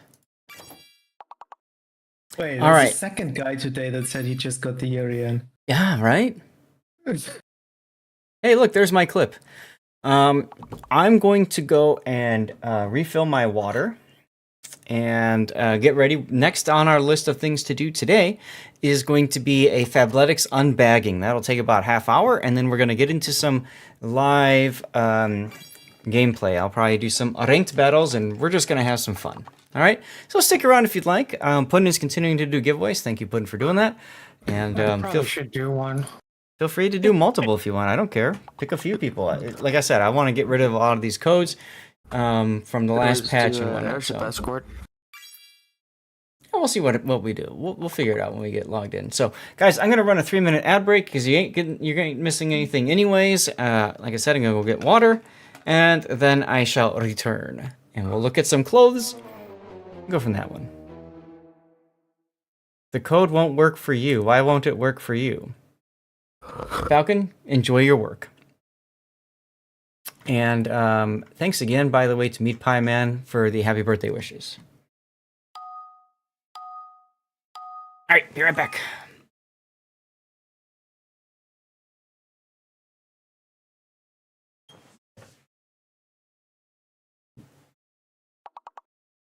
Let's do one more.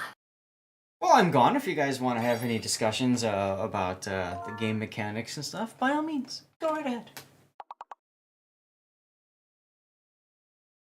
We like to wait till you are streaming.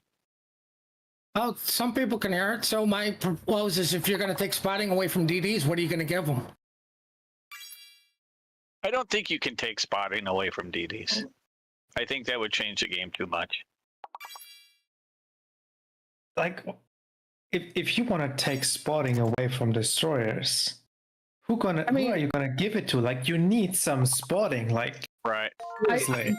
I will say this: I am opposed to the attack plane spotting. I'm adamant about this. I think the attack plane should be able to spot for everybody, because it comes to the decision of, do you do your drop to get your damage, or do you keep something spotted for your team to shoot? I am 100% for take spotting away from those stupid fighters, from the fighters, because that is absolutely broken. That is the broken spotting mechanic that I see. I think if you start taking away spotting from the carriers with their attack lanes, they're going to get less experience because they're already getting negative experience. People aren't going to play them, and then Wargaming is going to be upset, revert the changes. People are going to be upset because changes got reverted, right? Because the CV rework worked for what Wargaming wanted. More people are playing them. The attack planes simply need to spot, like, in attack mode, because otherwise the CV itself is blind and can't attack. Like, I mean, that's what I'm saying. Like, the attack planes need it, but they're taking that away from them. Taking it away from the fighters, I 100% agree with. Right? The attack planes, I do not, like, make it a decision for the carrier. Do I attack or do I spot for my team? What is going to be more beneficial for the win? You're never going to change anybody PR farming or damage farming. But that person that is playing for the win, he will go through, man, is it low health? Do I take the chance, or do I just let my team continue to shoot him? Like, I think okay, this is going to be very unpopular opinion, but I think fighter spotting in general is a bit overrated. Like, look at the new support carriers now. Look at the barn. All those fighters basically already don't spot, and these CVs are doing just fine. Right, but what I'm saying is those fighters have very limited spotting, though. Yeah, like, they spot like 2 kilometers. They might as well not spot. Compared to where the normal ones can actually do some serious spotting.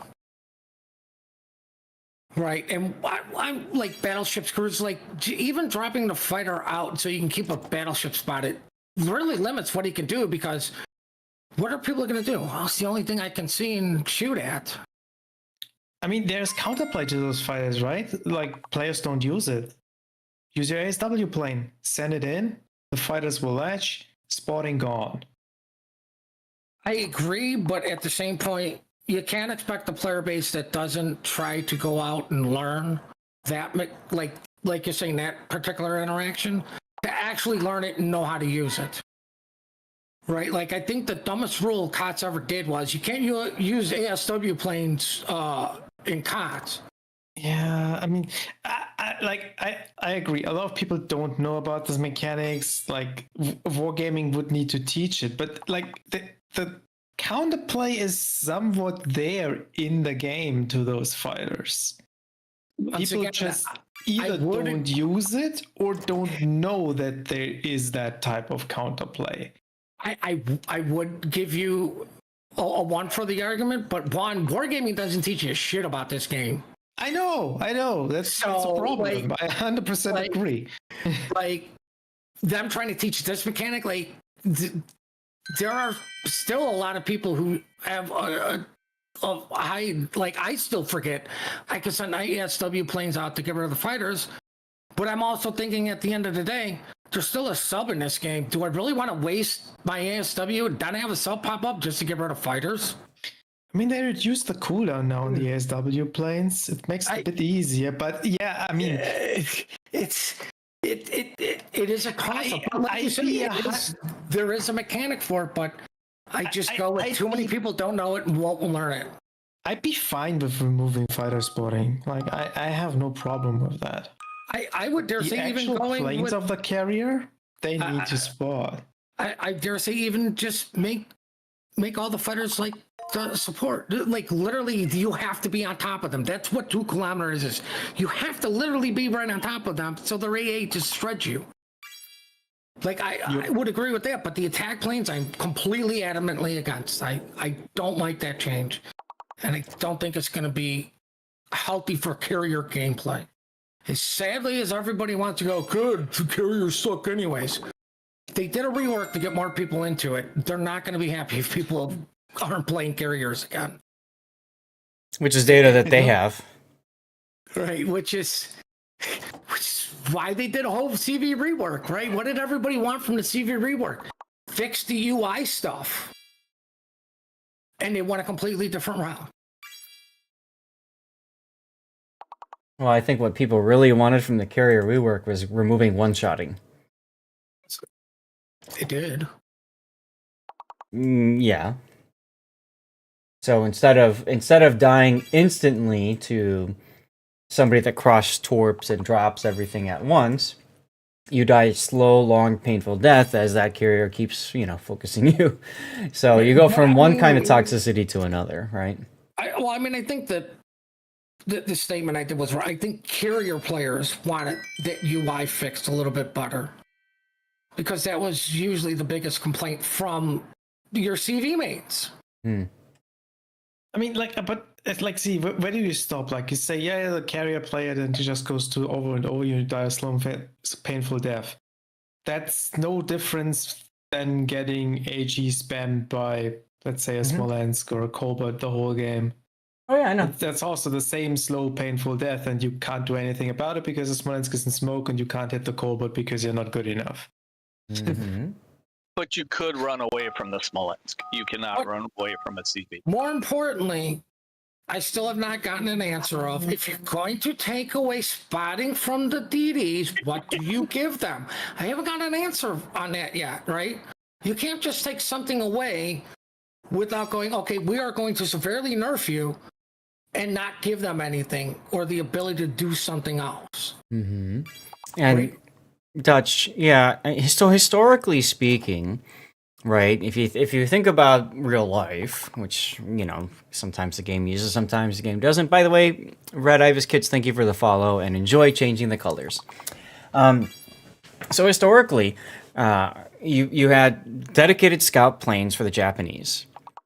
And for the Americans, they typically scouted using their dive bombers. They'd send out a flight of Dauntless, armed with light bombs or depth charges, depending on what they thought they'd run into, and they'd go out and scout things and possibly drop.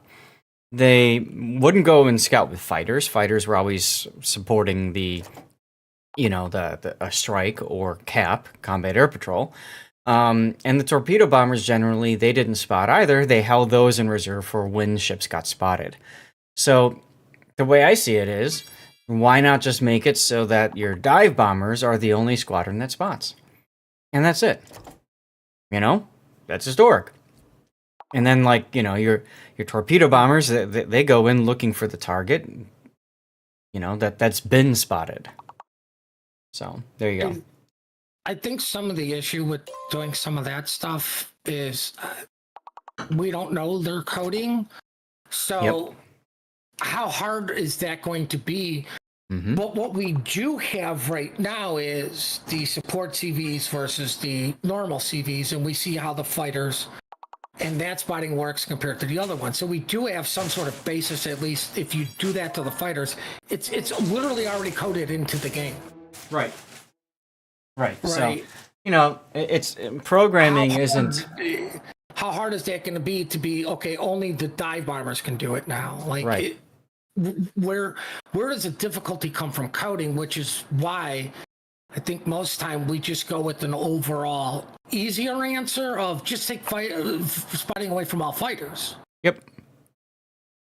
But then you have CVs that don't have dive bombers. And you got then bags you of bring in Fabletics a you lot need of- to open. Yeah, and then you bring in lots of exceptions again. But still, how is that nerf to CVs fair when you have two other classes that can spot? Do exact same thing with just spotting, but they're not getting any type of nerfing spot. Okay, since I never got an answer to my original question, we have to move on for Fabletics. So this discussion is shelved for now. I have to go take care of something. You can't nerf one without having to nerf the others. How's that look? The discussion is shelved for now. All right. Anyways, Ivy Nikki with the follow again? Or am I thinking somebody else earlier? We got Ivy Kids, Ivy's Kids, and Ivy Nikki. Got it. Thank you for the follow. I mean, if you all people really hate CVs that much, just quit the game. Go play Minecraft. Go play something else. Better yet, make your own version of the game. See how well. Hey, that's some nice Fabletics. The other account is your 7-year-old. Got it. Perfect. What brings you on in here, Ivy, if you don't mind me asking? And let's see here. I'm just getting a couple things set up here. Do I not have... Ah, okay. Cool. Sea Donkey's girlfriend. Awesome. And you heard Puddin'. Well, that's easy. Hochi, thank you for the backup there. But guys, I think it's time to talk about Fabletics here. We're going to take a look at some clothes. Every month, Fabletics sends me bag o' clothes, or sometimes even box o' clothes. I am sponsored by them. So I'm going to share with you guys here a link. If you want to support me, all you got to do is click on that link. Obviously, if you like the clothes and want to buy something using the link, you're more than welcome to do so. But like I said, they send me these clothes every month, and I showcase them. We talk about which ones are good and which ones are maybe not so good, but it gives you guys a chance to see what stuff they have out there. I've been sponsored by them for 2 years now. February was my 2-year anniversary for sponsorship, which is just outstanding. Hat that I'm wearing is something I got, I think, last month. But without further ado, let's go ahead and take a look at the stuff from this month, and we'll check it out, and then we'll get back into our main content. Now, I'm going to be putting this out on YouTube, of course, and as you guys are watching, I'd very much love to get some feedback from you guys. What you guys think about the clothes as well? So we're going to start with one I think might be a little controversial. Look at the color here. Look at that color blue. I'm going to hold it up to the other camera too, so you can kind of see the white balance is a little bit different. But this is probably more accurate in this camera that I'm holding up here. So it's a nice light blue. It's kind of like a sky blue. And this should be the Fundamental 2 short. No, I apologize. This is the 3-inch. 3-inch? Wow! Those are short shorts. Look at that. This is a 3-inch Cadence short lined. Now, I've got a couple of Cadence shorts. I don't have a 3-inch, though. That's... Wow. That's the length from, I think, the crotch to the bottom. I've got a 5-inch that I love. I swear by it when I work out and stuff. It's great. 3-inch feels a little short for my comfort. I might have to try it sometime and see. But in any case, the Cadence shorts are great. They've got speed holes hold it up closer to the camera. See the speed holes? This is good for obviously getting sweat away. These are lined, and I always love their lined shorts. For those of you guys who don't know anything about the lining is nice because you don't need to wear underwear, and it keeps the shorts on you well and comfortable. And the nice thing that Fabletics does with their liners is they always have a cell phone pocket on the right side of the liner. So you can take your phone, you can throw it in this pocket, and because the liner is up against your leg, it keeps your phone against your leg the whole time, which is awesome. The boys may want to say hello in those shorts. That's kind of my concern, Hog, but at least there's a liner to prevent that, right? The 80s are coming back, Laisho, yes. One thing that's cool about these shorts, too, I think I got the liner inside. Do I? There we go. One thing that's cool about these shorts, too, is they've got highly reflective coating on them. On the sides here, okay, that's very reflective, and on the back. So if you're a jogger or a biker, and that comes right down to right there, and there's the Fabletics logo that's also highly reflective. It's much easier for you to be seen, especially if you're going at nighttime. There's a drawstring on here, so you can tighten this around. I wore a pair of 5-inch Cadence shorts the entire vacation. I was on my dad's recumbent bike every single day. I loved it. They were so comfortable. It was perfect. So like I said, they're 4-way stretch. They got reflective material, anti-stink, and they are breathable. So that's our first one. Aside from the length of the short, I'd say it's a winner. These shorts come in 3-inch, 5-inch, and I think 7-inch. Fabletics does also have shorts that go up to 9-inch liners. There's that first one right there, all right? Anti-stink, is that a challenge? Well, let me say it this way. After a lot of workouts, it does smell. Anti-stink only works so well, but you know, it comes in handy. Although my last day at Raptors, we had done laundry, and then I went to. They had an exercise area center, fitness center. And I got super sweaty, and then I walked back, and those things were stinky the whole time. So, yeah, and don't poop in them, please. You guys are always something else. Let me tell you. All right, let's move on to the next piece of clothing here. Oh, and I should have mentioned. So that was the 3-inch Cadence short lined in Riptide Black. Black for the liner inside, and the color is called Riptide. This is another 3-inch Cadence short. This one is black and black. So the same thing I just showed you guys, although it's black and black.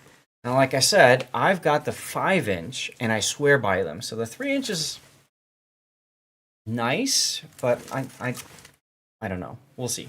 Fabletics shorts. Guys, for those of you guys who care, Fabletics shorts, and Ivy, if you're listening, maybe this is something for Sea Donkey, but Fabletics pants and shorts do a really good job with male butts, making butts look really good. So if you're kind of a butt person, there you go. So there's the black ones. Let's move on to the next one here.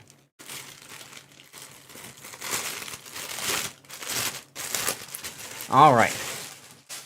So this is, I always forget, I throw the bag out and I forget. These are shorts as well. This is called the Heights short in black color. Heights. I have never seen these kinds of shorts before, so we're going to discover these together, guys. They have a zip pocket, 4-way stretch, lightweight. I can agree that's very lightweight. And there's a phone pocket involved. Okay. So let's see. They've got a pocket on the left. Now, unlike a lot of other shorts, normal shorts you could say, they have the pocket kind of on the outside. You can see the seam for the pocket on the outside. So if you like that kind of design, it's kind of a more industrial look, I guess. It's getting kind of popular. Then there you go. It's got that little, kind of like what you see on jeans, right? That little rivet there. Got a reflective Fabletics logo on the left side. Elastic waistband with a drawstring. The drawstring itself isn't very elastic, so you've got that. Pretty spacious on the inside. There's no liner here. On the right side, we've got another pocket, which is your standard. I will point out, this isn't a very wide pocket. Okay? Not a very wide pocket. Inside is a cell phone pocket. Weatherlight says, crap, now I have to buy shorts. Lol. So it does have a cell phone pocket in here, although it's not a very deep one.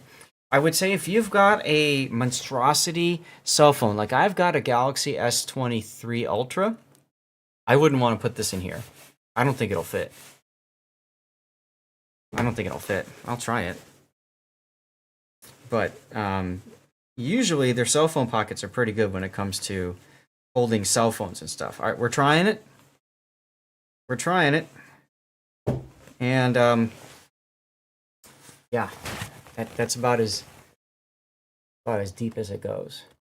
So it still sticks out. Now, if I'm in my pants, if I'm wearing the pants, you can see there's really not much sticking out from the phone. But still, that to me doesn't feel very comfortable. I don't know that I would feel okay with my cell phone like that. It doesn't feel very secure. Now, that being said, there is a zipper pocket on the buttocks. So if you like to put something secure there, I don't think you'd put a phone on there because you'd sit on it.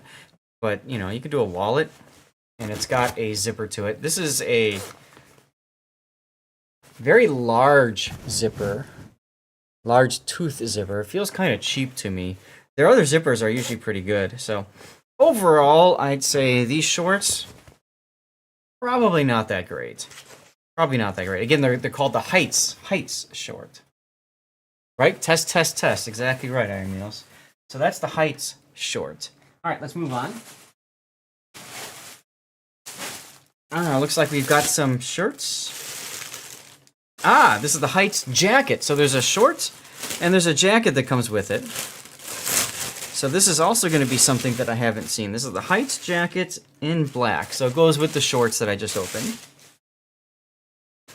Heights jackets. Lightweight phone pocket. So they've got the same kind of style where they got like the zipper stitching visible on the outside. That's a reflective Fabletics logo. They've got 2 rivets on the sides there. This is just a little piece of thread. It's got a zipper, probably going to be the same type as... No, it's a nicer zipper than the shorts. This is a much finer tooth, and there's a little bit of a cover over that. So I'd say that's better quality. It doesn't have a hood. It's just got a regular collar to it. And let's see. Pockets. What do we got for pockets? On the left side, we've just got a normal pocket. Decent size, but I wouldn't think anything is secure in it. And then on the other side, what do we got for pockets here? Same thing. And is there a cell phone pocket in this one? Yes. So the right pocket does have, again, a cell phone pocket. Yeah, right, exactly. It's supposed to be, like waterproof, right? For the zipper. So this is a cell phone pocket here, but again, I feel like it's kind of small. Matter of fact, I'm struggling right now to fit my S23 Ultra in. It's fitting, but I have to be really careful with it, and I kind of have to pull on both sides here to get it to go in. So the point I'm making there, it wouldn't fit. Maybe a regular standard iPhone or something could work for you there. The back, what do we got on the back? Anything special? No. Not even anything that's reflective coating, which I'm kind of surprised to see. So, oh well, there's that. So I'm not too impressed with the Heights stuff.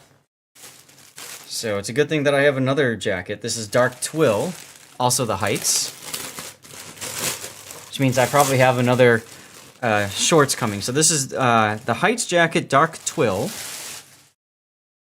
So it's going to be literally the same thing as the black, except It's in this kind of a more of a khaki color. This actually I can get behind.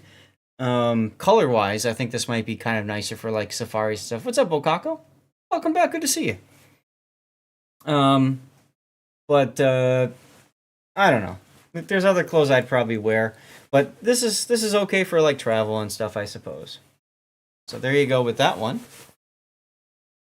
And guys, you can always comment as you see clothes, and those of you in voice, you can comment too.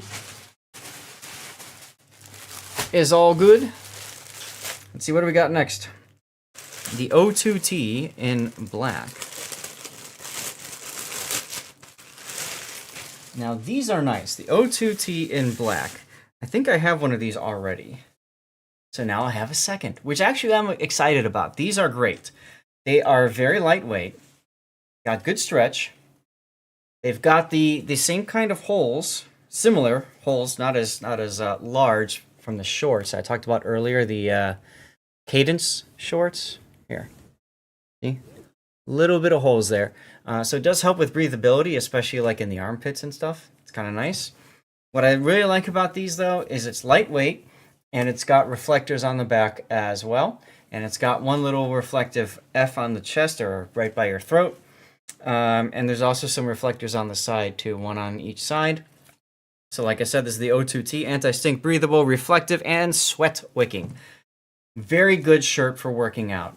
If you're looking for something for running, jogging, biking, and you sweat a lot, this is great. I sweat a ton. And over the summertime, I took this on the bike along with the O2, or not the O2, the Cadence short, the 5-inch Cadence short. I came home and my back, which is normally just dripping and drenched in sweat, had a small amount. That's a huge distinction when we're talking about like the summer when it's really hot and humid and stuff, like 80-degree weather out.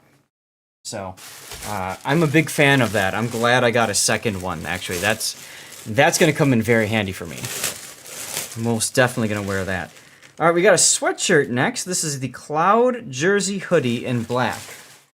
Cloud Jersey Hoodie. This is another shirt that I haven't seen before. So we're going to kind of look at this together. It's a hoodie, so here's the hood. It's a thinner material. It smells kind of weird. It's a thinner material. All right, very stretchy. It says Fabletics right there, which I think is like on the shoulder. Yeah, it's on the shoulder. That's kind of a weird place for it to show Fabletics. Something on the shoulder over here? No. And then you've got your sleeve that goes all the way down to here. Kind of a long sleeve. Yeah, that's a long sleeve for me. That's a long sleeve for me, so you guys can see how far the sleeve goes. It goes past my hand. So if I'm wearing this, I'm either, cuffing, right, rolling the cuff back, or inward. I like to roll it inward. Otherwise, it just feels like a very basic sweatshirt for me. It's not a bad thing, but at the same time, if I'm buying Fabletics is really good quality clothing. Also a little on the pricier side, unless, if you get VIP, that helps bring the prices down.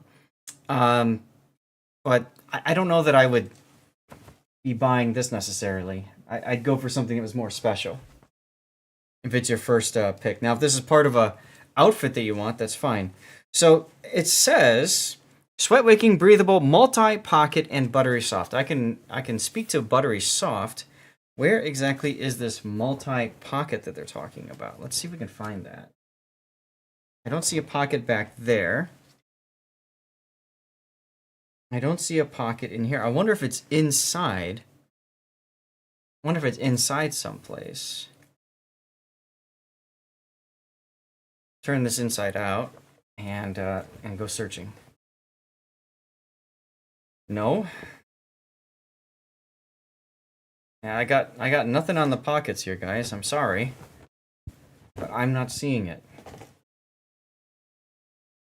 I'm not seeing it. So, supposedly there's a multi-pocket.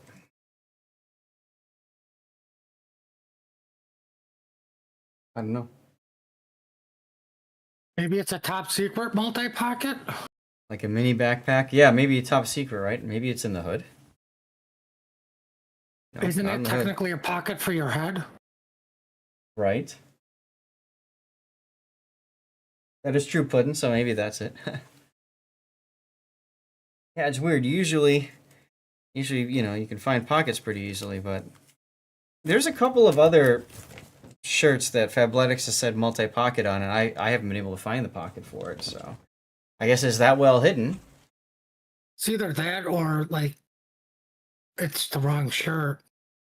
Yeah, they might have messed up on the description for it. On the tag. It's always a possibility. What do we got here? This is a sleeveless O2 tank in Riptide / black. So this goes with the Cadence shorts that we started with in that Riptide color. I like the Riptide color. It looks nice. I'm not a big fan of tank tops. Yeah. So, there you go. You've got the reflective F on the front, and it does have reflectors on the back. Color is nice. It almost looks like you're wearing a life vest. It was yellow. Very lightweight. It's got a lot of holes in it for breathability and stuff. You can kind of see through the background already. So, O2 tank, anti-stink, breathable, reflective, and sweat wicking. I mean, all right. Did you say sweat licking? Wicking. Oh, like okay. It wicks away this licking? I don't know. That's why I asked, okay? I'm an idiot. Just remember that, Fabletics. I am 100% an idiot. All right, fair enough. So this is another, they sent me another 3-inch Cadence short line. This is Riptide Static Stripe. Riptide Static Stripe. Is that the color, Riptide? Riptide is the color, blue, the shade of blue. And then they've got a stripe to it. So I guess... if you want to be Aquaman... I kind of like the black splotches.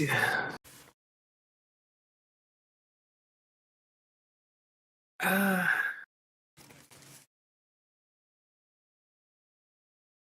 don't know. All right. It's all right. I mean, it's the same qualities as the other Cadence, so there's no point in talking about that other stuff. What poll are you talking about, Ari Mills? Which outfit you want me to change into? Oh, God. Yeah. No. It's not that the clothes are bad. It's just we don't need to wait for Zach to change clothes to come back for the stream. Well, then I gotta do like a certain other Twitch streamer that would say BRB changing into cute Fabletics or something. I mean, unless you're just going to change your shirt, because that's like literally 3 seconds. Right. These are shorts. This is called the Cloud Jersey Short. So this goes with the Cloud Jersey sweatshirt or hoodie that we had on earlier. Black shorts that got thrown in with the bleach. Oh, you're talking about the striped ones? It kind of looked that way, I suppose, huh? It would have liked to just seen that entire pattern on the entire thing instead of it split. That would have been nice too, but frankly, I actually like the splotches instead of just the straight lines, because I think the straight line screams like 1970s bathing suit or something. I mean, yeah. So it's just interesting how they divided solid black from the blue with the splotches. Yep, it's cool. At least it's not like straight up and down. There was some curve to it. You know what? It's new and it's different. And once again, I'm old and I hate change. There you go. So this is the Cloud Jersey Short in black. So like I said, it goes with the that hoodie. So they've got the same kind of Fabletics here on the side. It's just on the left side. Remember, that's on the same side as the shoulder one up top. It's the same kind of material. This one actually does have a pocket. It's got a butt pocket, a pretty spacious one. It's got a nice. Oh, this is a very deep pocket on the right side. Is there? Why does it look like they have zippers for the pockets? Well, so what Fabletics likes to do is they like to do a pocket. A lot of times they put a cell phone pocket with it, or they'll put a zipper pocket behind the main pocket so that you can have something that's secure and it's also a deeper pocket. So I've got a zipper pocket here. and a regular pocket in front here. Okay. Okay. So it's nice because I can take my phone. These I like because I can take my cell phone, I can put it in the pocket and it's zipped up, right? So it's completely secure. It ain't going anywhere. So that's kind of nice. But you know, when I do, I always had the habit of carrying my cell phone in my left pocket. So I have to like kind of break that habit and put it in the right pocket because they usually only do it on the right pocket. Now I say that as Fabletics has put together a cell phone pocket on the left side, which is kind of a departure from their norm. Typically they put the cell phone pocket on the right side and or zipper, but this time they've spread it out. So we've got a cell phone pocket on the left. Now this is a pretty small pocket, but it stretches a lot more than what I showed you guys before. Still, we're going to go ahead and do the fitment test here for that. Again, this is a Samsung Galaxy S23 Ultra, so you can look up the dimensions of that if you want, get an idea of how big is the cell phone pocket. Now, the pocket is actually fitting almost the entirety of the phone. I have the phone down to the very bottom seam, and you can see the phone doesn't completely fit in there. So again, I wouldn't feel very comfortable having this phone in this pocket. I don't even... Is this inside out? No, it's right. Okay. So it would go in like this. It would go in like that, right? So that would be... Is that a cell phone in your pocket? You're just happy to see me. I mean, see how it's just kind of chilling there? It's probably not going to come out that easily, right? Like if I took this upside down and shook it, it's not going to come out because it's pretty tightly in there. Let's find out. Oh, it fell. Never mind. The friend's got a point. Like maybe the phone will shrink when you wash it. The phone will shrink when you wash it. I like that, Tristan. That's the big brain thinking with your head. Speaking of thinking with your head, I've got another hat. This is the Ripstop Dad hat in black. Dad hat, you say? A dad hat. What is a dad hat? I don't know. It's a hat that dads wear. It has dad jokes written on the band, just in case you run out of them. That would be awesome. Fabletics, ship it with a card full of dad jokes.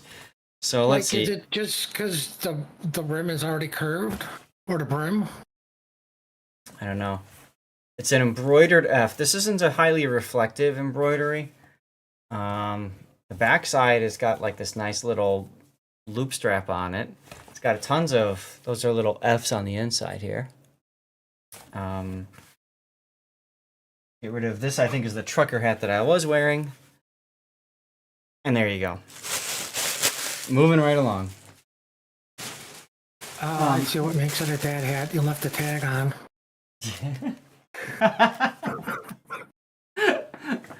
Now, you compare that with... I thought you were going like it makes him seem older or something like that. Now you compare that with probably my favorite of the hats. This hat, I don't remember what it's called because I took the tag off of it because I'm not a dad. But anyway, this has got reflective F on it, and then the brim itself has a reflective lining in it. And on the back, there's also reflective striping. So this, I think, is much better for people that are like a jogger or something like that. And they also have some hats that have holes in the sides for aeration and stuff, which is very handy if you're going to be out there and stuff. But yeah, so I like this better, but I don't know. I'm running out of space on my my desk. Oh well. Well, you need a bigger desk. I know. I need to go tell my wife I need a mega desk. Maybe you get a desk sponsor next. I actually, when I built this desk, this is an uplift desk, and when I built it, I reached out to them and I said, hey, you know, I'm an influencer and stuff like that, and they're like, okay, here, save $40. It was like a $2,300 desk. And they're like, here, $40 off. I'm like, thanks, guys.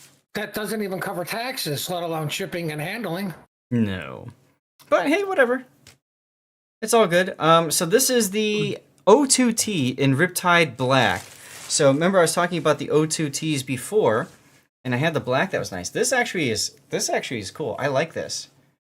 I like the color, and I like the way that it is on there. So that's cool. You got a reflective F on the front. You got the reflectors on the side there, and again, it's very breathable, and it's stretchy and stuff like that. So you can see here, there's like breathing holes and stuff like that. Throwback softball shirt.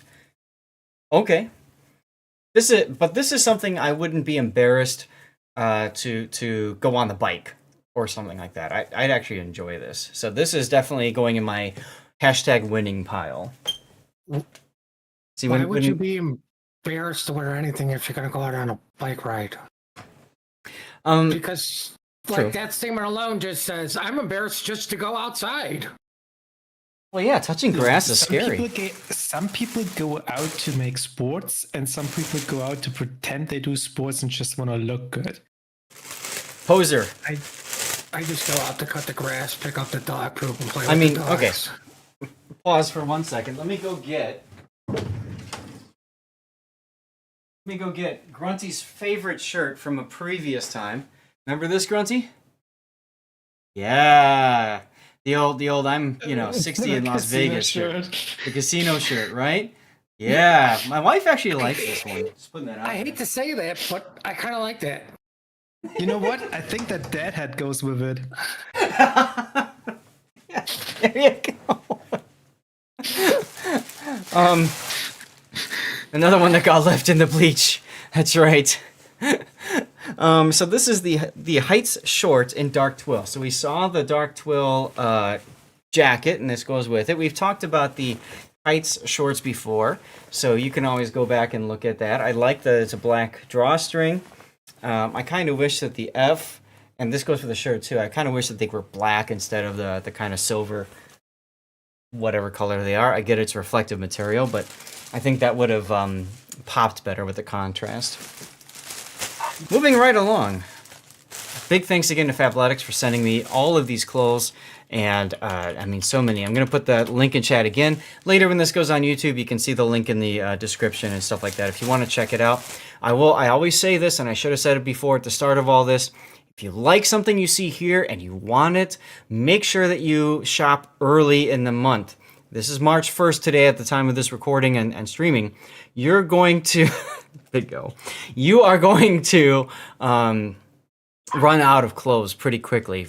They usually get a certain amount of each clothing item in their warehouse. Obviously, mediums and large, they make lots of them, but they typically sell out pretty quick, and you're stuck with like triple XL or something like that behind. So if there's something that you see here, if there's a pattern that you like or a type of shirt that you like, shop early if you really want to pick up one of those things. That's one of my tips for you guys. All right, let's see what else we have here. As Big O clipped something earlier and entitled it, Zath casually doing laundry again. Thanks, Big O. All right, so this is another sweatshirt. This is the Cloud Jersey hoodie, and this is in Riptide Heather. So it's that same color, light blue, but it's heather. And what we find is with heather, that's a kind of a pattern. Hold this closer to the camera so you guys can see that. It's the base color, and then there's like a white mix kind of in there, so it looks kind of like more of a I don't know what you would call it, like a kind of like a blasted color or something. It looks nice, but it's going to be the same thing as before, and so it's sweat wicking, breathable, multi-pocket, and buttery soft. Remember, this is what we couldn't find the multi-pocket for before, so let's do some digging on this one, because it's harder to find a pocket on black. Maybe we can find it on this blue. Nothing on the inside. Wait. I don't know. We'd have to consult the YouTube video on it or something. Or maybe this is the multi-pocket. The hood. The head pocket, as Puddin said. Alright, whatever. Usually you'd find pockets on the right or left side, but I don't see any. It's always possible they were designed that way and then in production didn't happen. We're getting close. Something. Yeah, right? I find it weird that you would have a hoodie without like, hand pockets on the other side. Yeah, right. It's kind of the point of a hoodie. Right. Yeah. Most of the time, you're used to pockets. Exactly. All right, we got 2 items left, guys. So we've got this is the Cloud Jersey Jogger, also in Riptide Heather. So same color as what I just showed you guys, and these are joggers. So again, it's got that heather, whatever it's called, scheme. This is a drawstring here with elastic waistband. Drawstring doesn't move that much. It's cute. I like the detail on the tips there. It's got little F's there. That's cute. It's got that butt pocket. And then it's got the pocket on the right. It's got that zipper pocket. We talked about these with the black pair, so I don't want to go into it too much. It's got the regular pocket, and then it's got the cell phone pocket inside. I didn't mention this with the blacks, but I want to comment on this one too. It's got a cuff on the bottom. It's got an elastic cuff on the bottom. I actually like pants like this, right? Because they won't go past, they won't like fall down past your ankle or whatever. So it's really comfortable to walk around in these, especially like flying or anything like that. For example, my pants that I'm wearing right now, these are, I think the one jogger, and you can see here, it's got a piece of elastic there. And it doesn't go down beyond my socks. So it's very comfortable when I'm going places, if I'm traveling and stuff like that. I really do like that. No kangaroo pocket. No, it didn't have a kangaroo pocket. I thought was interesting. All right, one last piece of laundry, as Big O likes to put it. This is our Ripstop Dad hat. Again, this is in Dark Moss Fab. Dark Moss Fab. I guess I just had to tear it open. So we'll tear it open. All right, what do we got? What do we got? Oh, this actually, the color's interesting, but I like the design on the front better. Instead of a big F, it actually has kind of a more classic look to it. Classic, I think, would be a good way to describe it. Still has all the F's on the inside. The color is interesting. I would have liked to see more of a contrast here, but the color's okay. There you go.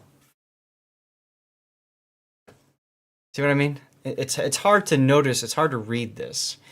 I'd like to see this in black or maybe like the silver reflective or something like that. But there you go. So there's my load of laundry. Yeah, what do we like? Let's take a look real quick. This color is really neat. Me get out of this, move this a little bit. There we go. So, these are okay. Those are fine. What I typically do is I'm going to sort these into 2 different piles. One pile that is like, yes. One pile that is maybe. One pile that is probably not going to wear it. So these might make good pajamas, but beyond that, I don't see a real use for it. So I think I'll make 3 piles, maybe, no, and yes. These, I didn't like the shorts and how it worked. It just didn't feel right for me. So this is probably going to go in the no pile. Any of you guys fans of Shark Tank? And for those reasons, I'm out. All right, so we've got our O2 tee here. This I really like. So this is going in the hell yeah pile. What was this? Oh, these were the black shorts. Again, they didn't really feel that comfortable with the cell phone pocket. I didn't like how that worked. So I'm probably going to put this in the niet pile. Here's our swimming trunks with the laundry and the bleach.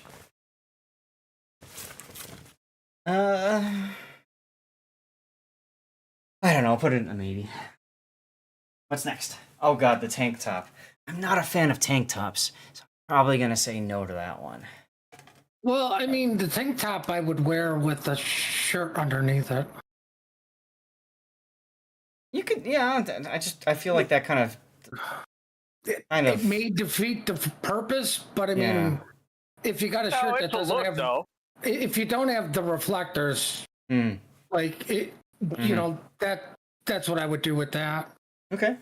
I'll put Don't it. you want know to do what? a 3-inch short plus tank top and a dad cap? I'll put it in With the the yes white pile beater because underneath. well, let me put it this way. I like that better than.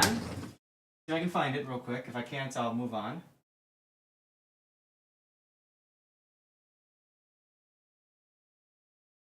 Here. This is the only other tank top I have from Fabletics. I don't like this, right? That see how deep the I don't like that. That's definitely with another shirt. Yeah, this would make me feel self-conscious by itself. You compare that with. Let's pull this back out again. You compare that with this, right? And this it still has that deep pocket, but at least with it being black and stuff, it looks more athletic, right? It looks more like it's supposed to be. While I got the door open, I can share with you guys. This is probably my favorite of the O2 tees. I love this design. The green with the blue together. I mean, that is sexy. So I do like that one. Plus knee socks with triple stripes. Gotta get the triple stripe. All right, moving right along. What do we have here? Yes, another one of the hoodies. I'll put that in the maybe pile, but probably no. This is that other O2 shirt. I have one of these already. This is going in the hell yeah pile. What do we got here? Right, this is our Heights jacket. And that dark twill is going to be a dark no. Next up, we've got the black Heights jacket. Again, I'm not a big fan of the way they did these, so probably going to say no to that, although I like the black, I think, better than the dark twill. That hat I already had.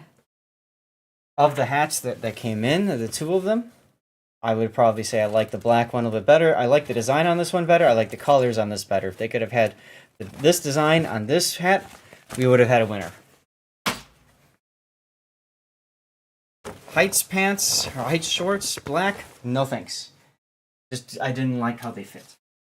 3-inch, I am just not sure on the 3-inch. So 3-inch, here's my knee right here. So 3-inch goes to here. It's almost like mid-thigh. You know? I feel like, I don't know, I'd be dress coded or something wearing these. But I'll put them in the yes for now, because I am curious actually. I think for on the bike or something, it could work really well. Also, note to self, don't put this on the laptop next time because it's really hot. This I can put in the yes pile. So we got some good clothes out of the deal, and we got some not so good. But exactly, Drifton. We are fashion geniuses. Emphasis on the genius. I really wouldn't go that far. Anyway, I got a new setup because I did that vertical camera, so I hope this works later when this comes out on YouTube. I'd love to know what you guys think about this. Did you like the vertical camera better? I've got the other camera over here, but I don't know, white balance seems a little off, so I think it's better having it this way. But there you have it. So once again, if you guys want to support me, please click on that link, check it out, take a look at the clothes. Like I said before, if you like something, get it early because you just don't know if it's going to come back.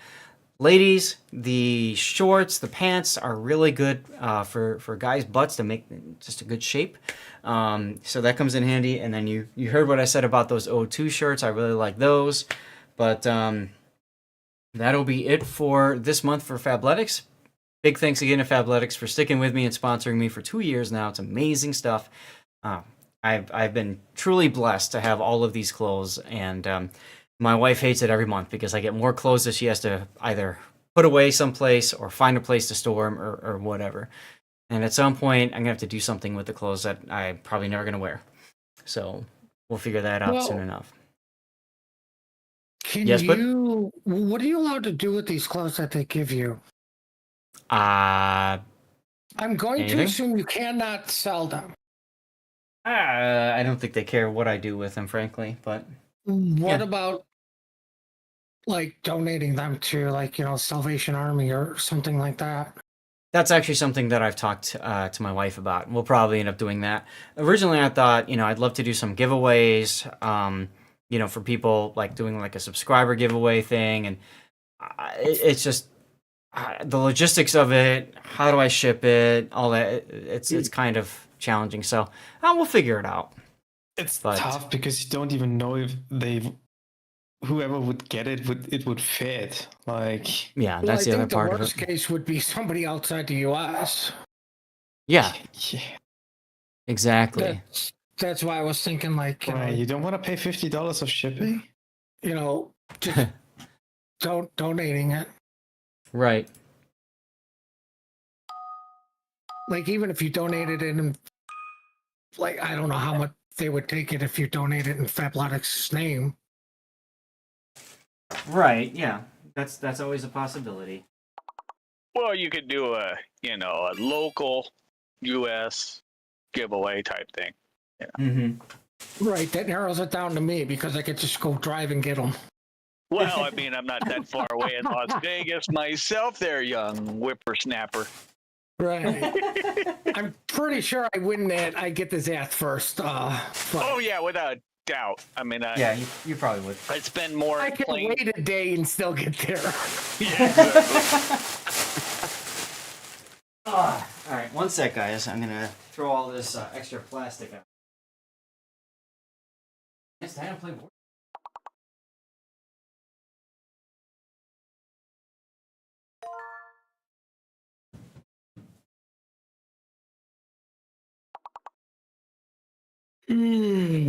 I should qualify that with it's time to get dirty water and then play worship. Worships are better with dirty. I made a joke to somebody. Yeah, but is dirty water better when you play warships?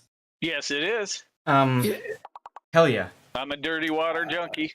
I did make a joke to somebody, like, you know, I'm like, I still use the Pony Express, and they're like, what is that? I'm like, oh my god. Oh, that's funny. Oh my god. What's a pony?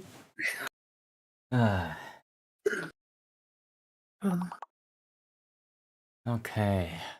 Oh, victory. Neat. All right, y'all. So dirty water, it's a brand new bottle because I finished the last one of Makers before my trip. My wife was really unhappy with me for doing that because I did it in a week.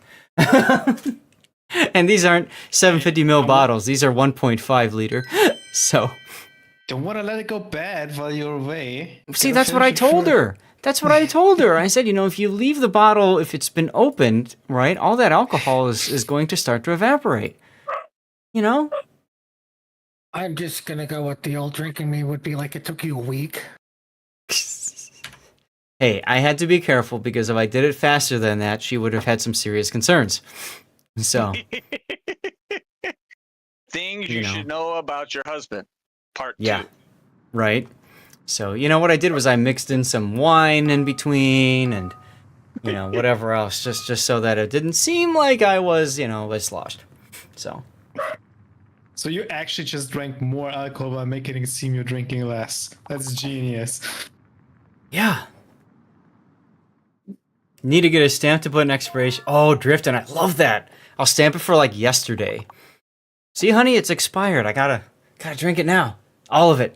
Oh no, I'm sure she knows. I'm sure she knows that one. No. See, here's the problem. No, she doesn't know that much about alcohol. But here's the real problem though. This household is very expiration date friendly. Like I literally went through my spices cabinet and I pulled spices that expired in 2011. Spices expire? Not in my house. I got spices before I was born. So when I was at my dad's house, right, I was having breakfast, and he's like, "Oh, why don't you put some cinnamon on it? That'll probably help." I'm like, "Okay." I put cinnamon on my waffles, and it didn't even taste like cinnamon. I just called it sand because it literally just tasted like I was chewing sand and grinding it up in my teeth. I had no taste of it. Oh, okay. I mean, but that's still edible. It just doesn't taste anymore like. Like Yeah, it it's a new can't spice. spoil. Like spices la can't San. spoil. They lose their taste, but they can't really spoil. True.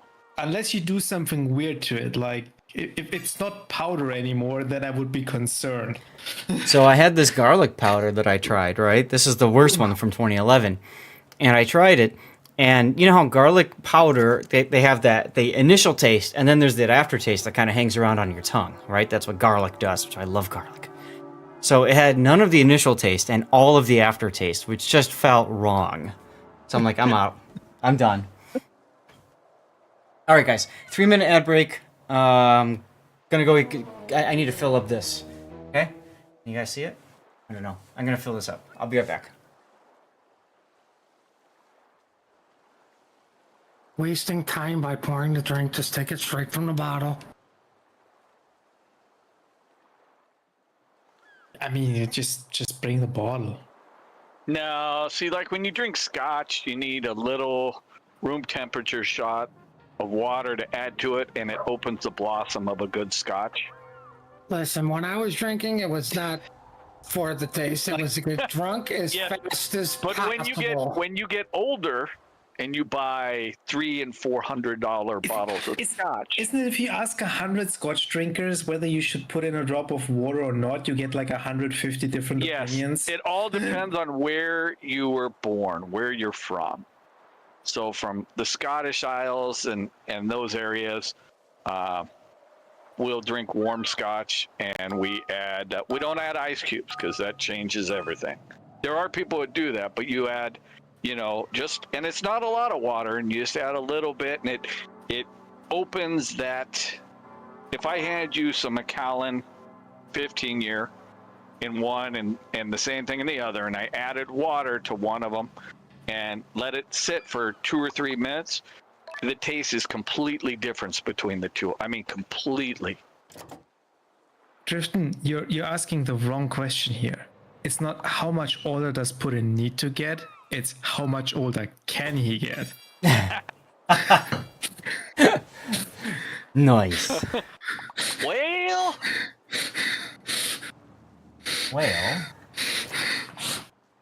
How old are you, Puddin'? That's state secret.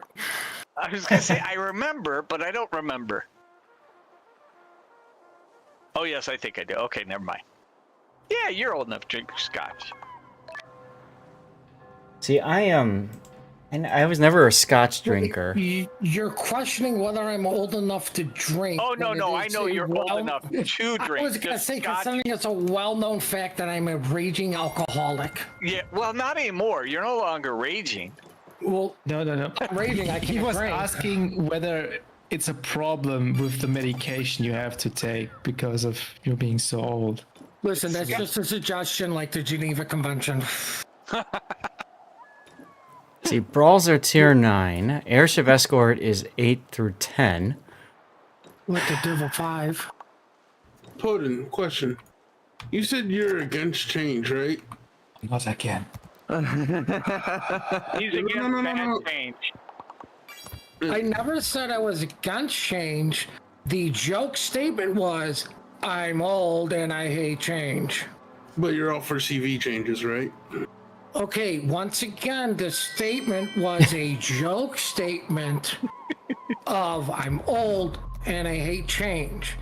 But considering you never could answer my original question, I'm going to ignore what you are asking. What was your original question? Oh my god. What are you going to give him? No, really, I wasn't at my desk when he asked his original question. No, that was it. What are you going to give him if you take that away? You take spotting away or whatever. Alright, I need the Maybe Kagura. Ooh. Kind of like what Holland has? What? Oh, crap. What did Biggle just say? Yeah, I missed it. A small heel. Like what Holland has. All destroyers a small heal? I think that just kills the advantage of the destroyers that currently have one. But they can't spot any ships outside their main battering firing range, meaning the destroyers. What tier is ranked in silver? It is tier 8. Tier 8. I'm actually in one right as we speak. All right, so I know some of you guys want to div up. We can definitely div up and do like airship escort or something. Just let me get a game in ranked done first, because I'm grinding up the Hatsuharu. Okay, so just that's fine. Well, airship patience, escort, please. You can div with 5 division size. Mm-hmm. Yeah, it's 5 people. Which Yeah, is but awesome. if you say division with 5 people, if airship escort a standalone one, because people go in there and they still snipe from the back and it.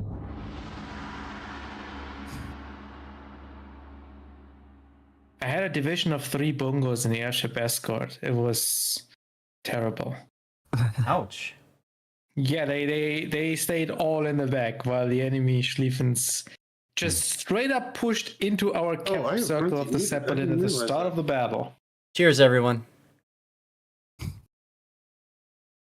Yeah, if people want to div up for airship escort, send me a message in game.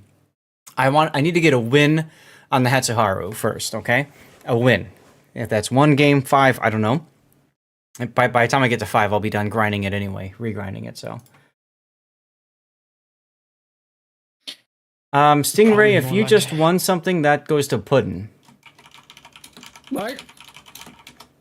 Stingray 103, did he just win something? Yeah, he got his crowd. Okay, cool. All right, just want to make sure. He messaged me because he wasn't sure, which is fine. I mean, everybody does things a little bit differently, so I'm not offended about that at all. Okay. Puddin's always on top of it. Puddin's awesome. Best mod ever. Woot, woot. Right, what he means by best is worst. The best worst mod ever. She's gone Nope. from suck to blow. That's right. He's the No, best mod that is currently in Discord. no sub, no carrier. Literally, I'm the only one. Yeah, you're the best.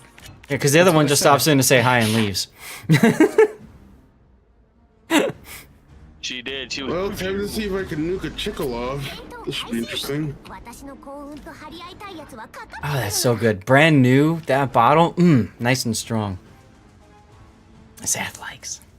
By the way, do you guys like the new setup with the cameras and stuff like that? You like the background camera over here? You like the vertical camera? I do. Yeah. Puddin', I know that's you. Stop! That brings back memories with Seabear. Hey, you had to do it. I know. For those of you guys who don't know what I'm talking Adjust about, your player panels to be the exact same width as your camera.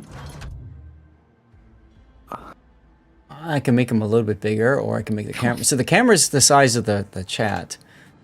I could make the panels a little bit bigger, but then you'd see a little bit less of the them. chat size? I didn't see that. Yeah. Yeah, then the problem is the panels, and the panels you're limited to 10% ranges, so you're probably not gonna get it. Well, I think the problem is chat. Because people don't know how to use it without using stupid words. The gamer no-nos? Mm-hmm. So we're up against the Gata. It's got torpedoes. I'm not really too worried about everything else. So for those of you guys that didn't know the joke with Puddin' and saying stop, if you heard those noises, those little dinky noises for a sec, this is what I did, Puddin' and I did once to Seabear, who was in game, and we wanted him to hurry up and get out. So we just started messaging him things, like just quickly, like letters and stuff like that, and hitting enter. And what happened was you'd get all of these like click, click, click, click, click, click, click, like rapid fire dropping clicking noises. And he got out of the game. He's like, "What the hell, guys?" we just laughed our butts off. Ooh, we got a stream sniper. How does your camera work when you're playing a 12v12? It's blocking part of the player panels then? Yeah. Whatever. I mean, I can hit tab and you can see the ships anyways. I was just curious. Mm-hmm. We got a Cochrane coming this way. I mean, you can probably move the camera down a bit. Like... Well, I can't one-shot a Chikholov, but I can sure take 34k off of him. As long as you're happy, that's all that matters. Alright, Mr. Cochran, thanks for turning out in front of me like that and shooting. Very nice of you, very nice.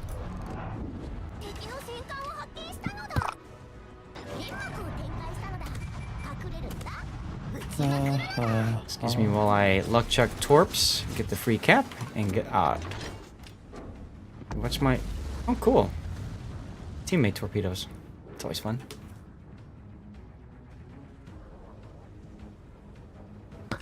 I still remember the time I went to torpedo an enemy smokescreen and ended up detonating a friendly game prodigy.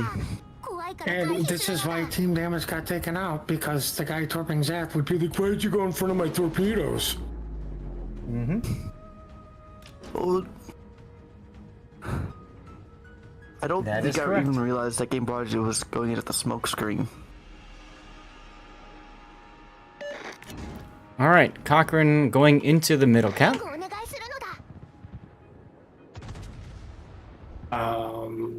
That's a stupid move. Yeah, well, you know. Don't correct him when he's making dumb mistakes, right? Well, he's probably not listening. You never know. I see streamer online. I go watch streamer. Listen to streamer. Well, I mean, the problem is there's no escape route. I hear what streamers say. I agree with streamer. No, you're Hydra. Whatever will you do? Fire torpedoes so he slows down into them. Must be bad. Yeah, those I don't think torps your miss. torps make it in time. No, they don't. But you never know. Excuse me while I duck behind island and cover. I agree. You Ooh, never know. New Mexico. Good job, New Mexico, deciding to turn around. He sailed by himself into the wild blue yonder. And died. Now is the time for saltiness in chat. Alright guys, shoot the lookout, please. Yeah, that's a problem with you covering the chat. We don't see the I need intelligence data spam anymore. I know. Yeah, but we hear it, in theory.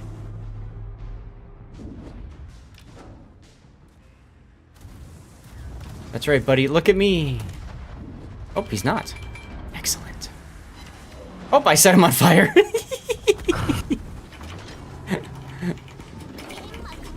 DCP'd one fire. Good job, bud. Good job. The New Mexico player, by the way, said, well, guess it was a bad idea to go to A. Ya think? Well, I mean, at least he's not blaming. I give him credit for self-awareness, at least. Yeah. Oh, I'm hydroed. That would be the Nuremberg charging me. That's cute. Alright, obligatory exploding Nuremberg. Rip our Budioni. I hate to say it, but at this point, rip your team. Oh, yeah. Yeah. Two battleships going and getting themselves wrecked in really bad places? Yeah. Excuse me for a sec while I run. Alright, go Kaze, go crazy, and die. Have fun. Now I'm torping the Nuremberg.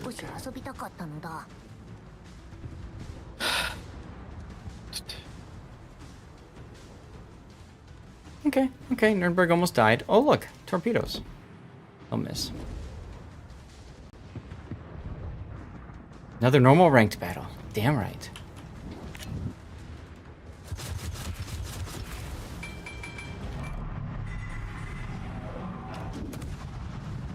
Target fixation.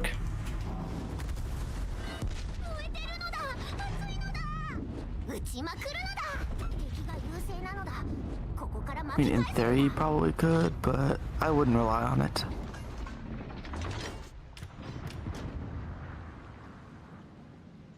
Alright.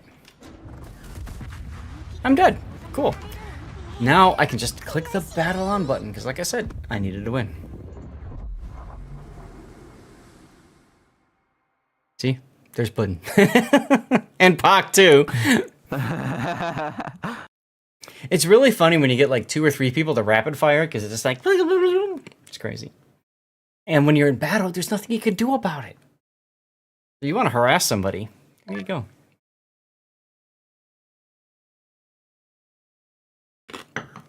But see, what you do is you do letters like You do like this. See? That's what you do.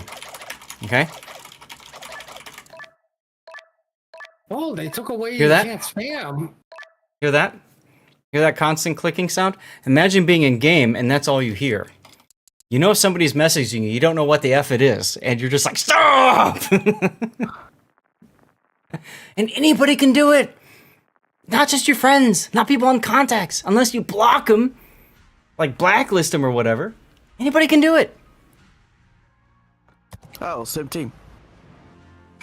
Right, ladies and gentlemen, I am a toxic CC. Hear that? Hear the clicking? Down a player. Huh? Is He's this already up? down a player. Arizona's dead. He just doesn't know it yet. Oh God, it's Rob. Who's gonna live longer, Rob or Seth?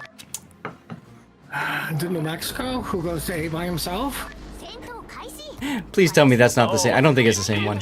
No, I don't know. No, actually, stopped you. he wanted to be the same New Mexico because he's probably not gonna make the same mistake again. Whereas this New Mexico might. True. Yeah, after so many, Zath, it stops. You can't do anymore. Weird. Yeah. I think I did like 30 and then it stopped. Of the same number, or did you change it? Because you saw how I was doing it, right? P-I-N-G. Okay. Some poor Lord Zath in EU server is getting spammed by you. Oh my God. Is it Lord Zath EUPA? Because that's mine. Otherwise, I don't know. Right for stealing the account. Oh, that's You hilarious. guys are hilarious. Oh God, Rob is trying for team play. Well, not really that. I just don't want the New Mexico near me. Also, a viable decision. All right, radio location says he's coming to me. What was it? It's an Icarus. Look, there he is.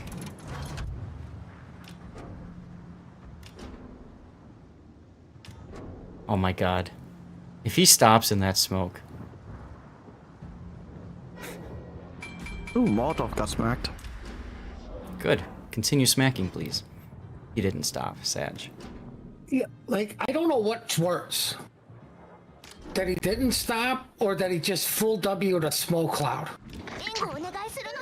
Yeah. He felt the presence of the torps. Don't worry, he gets plenty more where that came from. Well, looks like Rob chose poorly. All the damage is on that side. Yeah, well, that's okay. He can get on the flank. Look, a free base cap. There, Rob. Yeah. Broadside physical only over pen. Oh! Well, Gal just got smashed. That's cute. Wait, Alright. Someone smacked out like Gal? It's a friendship. How is it possible? Isn't it usually running away? Oh, it is.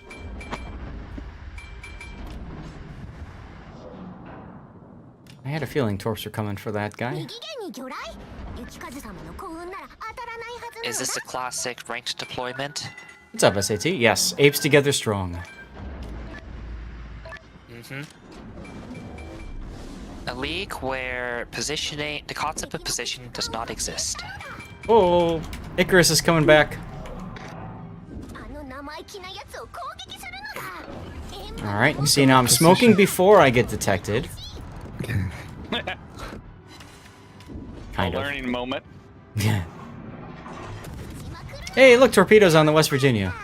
And he's still sitting sideways in the smoke. Ooh. He's actually full Wing at me, too. No, I meant you. I know. But it's okay to sit sideways if you're backing up and they haven't seen you backing up. You know? Yeah, until a submarine spots you. Yeah. Well, you know. That's why you've got engine and booster. Trying to torp us up underwater might be a bit difficult. Yeah, I thought he might just happen to, you know, Surface. I hope. I mean, there's Happens always all that the time. possibility.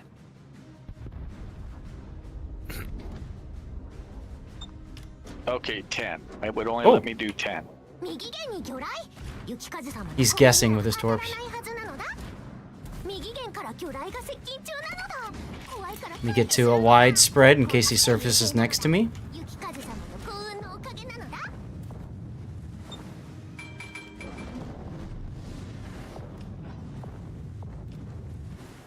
Why does Rob not have 3 dev strikes yet? I don't know. Because I keep getting overpens. Power of the potato. Well, Think I about have your Power of the safety. Tato compels you. yeah, so make it harder so you can start getting citadels. How would he get 3? Look at the enemy lineup. There's a Wait, Lagal. You airship can't dev escort strike a is tier Lagal. 8, right? There's Molotov, Yeah. Lagal, and Oh, 9. I think it's 9. a dead Yeah, Lagal is French. Okay, even They're 8 through immune to 10. being dev struck. Airship play escort the is new 8 through week 10. one.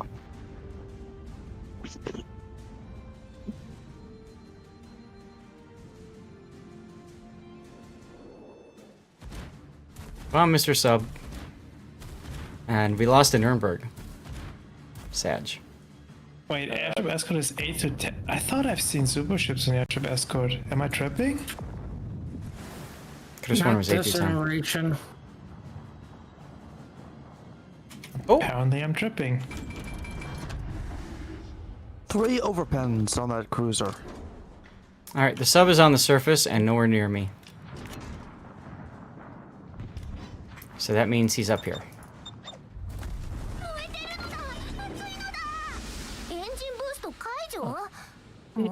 That's always fun. Engine Getting boost spotted by Kaido. a sub that you cannot see. Mm-hmm. Well, I was Where's playing, Roger? I was playing in a carrier on the PTS, and the last ship remaining was a sub.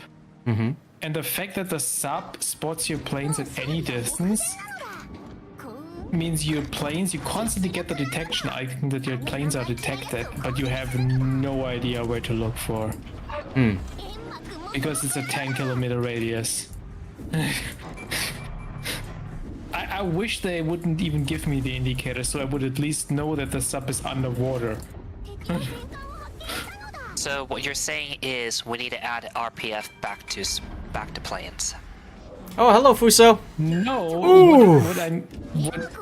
What Take 2, bud. I want to say is that submarines shouldn't be spotting Oh, planes your sound can be underwater. played now? Oh.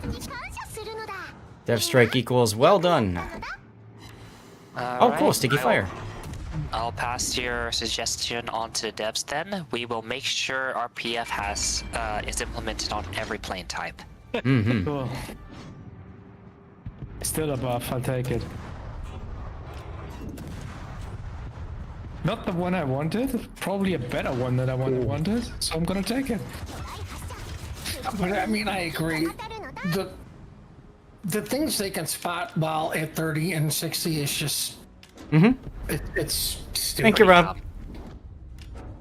Right, I'll give you periscope, and I mean, obviously on the surface it makes sense, but how are they spotting planes when they're literally have no eyes?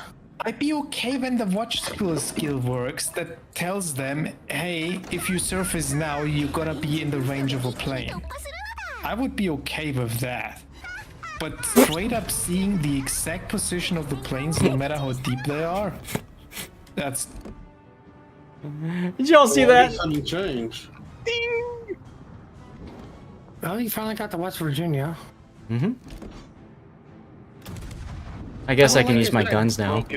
I think the minimum they do is they should not be able to spot torpedoes, right? They took it away from planes for a reason. Mm-hmm. Oh, hi, sub. There's a lot of things subs do that they should not be allowed to. Like be in the game? Radio location on Catalina's? I mean, if you guys don't like it, quit or build your own version of the game. Simple as that. Big O, that was mainly in response to Kitten.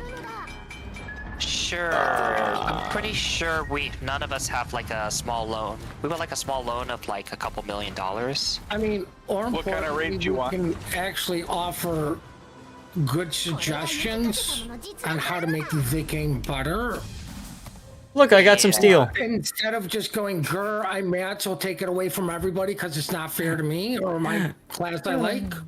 And I came in first. Uh, Oh, Yeah. what the hell? Okay, so the tasks don't work in Airship Escort. That's kind of Oh, you're sad. doing task? Well, I was working on campaign tasks, but Oh. I don't care if you guys want to do Airship. Let's freaking do Airship. Hold on. Seth, why'd you change it so no one can use other soundboards? Like I was just saying, it's because people like Kitten that come in and spam a whole bunch of BS stuff. So Oh. I'll change it back later, but I didn't know. I was looking for the option that gets rid of cousin. the walk-on sounds. I don't think there is one. I don't think so either. Here's the problem, right? If I put something here, I'll put this on external sounds. Yes. If I have external sounds on, and then somebody goes and does like real toxic a-hole stuff, and I'm doing a YouTube video, well, there goes that video. You know what I mean? Like, that's my concern. That's a valid point. Yeah, no, with the Discord soundboard, if you want to disable walk-on sounds, you have to disable the external sounds entirely. There is no in between. Exactly. Discord has not thought that far. Oh god, we didn't pick up Rob. Oh, poor Rob. 410s. Sorry, Rob.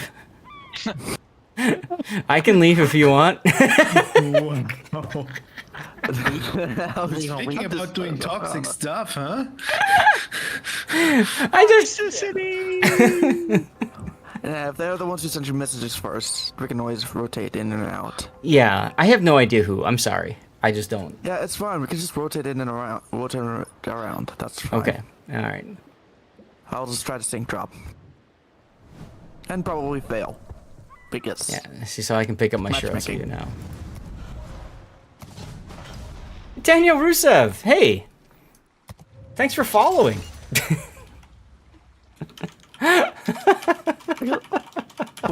Was he not following you?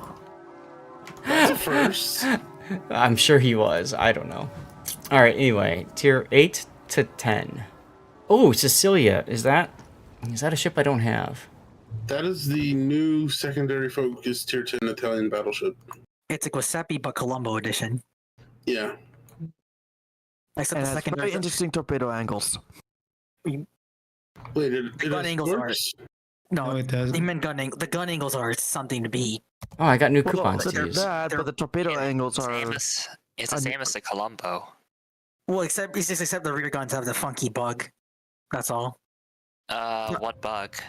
Where Hey, it thanks shows for that the lurking, guns dude. won't- Where it shows the guns will not fire, but if you double click, they do fire. But if you try ripple firing, they do not fire. And apparently that is the bug that affects multiple ships. I saw Reddit posts about that. Yeah, apparently some French DDs are affected by it as well. It doesn't Rip. sound like a ship-specific bug. And also, the gun angles. It probably affects all ships where the front turrets fire at a slightly different angle than the back turrets. Also, the thing with the Sicilia's rear turret angles compared to Colombo, from 7 kilometers inwards, the third turret cannot fire. While on the Colombo it can. That's Yeah, but on the probably Colombo, the because... back two turrets are 360. Well, Yeah, there's but- two things. Colombo has improved gun angles after that buff, and second, probably they just put a A mount and said, screw No, you. yeah, there's a bigger mount. The secondary mount is bigger. Since it uses the American 127 instead of the Italian 90, it is taller, so boom, it cuts off line of sight, I guess. Get nerfed by America. All right. We give you secondaries that let you pen 32, but as a result, your gun firing angles will suffer. By the way, if you guys don't know Daniel Rusev, the link's in chat there. Go toss him a follow. He is a European streamer. Trying to remember where he streams from. Bulgaria, I think it's Bulgaria. He's a fun guy. I don't mind the angles. I personally don't mind the firing angles. There's another shout out for him. Go follow him. All right. So, what? He makes funny compilations on YouTube. Like he really does. Yeah, he Is he makes wearing amazing cat videos. ears in that clip? Or am I just an idiot? Zand! He is wearing cat ears, I think. Yeah. Yeah, he is. I Zan, think thanks that's for the something follow. that's chat Or the periodically sub. is- Jesus. Kind Did of I- hoping I was an idiot. Wait. He's actually the reason I only run secondary character builds on my German CVs. He really is. How do you get Cecilia? Is it research? Research Bureau, yeah. Okay, that's why it doesn't It's show up here. It's exactly 60,000 points. All right, cool. I'll buy it. I will say, compared to Are you the feeling Giuseppe, okay?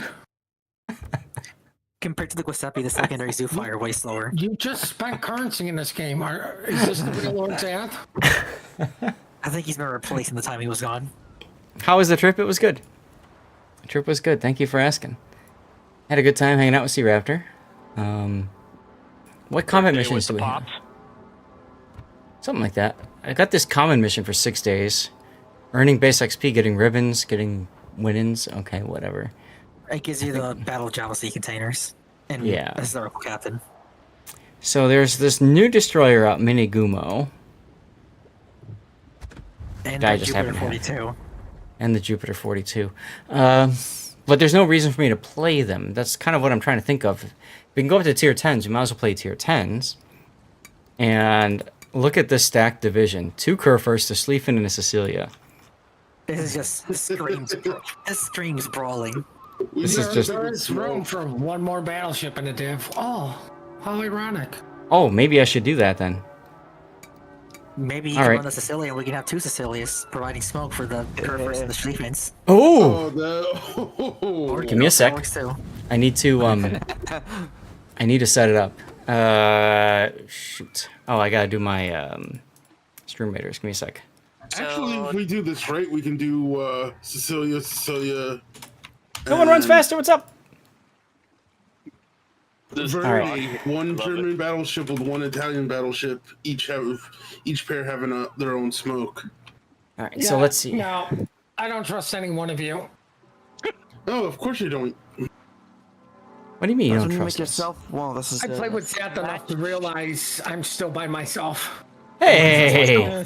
All by myself. I don't trust myself either. I Alright, could so literally spotting? die by my teammates. I'm a liability. Don't remind me of teammates. I still have flashbacks from that Elbing game last week. I mean, I still remember the good old days when a battleship would push the DD out of smoke and just tell them, go out and spot for me while I abuse your smoke. Aren't Do these... that to you all the time. These are SAPs... Wait, hold on a sec. These are SAP secondaries. Don't you want to do SAP? Like, don't you want to do secondary here? That's what I did. Yeah. The thing is, very with the standard. secondaries though. It does not have improved secondary dispersion. It does not. That is the big kicker. It has standard secondary dispersion, so you only hit like 1/5 of your secondaries. Okay.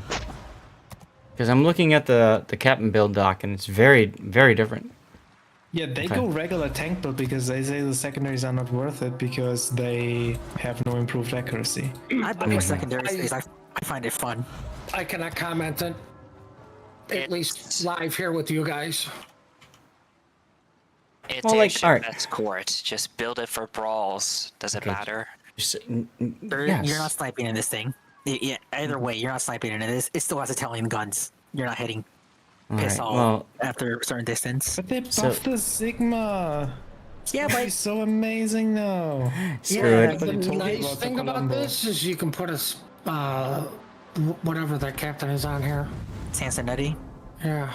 I'm just doing a Verdi then. Hell with it. It's so interesting because the moment the Silesia was announced, everybody was like, "Oh, that's what Colombo was used to be like. Supposed to be? Colombo is Oh, this so could be bad fun. now, and This now could be everybody's real fun. Silesia." Mm-hmm. And now they buffed the Colombo too, like giving a Sigma buff and all. And now Rob? everybody's like, "Oh, there's no point playing the Sicilia again because the Colombo got buffed and it's the better ship." Rob, Right, you know what I are think? you ready to drop? And what, Yes. All What I right. say to that statement is Sicilia is everything I've ever wanted the Colombo to be. And I'll, Thank you, I'll no one stick wants to liking faster. Sicilia. All right, Rob. I'm gonna count it down. You ready? Yes. You know, the sad 3, thing is on 2, Legends, 1, the entire drop. Italian line has SAP secondaries. Okay, first of all, when Zath is doing a countdown, no talking. It's fine. Okay. He can hear it. Right, Rob? I barely Yeah. heard you. I'm just saying, it's just easier. Well, then you need to turn me up. I can't turn you off anymore. Oh. Then you can turn Big O down. Or whoever else was talking down. Turn everybody else down to 10%. Rob, you know how to sync drop anyways. Just bring that up and hit battle with the 2 crosses. What the hell? Yeah, I didn't get you. Right, because we're a 5-man div. You know we're gonna want to fight a 5-man div. The matchmaker has to pull a queue of Airship 5 of the escort. battleships. We're not concerned about win rate. We just want to kill everything. Yeah. Kill time, have fun. All right, Weekend Warrior. 34 minutes late. Here's your Kill hydrate. Rob. Also, the matchmaker has to pull together 5 other battleships on the enemy team. Oh, that's not hard. Yeah. Yeah, there's always. You hear that laugh? Yeah, that's not hard. I haven't played much of it, so womp. Me neither. It's Our battleships. carriers are allowed. Yeah, carriers and subs are allowed. What surprises me is the amount of tier 8 carriers I've seen in this battle. Like, you are more or less guaranteed to get into a tier 10 game. Yeah. So I don't know why you would voluntarily play It's a a tier 8 carrier. It's a fantastic way to grind your tier 8 carrier, dude. No, because everybody sticks together in this mode. It's really not good. Speaking of carriers, that's another reason why I like the Sicilia, because it actually has American AA mounts, so actually it's an Italian ship with usable AA. Yeah, it still has Italian range though, unfortunately. No, it has 5.8. Giveaway's up, by the way. Yeah, it has 5.8. It doesn't make it good. Just kind of keep that in mind. Yeah, but it's still better than the other Italian ships. It needs to be Soviet. That bar is not very high. It needs to be Soviet because we all know that the Soviets had the best anti-air in World War II. I think we're stuck on that one aircraft carrier. Maybe No, you we're should have stuck because of the maybe should have run Richthofen. Don't tempt me with a good time. In terms of AA, Sicilia is actually slightly below average. Oh, we got a game. Okay, what is above average on a battleship? Like Vincent? If you want exactly, interesting. yeah. If you discount any modifiers, it would be St. Vincent. Okay. So it does just like the Montana and the Vermont land on that. Oh, well, I bet after the matchmaker will actually spawn to spread out. Montana Look is at- good. Look at how we just have like the Montana block. is okay, but it's nothing that would scare me. Damn. Yeah. That's like I'm only talking about base AA. I'm not including anything like DFAA. Yeah. Because realistically speaking, Vermont DFAA makes her the best AA battleship in the game. Like a Vermont and a like speaking of tier 10 carriers, a Vermont and a St. Vincent are the two battleships I would try to avoid if I can. So where are we pushing? Yes. Sounds good. Yes. I'm just Venom. gonna go straight down the middle and see what happens. Venom is a good You're gonna choice. explode immediately. I like how Okay, both but Giuseppe's. But what if Both- secondary's fire on both sides though? Imagine it. I mean, Then you have to scream, I'm living the dream. Big O, you should be probably grouping up with our Kerfer Cecilia next to you, right? Oh, it also reminds me the Celia's smoke is not as big as Giuseppe's. It's like half the size. Oh, that's balancing. because Giuseppe's is abnormally large. I'm going straight for the power spot. I don't know for the size, but I going know the straight there. duration. On The the duration is the same. Sicilia The duration is about the same, but the is size. longer than Colombo. Okay, so That's maybe you what should head that way, feels- Big O. Which way? To the right? To the left? To the To, right? to the left? spot, to the power spot. Go to the power spot. No, The middle. That's what Hey, I Rick was gonna Patton. do. Okay, cool. We can call it the G spot I mean, we can't fit 3 battleships in there. or the GG you spot. sure We'll about call it the that? GG It spot. might. I'm Challenge sure we can fit accepted. battleships. Challenge accepted. No. Do it. Do it. No wonder Do it. nobody finds that spot. Do it. Michelangelo, hello. Also, this still has a Italian 380s, not the 406s, so you lose out on overmatch there Yep. too. But I'm spotted. whatever.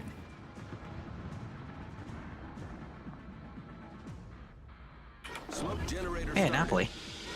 Yeah, Napoli. Oh, he's turning. Yes, broadside to me. Gotta take the shot. Opa! Citadel.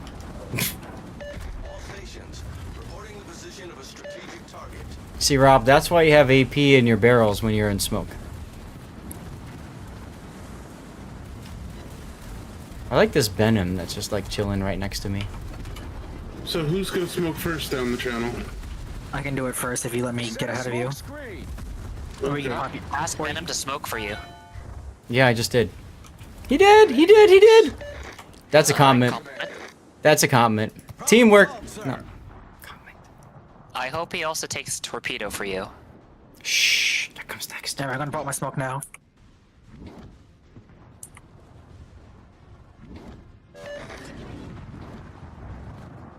They don't have a radar. Yes, they do. No, they don't. No, they don't. You see, if you had a vampire too, you could literally run into their spawn and there's nothing they can do about it. Down the golden poo. I'm setting my secondaries on the Baji. I found the Sleafin. Up near to the Hindenburg. No, Hindenburg. He's sitting broadside in smoke because he thinks that's cute. Oh, Napoli's coming up the side. We'll have some fun with that in a moment. I got a Citadel on the Hindenburg. I did too, and I'm about the beach. Oh dear. Can you make the turn? Oh, you got it. Come on, Hindenburg, keep turning, keep turning, keep turning, keep turning. Fine, I'll shoot the Baiji instead. See, we can fit multiple battleships in here. You guys are in the GG spot. Look at that. And I'm stuck on the land. You got stuck there? Wow. Is the Napoli coming through the channel? Concentrate fire on the I target. think he is. I'll wait for you to take lead for the next smoke. Okie No dokie. time. Crap. Just let me scoot ahead of you. I stopped my 42,000 spotting damage. Oh, go, go, go, go, go, go. Yep, I'm working on it. 2 million potential. I'm at 1. Hey, Benham got the torps on the Napoli. Now here's a ship that you love to see an airship escort. A Buffalo. And a Thunder. Hello, Michelangelo. Oh, we're hydroed. That's awkward. By what? Excuse me, Buffalo. Probably Excuse me, Buffalo. Hindenburg. Why are you Excuse me, guys Buffalo. leaving there? Excuse me, Buffalo.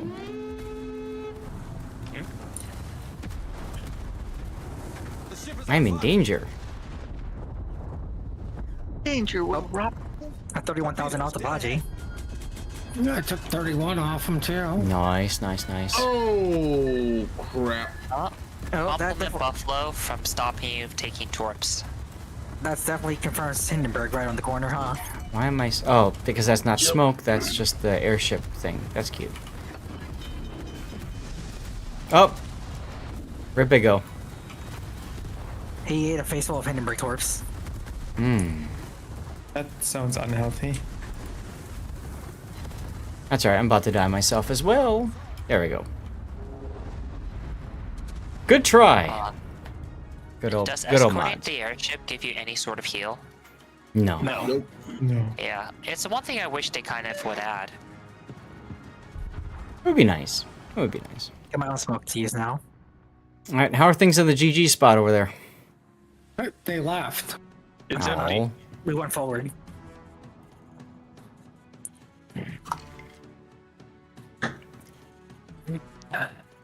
Fair enough. Oh, my turret broke. Yeah, don't let that happen. American deterred. Oh, our Benham died. How did our Benham die? He gave his Unfortunate. life for the cause. Of course. You know, I could free XP to the Akizuki and grind Akizuki out. Hmm. It Yeah, sounds 5 good minute in airship. theory, but finding another tier 8 ship is going to be super hard. Well, I mean, there's a Yumi Hari on the enemy team. And it's eating on ours. Yeah, I'd rather be the Zeton between the two of them, but you know. I'm not too sure the rules of matchmaking here. Like, if you queue in a tier 8 ship, if you queue into a tier 8 destroyer, does it try to match you with a tier 8 enemy destroyer? No. I think it does. You think so? The enemy has 2 tier 9 destroyers. What about your side? 2 tier 9 destroyers. Yeah, looks like it tries to match everything. Go Hindenburg.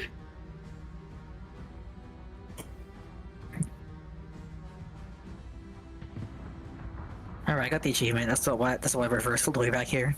I wanted Good free song Chivo. choice, by the way. Whoever picked this, I like this tune a lot. I might put this on my Is it Michelangelo Hydro? Yeah, it is Michelangelo Hydro. my background tunes. Hello, Golden Lou. Speaking of Golden Lou, you could do 5 Golden Lous right now. Oh God. Oh, you're right. Especially with the unique upgrade, all the Dutch ovens. All the Dutch ovens. 15 bombs. And then you all miss because you can't aim. That's right. Grunty, you sound like you're speaking from experience on this. Yep.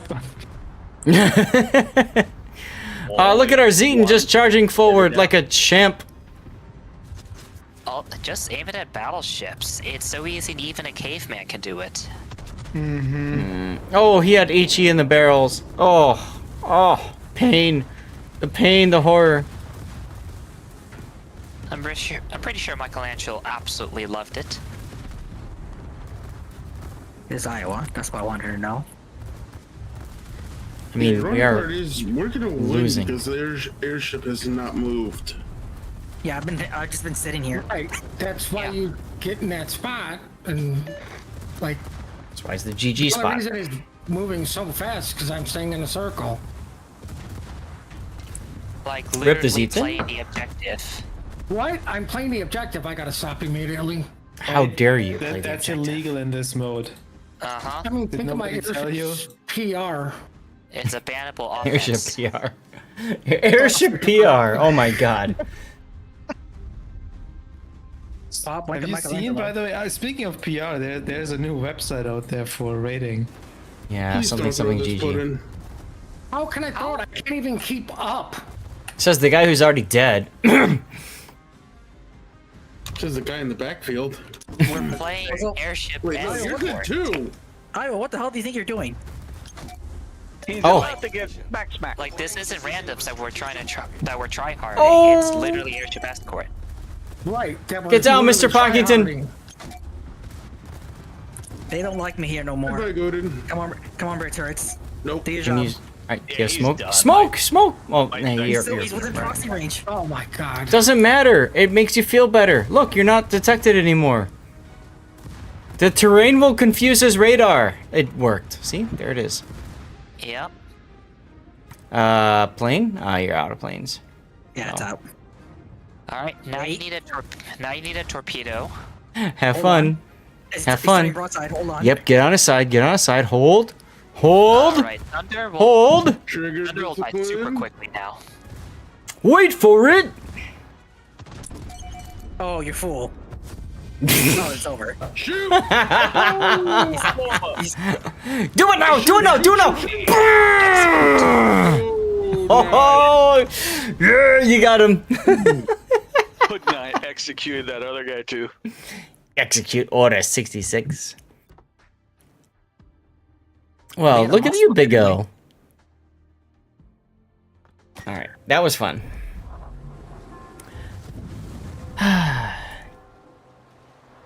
I'm I happy don't- at least some enjoy that mode. What I want to well, play it now? was fun. I'm playing Schlieffen next. Tell with it. Why not Michelangelo? F that ship. I hate that ship so much. You know what you also could do? Yeah, that, Mm-hmm. 5 Napolis. I regret getting that ship now. Because you gotta go pretty much broadside to get the main guns on target. It's annoying. Look at that. Look at that. The game does not recommend a debt flag for Schlieffen. Or ramming. What? The game doesn't recommend dead flags for anything, which is mind-blowing. I think it does for destroyers. Yeah, Only it for does it for destroyers, just not battleships. Sure, you should detonate. Now, please. Boom! I mean, it is the most unrealistic for a battleship to detonate, or not unrealistic, the most unlikely, because their magazines have the most hit points. I just want to point out, Hood. GK. Let's do a full GK div. The Battle of Jutland intensifies. You want to do Kerr first, Div?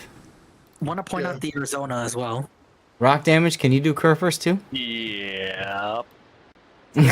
Don't let historical evidence get in the way of this game. But We've that is learned why this. radar will not work on submarines in this game, because historically the cross That's why radar works through mountains. but not German in south. science! Complete with Lutjens, of course. Of course. Oh yeah, don't forget Lillians. I think we all have it. Oh dear. Damn it. Let's go! Jesus. Oh. The islands are coming! We are all going to hell for this. No, we're not. We are Hell is gonna coming make to so us. much fun. There's gonna be like that division of 5 cold bears on the enemy team. Oh no, please no. Sashio's wet dream. Hey, we got Hydro. We're fine, trust. I'm sure none of us will get stuck with each other trying to turn to the void torps. Right? 5 Asashos? How about 5 Kitakamis? Oh lord. Ooh. Please no. Please no. Best case scenario, it's 5 Fenyangs.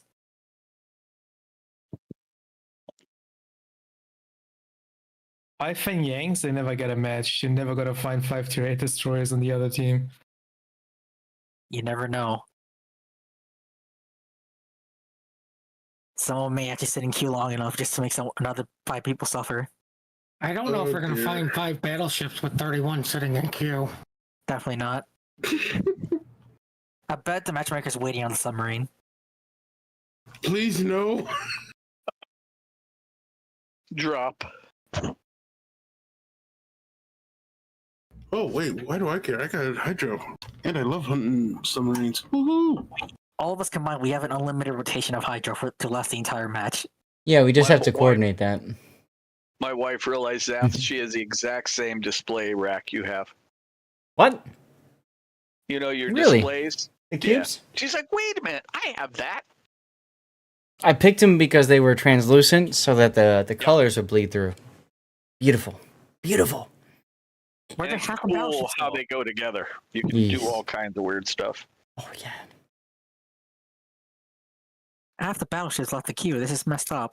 Asteroid, if you are still here, we'll get yours later. Marsilli Naval Mission. That's a clan battle, if I remember correctly. Done on stream. Marsilli Naval Mission. I am marking that for later. Guys, there's 20 battleships in queue right now. 20. 22. And it's still waiting for that one submarine, I bet. Please no. It's okay, we've got Hydro. Trust. And they Oh, got that two reminds me. aircraft Has carriers. anybody checked in the 3rd iteration of the PTS if they have the special upgrades for the submarines now? The ones for coal? So it's 4:37. I've got another hour, maybe hour and a half. And I'm just about halfway on my mug. Yeah, I'm gonna need refilled more. mine. Good man. I'm gonna need more. This queue's taking too long. Maybe that's the play. Next game, I'll go get more while I wait in queue. You or, probably hear still me have out, you drink out now and get it now while 'Cause you're now in there's this 30 queue. battleships in queue and we're still waiting. Runty. That's true. Because you have the time now plus the load time. You got plenty of time. And you could even get in a third. Hey, we got a game. Look at that. Let's Gotta go. make someone's life miserable.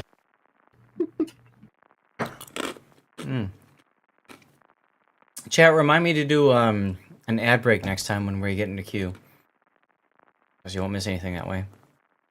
Why? Because our queue's taking like 3 minutes? Because No we're destroyers. Oh no, in a Saipan. C's nuts!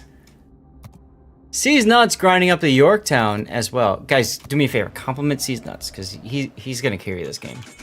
Alright, I'm reporting them. Are we all charging down the middle?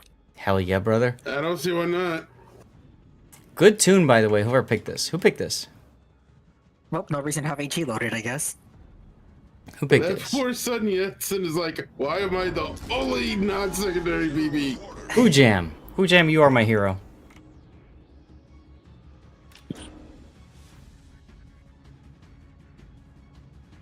All right, everybody, bring your islands forward. Link in the middle. In the queue. Since when can you have someone in a div? Yorktown? You Yeah, might he's in get there. smoke to push in. I know. And he's in our chat, so he might be hearing this. Bro, why are there so many GKs? Because we love you. I need more dirty water after this game. My wife will disagree with that statement, but I need more. Who's cooking tonight? I don't know. Depends how much sauce is drinking. No, I honestly don't have an answer. I'm supposed to make dinner tomorrow night, but it was gonna be quesadillas. Ooh. And I suggested to her that we wait. Ordering So takeout. no, we're not that. We're too cheap for that. I made Also- euros last night. Also, when I went to spend 2 weeks with my dad, we ate out like every freaking night. I gained like 12 pounds. Oh my god, 12 pounds. How are you going to live? In I 2 don't- weeks, 12 pounds. Yes, yes, you understand. So yeah. Like how? Oh, they have a Janan. Zan, by the way, thank Yes, you for the no. sub earlier. If you didn't hear me say that earlier, making the lights red.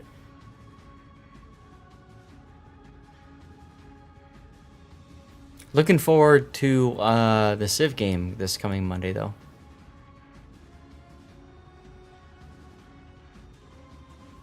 What? No, I did not go to a German restaurant and order red Mexican food. What the hell?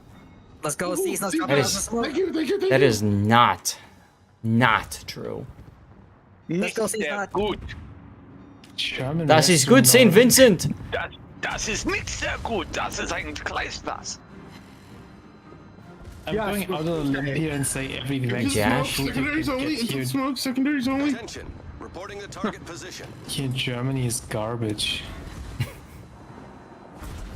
This Venton is being melted. Uh-oh. Yeah, I might poor remember guy the is just- story streamer. I Nope, don't it's know a what meat to source tell for you, you. Bigo. I went to a German breakfast place, turn, but turn, turn. Wait, wait. I did not order Mexican Ah. for breakfast at That's this a- German There's only restaurant. So I That's don't the know what double that. permaflood. I don't know what to tell you I about did that. DCP the 555, like I said on earlier. Now I want a double perma flood. Concentrate fire on the And that's another torp straight from my back. Hi, Puddin. Puddin's like, hold my beer. I got this. Hold on. He's about to die anyway. Nice.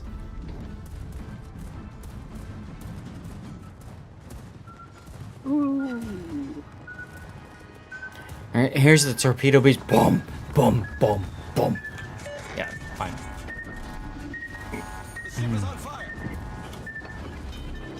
There was not a single moment in that game that I was not on fire or flooding. Mm-hmm. Ooh, a Santander. Yes, please. Where are you? Problem solved, sir. Ah, there you are. There you are. Let's go.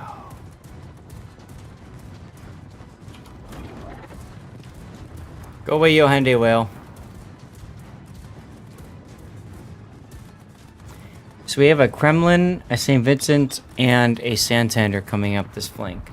Surfers, this is gonna hurt, Well, buddy. I made mistakes. Oh, Puddin', come on. Alright, you died to, of all things, a Napoli? Really?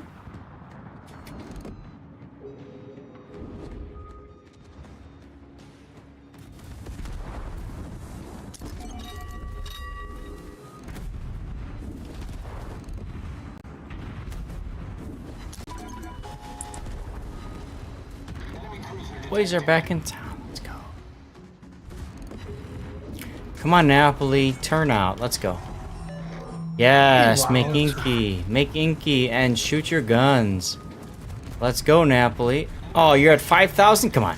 Die! Die! Yeah, you died! Ah. There we go. You okay? I'm fine. What's wrong with you?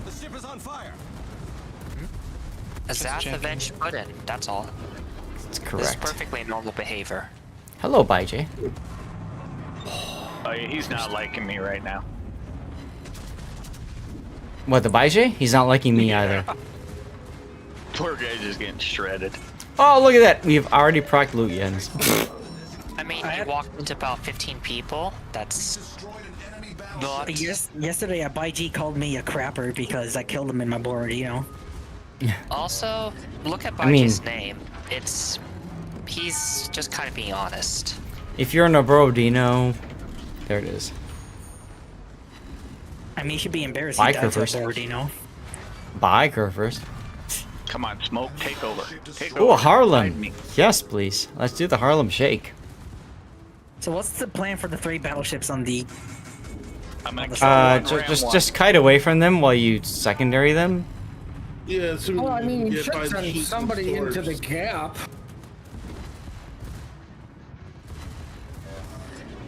Just take one St. Vincent, torp one, ram the other one. That's what I figured I'd do. There you go. Come on, Rock. You got this, Rock. You see, you could have done that if you were a Vincent, but nope, you're Oh, he hydroed now. Okay, so Sleepin's gonna get popped. Come on, keep turning, Sleepin. No, I think he's starting to angle in. It's okay. My secondaries are on him. Okay, I know he threw the torps. That's okay. Yep, Kremlin's eating the torps, so that's perfect. Why the Just hell are one you set, playing though. Seattle in this mode? Bye, Seattle. Come on, guns. Oh, you It's a can good mode to grind. Hmm. you can slap that Kremlin real nicely. Yep. Boom! There's 40k. And now with the rear guns, Kremlin. Yep. Kremlin with the rear guns. Kremlin with the rear guns. Good kill. Oh wait, there's more. Because I'm in position. Do it. Turn, do turn, it, turn. Zach, do it. Okay, here we go. Here we go. Bam! Let's go. Let's go. Let's go. Oh, he Right slowed over down. him. Ass. It's okay. Just wait. Breath night. Good night. Boom, boom. I got the kill. Say Vincent Oh, I Beach didn't even. brought Yeah, I guess I should have. I just wanted to make sure. You know he's gonna launch that single fire torp as well. Yeah, I'm already anxious for that now. Meanwhile, the longer the St. Vincent stays there, the more they win on caps. What? Oh crap. He's stopping our thing. That's why I'm saying somebody should have went for the channel. I thought the map went the other way. Like our shareboard should have just. Hold on. Oh, we got this. We got this. We got this. Don't worry. What? Everything is fine. Trust moment. Yes. Everything is awesome. Come on, C's nuts. We got this. Come here, John DeWitt. Yolande Whale. Let's go. Oh, he set me on fire. Jerk. Wait, we have a full HP Kitakami. Well, he hasn't really been spotted. There's no difference between full HP and no HP Kitakami. Battle is Rip. over for you. May navigate to the port. 244k. Wait, Jinan? Well, on the plus side, we have 2 battleships. They have none. But their ships are in better position. They have map control. They literally win this. What is map control?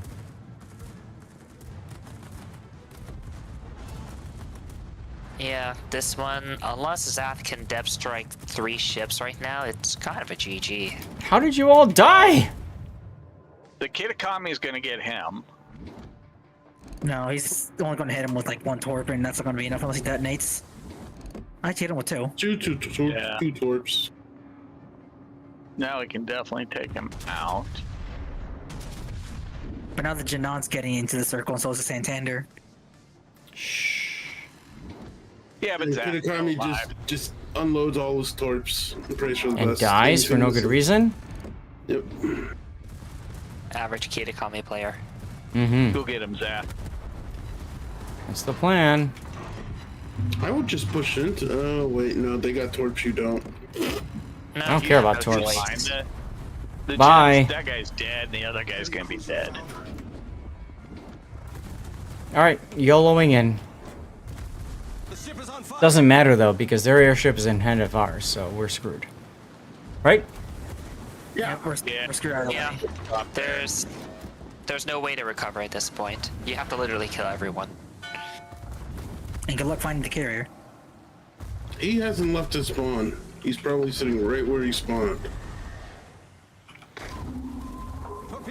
Hey, deep water torpedo. So how exactly did everybody die? Okay, you Well, got I made a 47 to mistake. kill everybody. I was the first one dead. There was not a single second I was on fire or flooding. I died right after him. I'm the winner of the losers. All hail, king of the losers!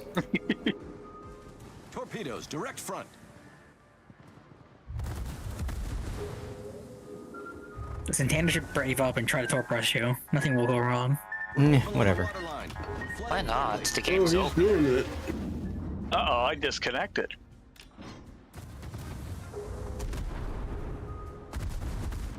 You guys still hear me? Nope. Yeah. My game disconnected. That's mouse it. Goodbye. Come on! Oofed. Go secondaries. Unlucky. Pretty much all I have. I got 886 Rip. secondary hits in my Oh, match. hey, I in my killed ship, him, so and there you go. Did he forget he had super heal? I think so. Oh, well. Imagine playing a ship line completely forgetting what its entire gimmick was.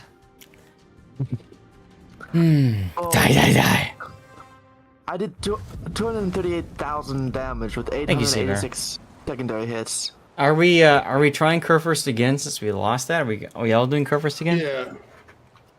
I don't care. I got what more we do. damage with my secondaries than I got with my main armament in my ship and match. I think you All right, should Joe, blame ready the up your carrier Curfirst. for this. The only carriers I have are Midway and Nakimov. I don't care. I mean, I have a Hakuyu in Midway, so we go I out have, of the way. I have a Hakuri, but I need to mod it, and I have an Audacious, and I need to mod it. Look at that, I came in first. I don't think the Suck it, Audacious is Pac! good for this mode. You don't think what Too is good many for this mode? German battleships that the bombs can't ban. Or I can just run my smoke mod or my smog tar. Typical grunty, only worried about penetration. I can play a ship I don't normally play. Ooh, what is that? Go first.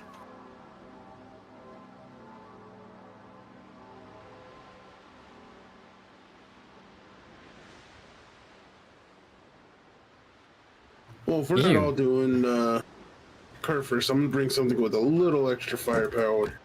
Me too. Sleeping. Lol. Okay, look, thank you. My ship put in work in the last match I had it in. We didn't drink too much dirty water, sadly. Part of that was my wife. Part of that was Your wife. you know, Raptor's a big fan of his dirty water stuff, right? The whatchamacallit. Ooh, we can Garrison pick up Brothers. Rob. Oh, Rob, come on in. Who do you lose? Rock. All right, Rob, get in here.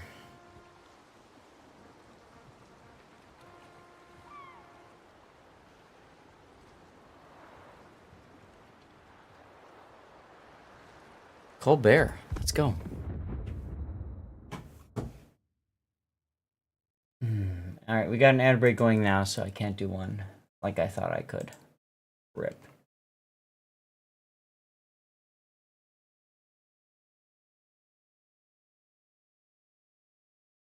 Still, I might go hit the head while we wait. Be right back.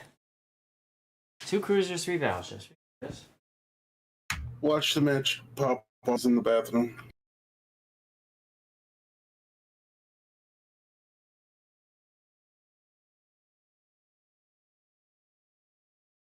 I'm getting hungry. I need food.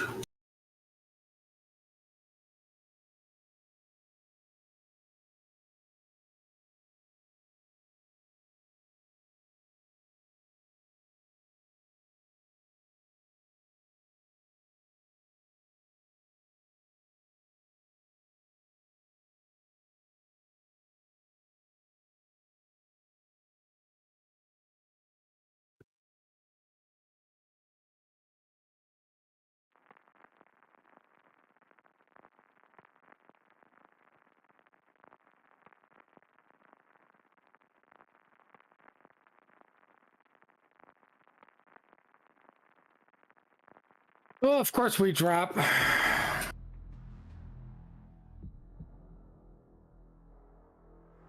Alright, what's this about dropping? Oh. Oh, my screen is flickering. That's unusual. Oh, don't do that. I'm amazed. Everything's been working fine for me. The Wiki Witch. Interesting. You know, Jaeger probably wouldn't be a bad choice for this game mode. Yeah, you can use it, right? You can spam lots of torps, but there's a lot of hydro going around in this mode. Yeah, but like if you have like 5 Jaegers, for instance, it's gonna be difficult. Oh look, I got It's spawned how in fast with they can the reload. airship. But if you do 5 Jaegers, a difficult thing would be finding a match. Yeah, that's the main drawback. That'd be funny though. Mm-hmm. Yeah, then the enemy team has like what 5 Mogadors. That will not Sand? be funny.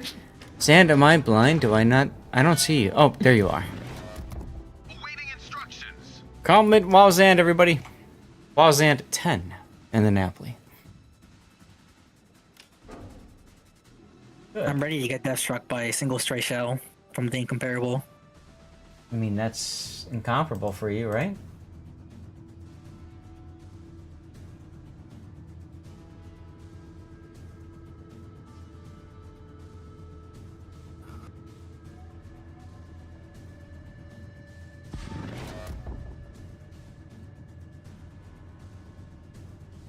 Got an hour and 3 minutes until the reset. Good times.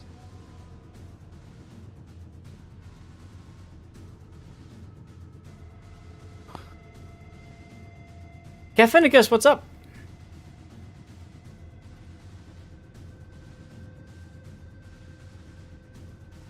What were the results of that Twitch poll? Hanover and Napoli. Okay. Oh, for Stream the Raiders. video? Yeah. People wanted the Hanover. Okay, cool. Why Hanover though?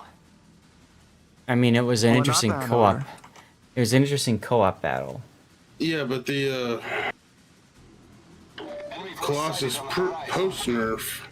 Never mind. Well, I would have thought you'd voted for it, but you didn't. I didn't even realize the vote was up. I said something about it. Yoshino! Yoshino, what are you doing? I guess you haven't had a lot of Hanover coverage, so. That is also true. The Jaeger got them. Oh, our Jaeger spotted. The Jaeger spotted each other. Shout out to our Yoshino. I don't know what the hell he just did. I don't know, but he didn't die, so there's that. It's Yoshino. He does Yoshino things. So it violently explode? Yes. Mm-hmm. They in the backline use 20 kilometer drops? If it's a random Yoshino, 99.9% of the time, they will turn broadside to use torpedoes and almost instantly explode. Hello, torpedoes. Well, that's gonna happen to our Yoshino, except he didn't even launch torps. You forgot one thing here. That only applies if it's the Yoshino on your team. I was about to make that too. But yeah, Grunty is correct. I can't shoot the Jinan. I'm sad. Like, it is literally written somewhere in a EULA. Your teammate Yoshino will always turn broadside and get citadeled and lose all his HP. Why, Smolin? Meanwhile, the enemy Yoshino sets you on triple fire with every single volley it fires at you. Yep, that's what Yoshino does. While his 20-kilometer torp somehow hits your allied Shima and death strikes him. Problem solved, sir. You know what that means. Coming up next, ship is on fire!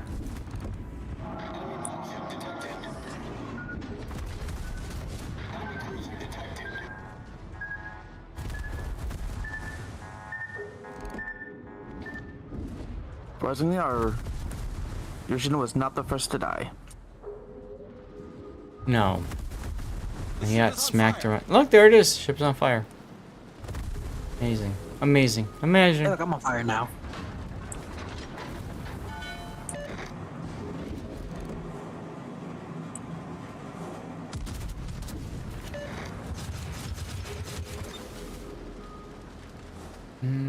I don't want that.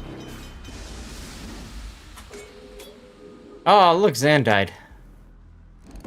I thought you were good at this game, Zan.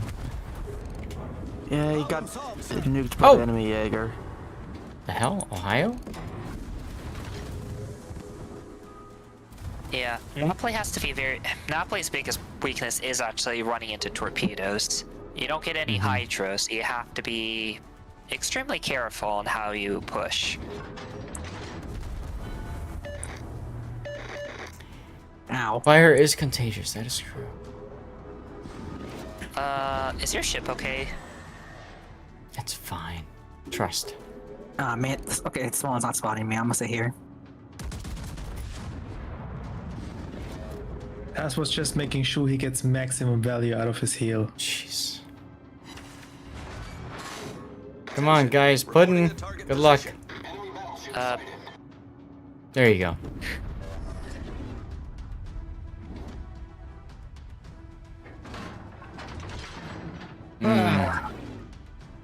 God damn. He gets a flood. Of course he does. Well, of course. How that works, isn't it? You're flooding out? No, he's just gonna die while flooding out. Yeah. I'd hate to be you.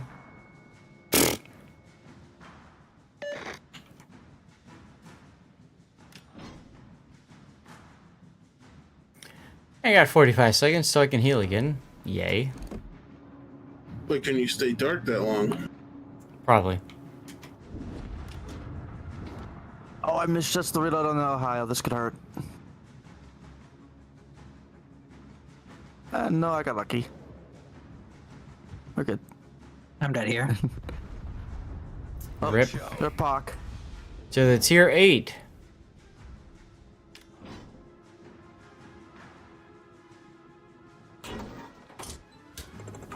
Well, it's almost like our battleships are in the... I was ahead of our battleships. Yep. Just gonna sit here and think about what I've done while I heal up and wait for their ship to get to us. Good idea, good idea, good idea. Requesting fire on the designated target. I'm gonna go and beach the island because that's easier. I'm not gonna repair the... These would be those fires. Or the torpedoes. Be knocked out. Radar. Who am I radared by? Oh, Flandre's almost dead. Requesting fire on the And designated Giuseppe's probably dead here. If he doesn't speed up in time. Ah, it's the Stalingrad. Hey, our Jaeger guns down the enemy Jaeger. It's fun. We'll distribute that. The ship is on fire. Nope, sorry, Janon. Not going to accept that.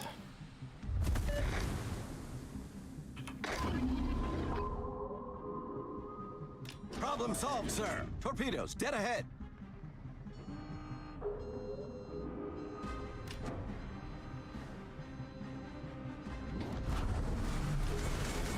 Oh, strong crack.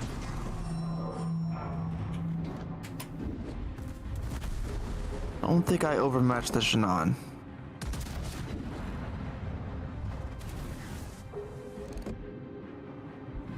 Torpedoes at the, Yeah, well, the problem is they've got 2 Genons, right? So it's like... Where's yeah, the other one of them's Janon? low health. one is in smoke, the other is moving right now and spotted, so...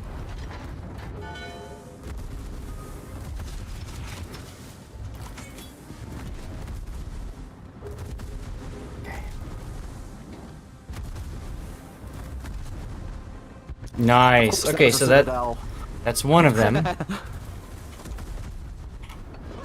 then there's the incomparable. The ship is on fire. Oh yeah, him. Well, on the bright side, they're so far from the battle, it doesn't matter if they kill you. Can you guys hold that back? I have control over the cap. So you're assuming direct control? I'm assuming direct control. Oh, small end. Oh, I'm sorry, Smallland. All I gotta do is just move forward slightly. Mm-hmm. And then shove my face into this island and... Oh. Ow. I'm sorry, I'm not spotted anymore. Oh, bastard. What is spotting me? What could be spotting me? Oh, look at Janan. Mm-hmm. I wonder what the Genon may have done. Mm-hmm. She's nuts, we are for. Oh my god, they killed Rob!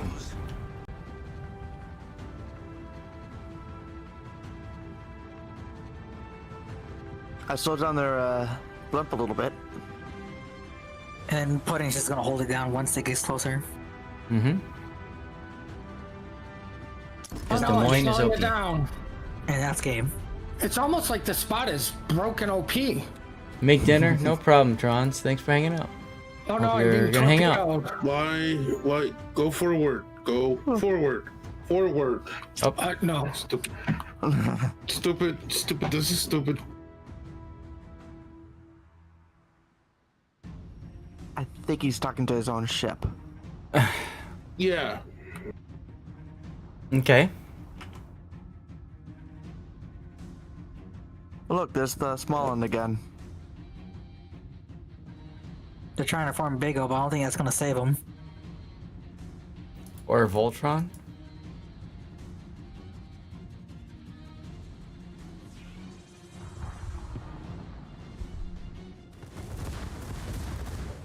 The thing that's frustrating about airship escort is you can't control where you spawn. So it's either I spawn in the middle of nowhere and just hit W and pray, or you know, I go into the tactically appropriate spot, which is where Big O is. And GG, we win. And I did something the Schlieffen didn't do. Survive. Yeah, I hate the Schlieffen. I can never get it to work. I can never get Schlieffen to work. Damage. Actually, you did better than you put, and I lived. Or I died, you lived. I only did like 15k, but I was more wanting to win, get to that spot and just control it. And I see. Penetrated from behind. That's not how you farm PR. What? That's not how I PR farm? I did it wrong? Fine, I'll try this ship next, just for you, Grunty. Yes, if you want a PR farm, what you should do is get someone to smoke you, and then you farm Kerr first for 3 minutes. Rolling the dice, yes. Ah, Midway. Huh. Mac Marceau? Or you can play Midway. You drop one bomb and you get, and you already hit the average damage. Oh my god. Big O, Rob, do you guys have Louisianas? I don't. I am still on the. Damn it, Rob! I mean, I do have the Nebraska. You don't have the Delaware. No. I haven't. been grinding free that space in line. the Delaware. Assuming I have enough. I Don't can do already that. see your karma rating drop. Just saying. I'm at a -9 karma. I don't. I'm at 294. No, I don't have enough XP to get to the Delaware right I have now. karma to lose. Hold on. You have a Kearsarge. Hold on. Do you have Kearsarge? No, I traded it out for something. What? I didn't like the Kearsarge, so I traded it out. What? Why? It just wasn't my thing. Wait. Everyone's What? questioning now. Hold on. I want to buy one of these permanent camo. What? First of all, how do you trade a Kearsarge? There was a trade out thing, remember? It's a terrible idea! Oh my god, my brain. What the hell are you smoking? And why don't I have any of this? Okay, wait it's a fine, second. it's Wait a fine. second. Oh, that one. What did you get for it instead? Before I raise my I don't pitchfork. remember. I think it was a destroyer. It's okay. What Rob did. If you Like, say there was turpits, someone that- we're having problems. The only ships I traded out were ships I could easily get back if I wanted to. Is Kearsarge one of those? Yeah, it's a coal ship. You get it for coal. So He did it. go he buy did it now. trade-in. Nice. Go buy it now, Rob. Go buy 89,000 coal. Kearsarge now. I don't have 89,000 coal right now. I would need another 138,000. I don't think Kearsarge is good either. I can totally understand trading it in. Kearsarge is hard to play. She's good, but she's hard to play. But Like, she's overrated. I have to agree with Grunty. What did he trade for? Because if you literally went down tier, it's bad because Christmas. Right? Not necessarily. During that event, you basically traded it for X amount of doubloons off your next ship. So some people were trading in Shermans to get tier 8 ships. For Oh my free. god. Oh my god. I remember people doing that. Remember, I traded in my Moscow for turpits. Yeah, I feel tier so 8, remember, freaking tier dirty. 8 like a fair amount of players abused it because tier 8 premiums can only be bought by doubloons. But you can get Sherman for 232k coal. So if you have a lot of coal, you could essentially spend 230k coal for a tier 8 ship. Oh, Tron's- someone is gonna hate us. Tron says Especially he if it's- respects Rob so much more. Oh my god. Let's go. Someone is really gonna hate us. Can't be that bad. It's not that bad. I have a couple of ships I would trade in. Four Louisianas no in a problem. midway? Hey, it's not 4 Louisianas. It's 3. It's 3. So it could be Oh, I worse. can't count. Yeah. Yeah, remember, I don't have the. I'm only on the tier 8 on that line. Or we could be on the Russian server with the Russian Kearsarge that has Nakimov rocket planes. Oh god. no. My whole problem with the trade-in event was just like I thought there was nothing really interesting to get for. Yes, Nakimov skipping. Yeah. Trader there- crosses for It ham was either sandwich? I either got the Sims for the Kearsarge or the I-56. I didn't trade in a single ship because I found it as pointless. Mm. You treated a I was Kearsarge for initially only planning on getting rid of trading for the turpits. But then there were a few other ships. Wait. Kearsarge for I-56? What the hell? It was either the Sims or the I-56. You Well, traded a not tier the same. 9 for a tier 7 or a tier 8. Think about that for a minute, Rob. Keep in Why mind, not? I traded a Moskva for a turpit, so I traded a tier 10 for tier 8. What? Remember, every ship that you sent into that event. At this moment that he knew. No. Every ship that I ever traded in is available for coal. So it's just like the Malta, the Embleman, that sort of thing. So you just have to grind the coal, is that what you're saying?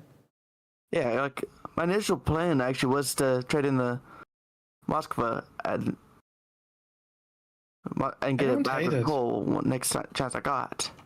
If you trade in a coal ship you don't play anyway, and get a premium ship that you would otherwise have to buy for money.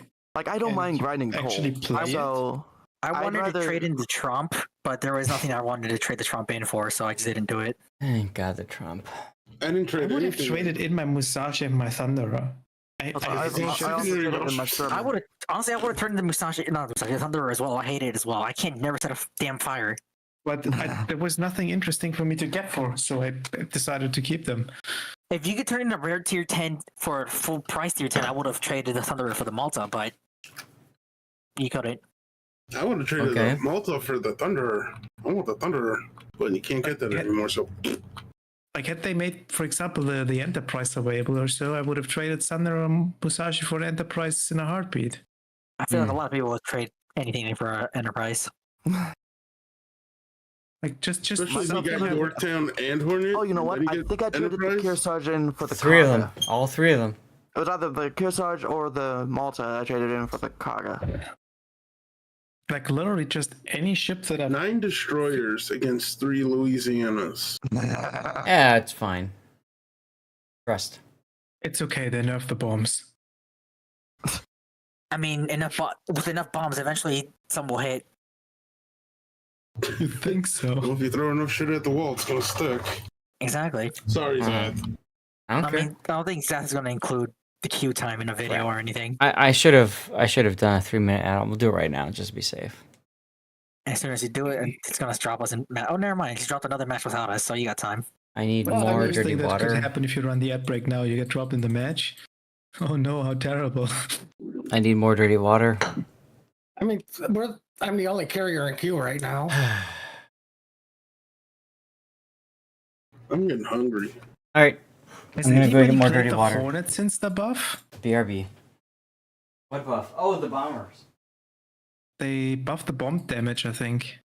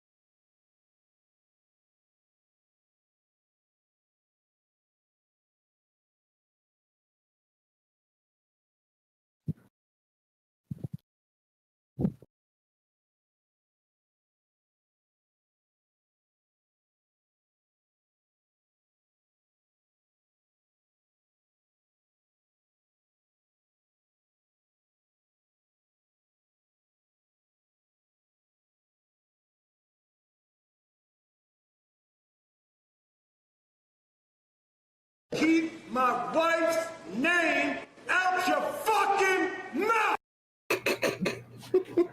Oh, thank you, Big O. All right, y'all. I got more dirty water. My wife said she had to pour it because she was worried that I would pour too much. Just Rookie mistake going to grab dirty water while the wife is in the kitchen. Yeah, you know, she was downstairs. She intercepted me. All I could do is what I could get, you know? Grunty, at some point you'll understand. Oh, blue steel tie. Oh, shit.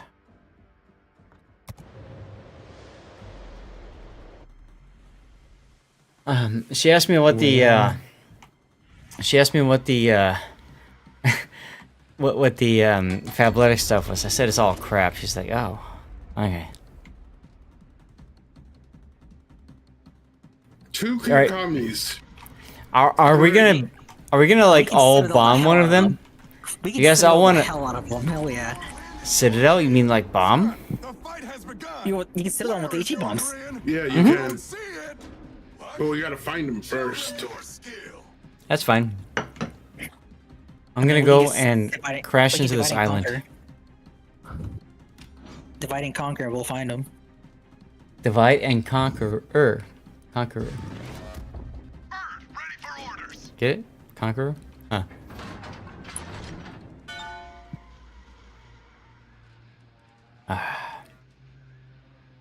Enemy force detected. I'm sure you know what to do with it. I have a feeling that So- Nike must either go for me or the Napoli. Once again, I'm on the side that, like, nobody wants to be on. So, good times. And he's Hello, going sir. right for me. Nope, he recalled.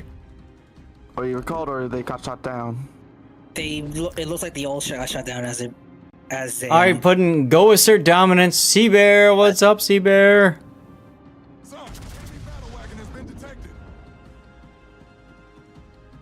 You see, win for almost full sky. Yes, that's that. Where's our Napoli going? Yes. Good question. Yes. Full sky gets her. Let's go. Sky gets her. Let's go. Sky gets her. Accepted. 10 seconds until the bombers go. Come on, bombers, let's go. Launch, baby! Here we go. No adult supervision. See where I thought you. Oh, and I'm radar. I thought you were the. Who? There we go. What is that, Lucian? And a Salem. Let's drop the Lucian. And Let's drop the Lucian. There he is. Oh, big hit there. Put him with the big hit. Come on. Let's go. He's reversing. Come on. Yeah, big hits. Come on, Pac. You got this, Pac. There's the kid up. Let's go, Pac. Got a fire. Why am I on fire? Nope, and there goes Rob. Oh my god, they killed Rob. Rob, what the f... Already? The rogue Salem. Dude, already? What the hell? Where did you die? Yeah. Rob, where did you die? E4, E5. What? Where? I don't even see it on the minimap. Where? They put in. Can you come spot the Garen? He's out of his smoke. And he's Like killing me. E4, E5. I've collected a strap. I go to the Salem and a Kitakami. Oh, Bartok just got slapped. Ugh.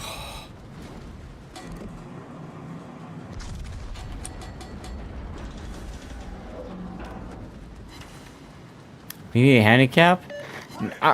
Sea Bear, Rob is our handicap. If you haven't noticed. That's kind of rude. The enemy doesn't sleep. I got my planes again. How was that kind of rude? Enemy cruiser has been detected. Son, unexpected, but the torpedoes are in front of you. Why can't call me? Were you dropping Kitakami? Yep, I just did. Okay. How'd you do? One bomb. Gearing's here. Any fires? No fire. Oh, And one sad. open. Have a nice day, biatch. Lone Wolf, thank you for the follow. The fire is burning up. Get ready. Hello, Schleifen. Come on. Come on, Schleifen. Come on. Oh, almost 2,000. Come on, guys. Focus the Schleifen. Come on, let's go.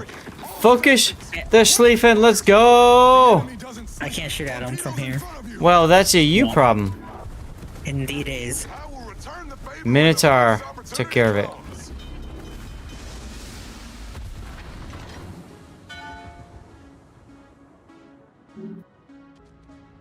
We are still down a ship. Thank you, Puddin. Still going to San Martin, even though that's not going to mean anything. Son, pay attention to the starboard side. There are torpedoes. It's fixed. It was about time. Son, pay attention to the starboard side. There are Oh, torpedoes. there's a sleeping going up the middle. I am paying attention to the starboard side, damn it.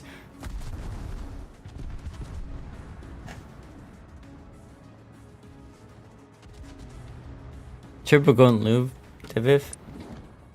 So what do we do about the? Do you go for Lucian or Schleifen in the middle? Concentrate fire on the enemy I'm going Schleifen in the mid. I think I got He's got a kitty with him. I mean, I hit the Lucian pretty hard. I mean, at this point, the Lucian's out of the fight. Yeah, exactly my thought.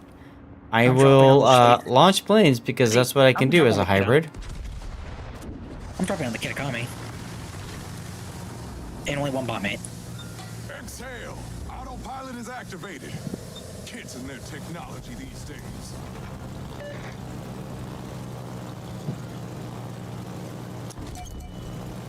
Come on, Lucian, let's go. New orders. Concentrate fire on the designated target. Concentrate fire on the enemy. This Lucian is not having it the best day in her life. Don't care. Understandable. If you're going to use this, if you're going to play like a CV, you must embrace the CV life. Absolutely. Pull yourself together, son. Ah, no, I just reversed back. How did I miss all my shells? Oof. He pulled the handbrake at the very last minute. Damn, that Schleifen. Oh no, the other Schleifen already died. That's a different Schleifen. Yep, Lex Luthor, that one. What are you waiting for? Concentrate fire on that target. And I get one shell hit. The enemy doesn't sleep. Fuck! That's a lot of torpedoes. Ouch. It was only 4. They didn't hit too hard.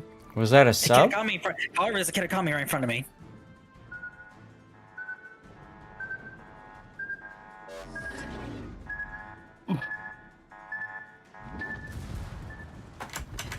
Oh my god, I citadel that poor guy. Torpedoes astern. Nice, nice, nice. I'm dead to the Kitakami. Oh, kill it. Come on, Pac. Oh What my- the hell? You got this. The minnow should have hydroed. The hull is filling with water. And now I'm gonna flood out. Because I had a DCP the flood I got from the carrier.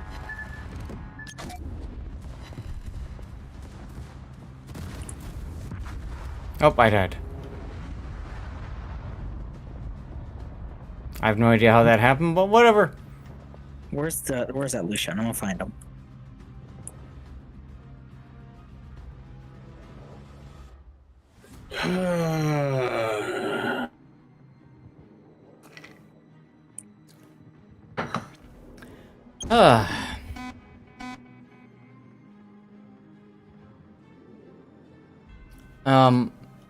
Putting you're dead, right? No, you're in the middle. Never mind.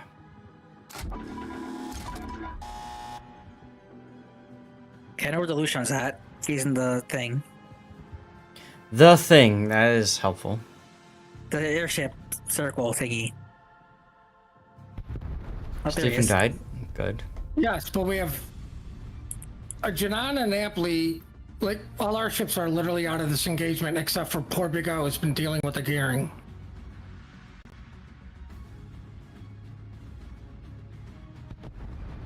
At the Lucian. I hate the spawns in this mode. Like, I could have done so much more, but I got spawned onto that side of the map. Oh, there's the gearing. Come on, Big O. Shoot your guns. Let's go. Or tell your secondaries to do it. Eh. There you go. Louisiana underwater citadel, I guess. Yeah, the Citadel's pretty well protected. I know what I can do.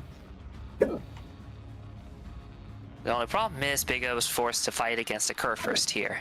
Mm-hmm.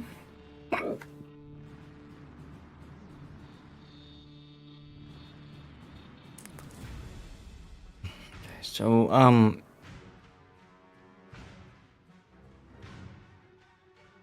crap.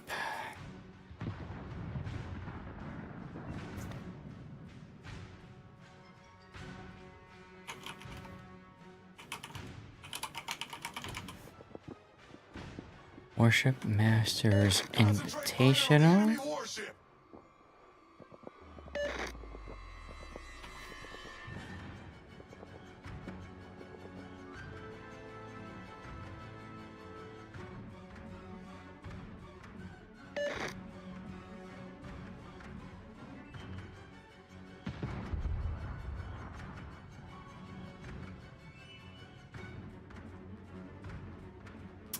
Ah, crap.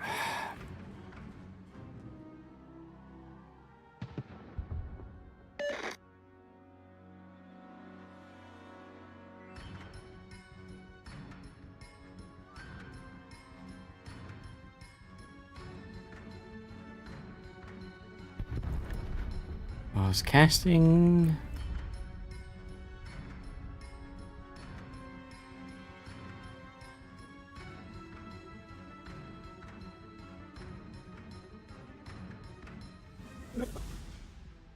Hoosier, what's up, Hoosier? My birthday is the 21st of February, actually. February.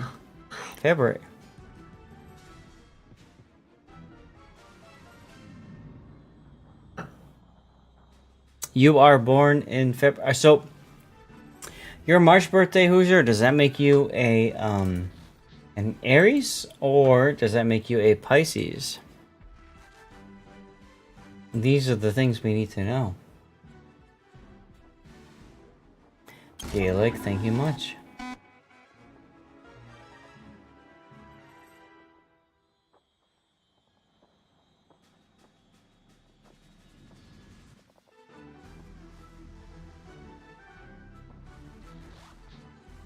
This Shenanigan is clearly white lining all his torps because he cannot hit a single one.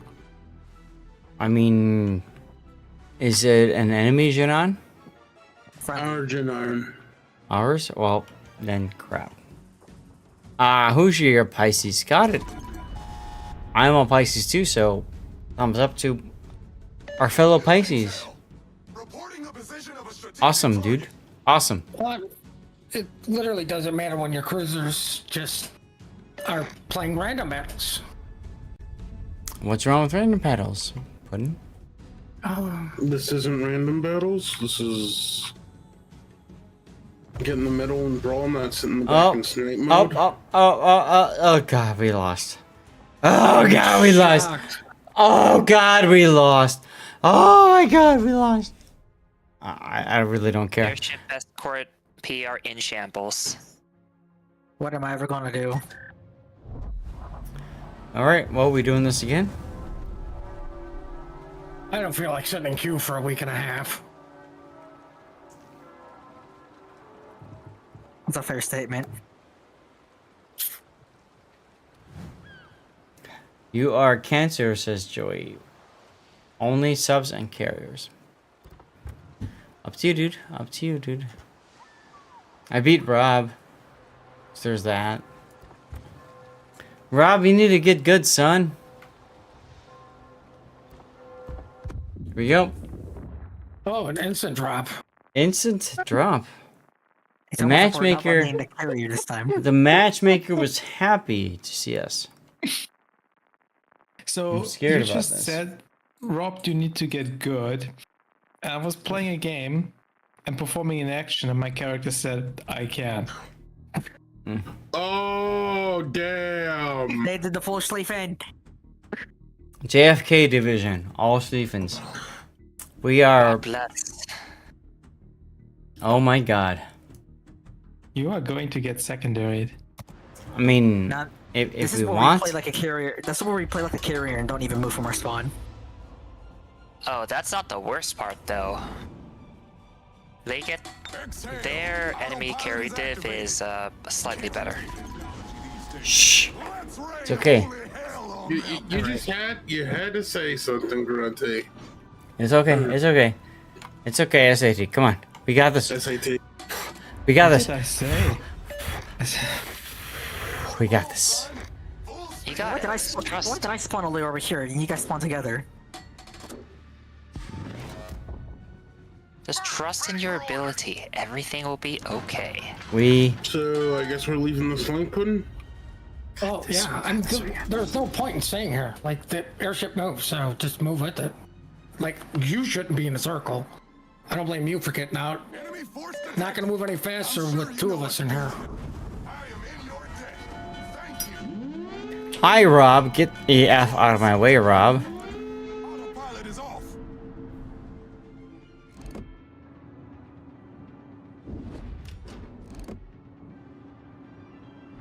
Son, enemy bird farm detected.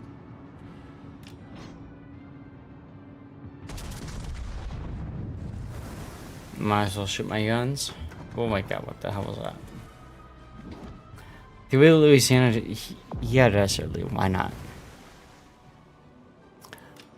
Why not? Oh look, one penetrating hit. LOL.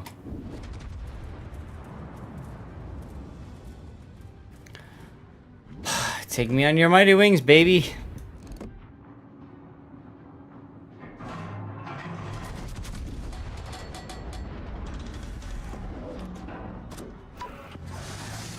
Go planes. Well, I'm the full W. Who are we targeting with the planes? I want the lone Schlieffen. What is what's the lone Schlieffen? Up the middle. Puddin', is that this one here? This guy. Shit. Well, the kind of if you guys are going for him, go for him. I'm going for Admiral Kuznetsov. Yeah, that's where I'm going after as well. Fire on him. Thanks, Rob. I had two people looking at me. Had multiple people looking at me. That was not. That was not sarcastic, dude. Like. I know. It's just wow. some people. I don't know. Multiple people looking at me. Citadel and the Worcester. Nice. Whoosh da, whoosh da. Like check torpedoes through those that gap over there. Wait, what is Big O playing? Louisiana. Me and Puddin are the only two who are not in Louisiana. Oh, hi, Minotaur. Oh, you're going. You're not. You're gonna say spotted for me?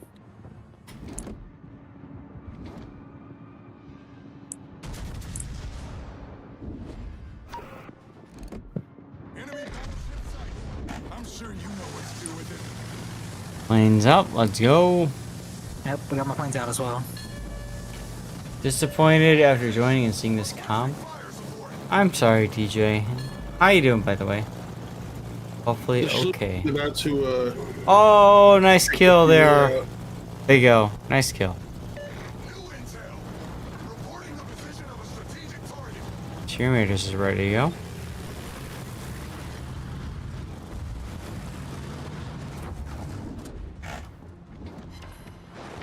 Fire on Virus's nap. Minotaur. Concentrate fire on the designated target. Son, enemy cruiser has been detected.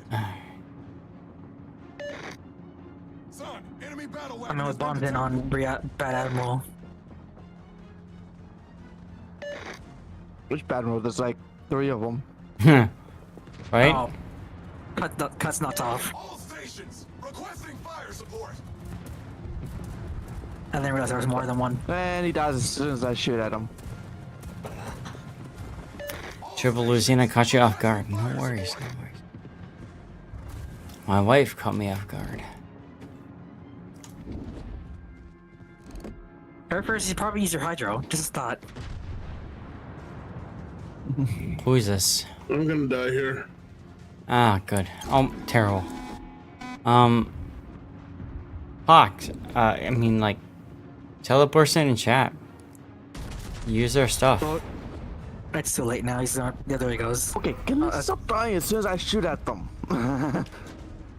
That's the second time in a row I went to take a shot at somebody and they've died. I'm gonna end up taking some FDR torps. Well, at least you don't have a long reload. Oh. Okay. There goes Puddin'. Puddin', you got torpedoed by a Schlieffen? What the hell? Yeah. Hey, 2 Schlieffen torpedoes me. Like, I don't survive that. Ow! Why? Because Rob doesn't know who to shoot. That's He told me Rob's to fault. shoot at one of the Schlieffens. He died. Enemy cruiser sighted. I'm sure you Like know I what tried to do with shoot them and they died before my Right. So my statement is true. But you know, if I don't shoot at them, they survive. Because that's the way it's always. Did I just torpedo? Oh, I torpedoed Andrew. Whoops. Your team member, right? Good job, The Rob. Minotaurs should die here, but we definitely need to get somebody into theirs.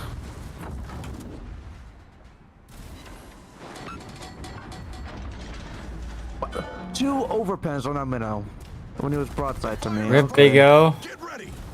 Killed by a Minotaur? Ouch. We're down Dude, by... everyone's hiding behind that island. We're down by a ship, yo.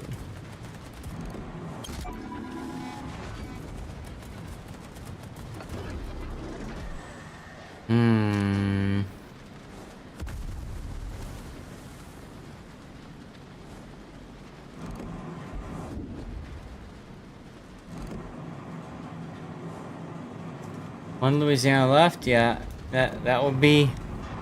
I mean, no. Two. It's me and Pac. I don't exist, I guess. Are we focusing that Napoli? Get ready. I got 3 ricochets on him, but still got damage somehow. Hmm.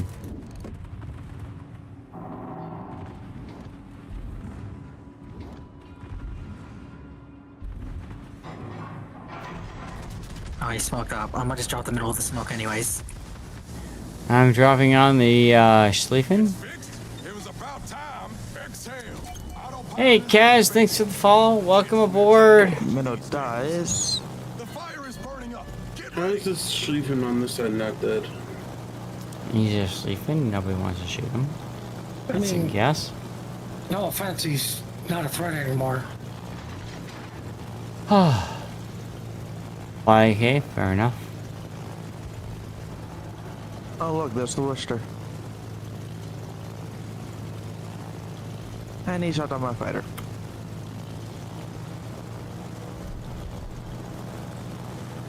Let's go drop this Schlieffen. Mohicans! Mohicans with the... This is not a secondary Schlieffen on our team. What the fuck happened to me? I was not... And he has, and he has Luchins on there. I was not that low on hit points, but... Whatever! That's BS. Probably got citadeled. Hey, look, broadside Napoli. It's gonna get over. I'm just gonna overpen it. Mohicans, I hope you're doing well. I did overpen it. Mohicans is our DJ for the overnight portion of our stream.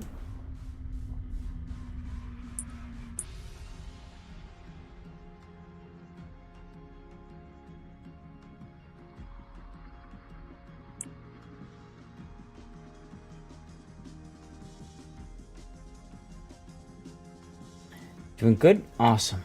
Oh, those torps look good, Kitakami. Nice.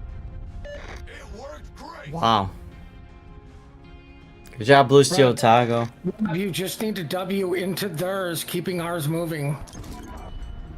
Yeah, don't chase the Ooster, Rob.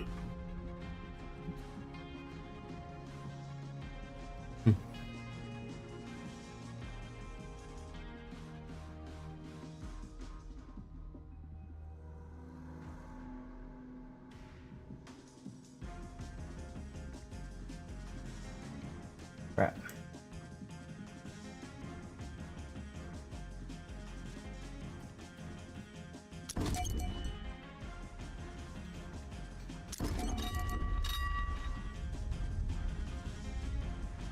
We won in 40 seconds. Yep. Yeah, except I just got spotted by air. Smoke, smoke, smoke, smoke. I'm out. He's out.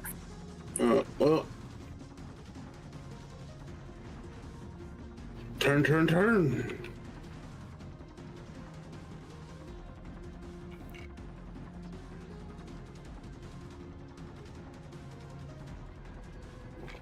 Thank you, Seas Nuts. Thank you, Seas Nuts. I got it. Oh my god, they killed Rob! Come on, No, they killed Rob! Oh my god, they killed Rob! Bob did what he had to. Die? Did the ultimate sacrifice. Oh. We got the W. We got the W. This is like Citadel the Wooster. So, chat, I've got 15 minutes. And then I need to go. So do you guys want to do another tier 10?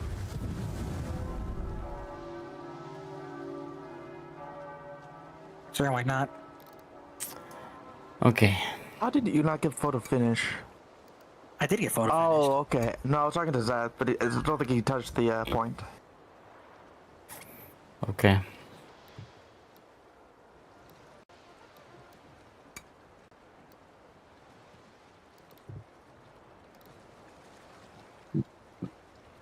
That was a lot of fun in this game good mode. tunes, good tunes.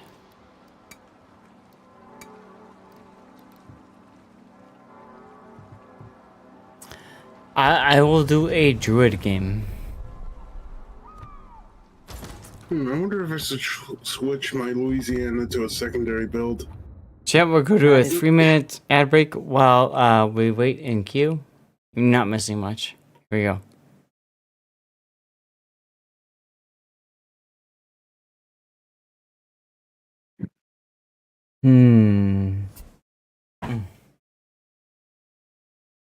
Excuse me for a sec. I'll be right back.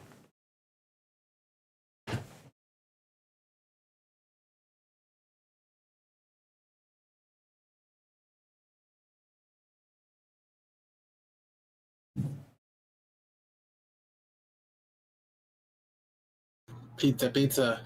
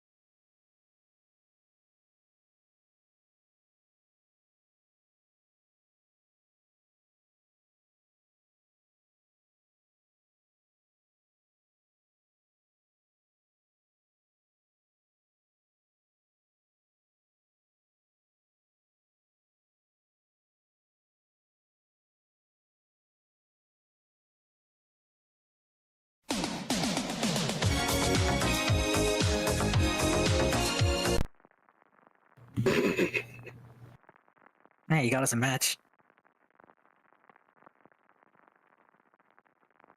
This is the way. This is the way. This is the way.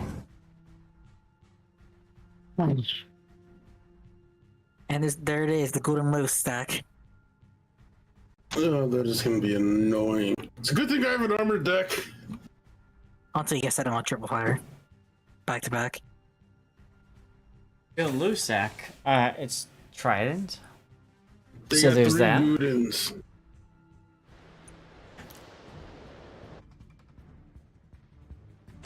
Oh, I'm We playing basically have druid. squishy cursors. It's fine. It's fine. It's fine. It's fine. It's fine. Trust. It's fine. Trust. Trust the process. Trust. Ooh, we got armored. He's in Colbert. Armored what? Armored, yeah. Okay.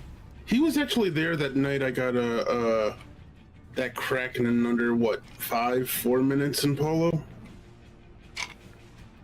I think the fastest I ever got an achievement was an arsonist. No, arsonist Witherer in 3 minutes in an Akimov. I mean, there's no subs and there's no carrier, so sure. There's half a carrier. And a quarter carriers if you include the Gudins. What exactly does that mean? Can we really call them quarter carriers if they can output more planes than the half carrier? Good point. Battlestar and Napoli. Just remember, as long as you stay 13 kilometers away, you're good. Okay. Hmm.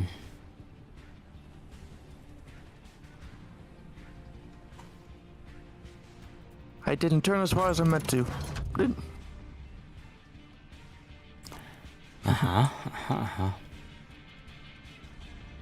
Enemy force detected. Oh god, the sleeping's over there. I'm probably dead. Oh, I wish I went that way. Oh, I have a broadside 110 over there. Now I gotta turn around. I am located. Oh, the Gudins are on this side. Great. That's It cute. should be spread out a little bit. Okay. Like, look how we're spread out. Well, somebody left their AA on. Iowa. Probably the Sherman that's dipped with them. We'll go with that, Rob. Good song choice, by the way. We'll pick this out.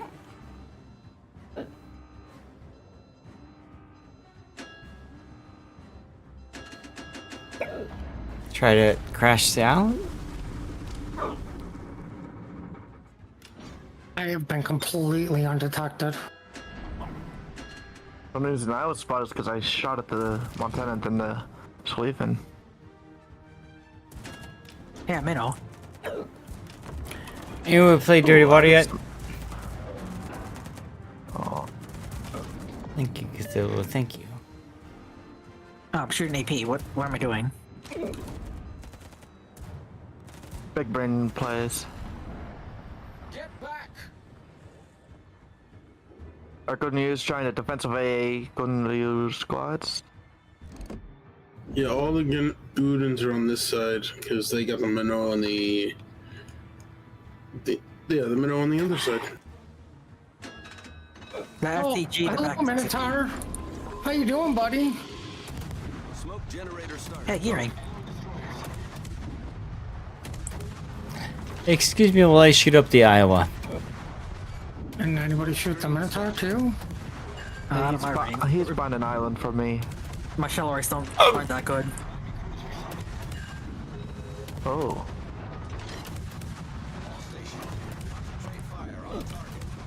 Iowa is pushing hard. Really hard. Makes you wish you had torpedoes, doesn't it? Really good torch there, buddy. Not at all. Not whatsoever. Good thing they were gonna hit the enemy. Oh, Sherman.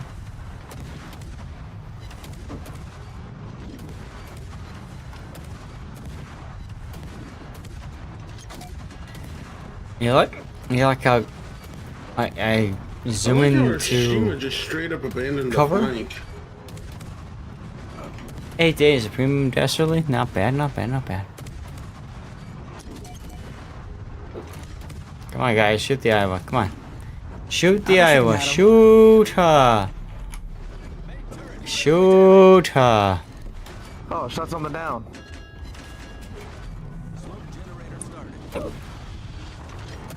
Smoke up. It's probably too late. Yeah, I thought so. Alright. I gotta go take care of something. The giveaways have been taken care of. Help on this Iowa would be nice. Concentrate fire on the designated target. Here's where shooting the bow is helpful. Bye, Iowa. I wouldn't push into that, Rob. That's why the druid is so freaking overb. Freaking overb. Oh my god. Both of my front guns just got knocked out. Freaking overb.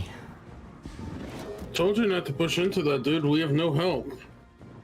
And our only DD left. Nice kill block. Nice kill block.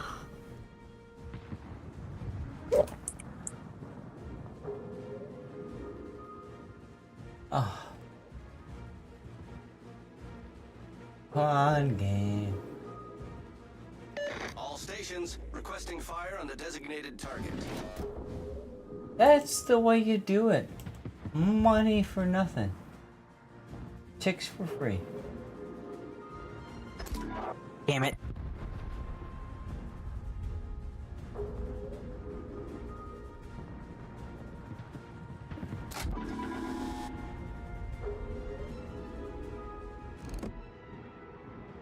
Uh-oh. Shim also screwed his torps up. I think you really still want to get a kill. We are in trouble. Vacation slide. What? We're fine. Document. We're fine. Smoke generator started. Oh goddamn! Wrong button.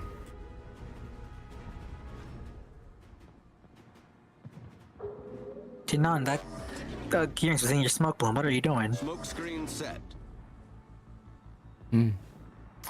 Why does the storm? Let's Shima go. left this flank to go to the other flank just to die. Yes, Good job, Shima. Yeah, it's okay. It's okay. Oh, it's okay. Trust.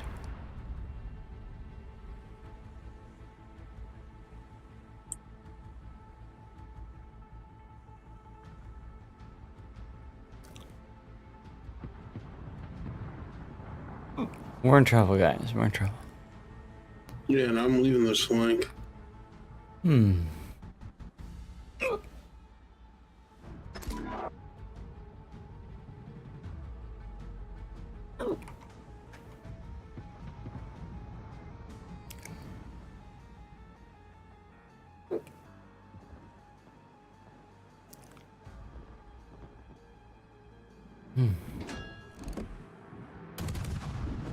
Hi, Gearing.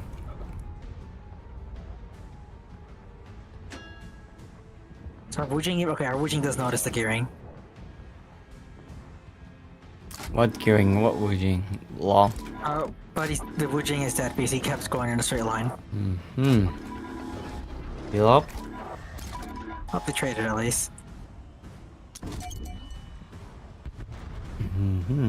Now it's just you two.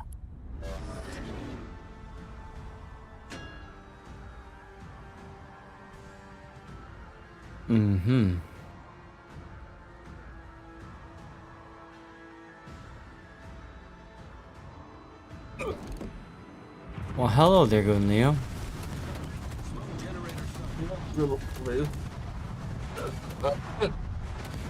Whoops.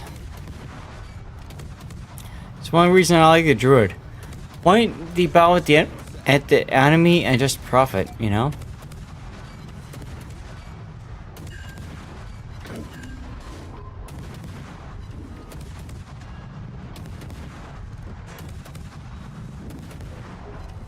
All this left on this team is Big O and me. Yeah, because everyone else died without a kill. I got a kill. That's not in our dev. The ship is on fire. Main turret critically damaged. Problem solved, sir. Main turret. And there I go. Oh well. Can't help it if everybody wants to die. Why do you still keep getting the hexagon messages? What? That was the name of the event, the hexagon, where you good try, nothing on your side. Why do you keep getting that? It's a mod. It's a mod. Mohicans with the fireworks. My team was too good at dying. Yeah, that is true, sadly. True.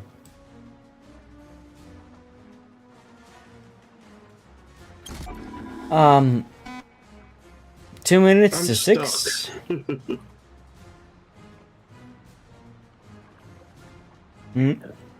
All right. Well,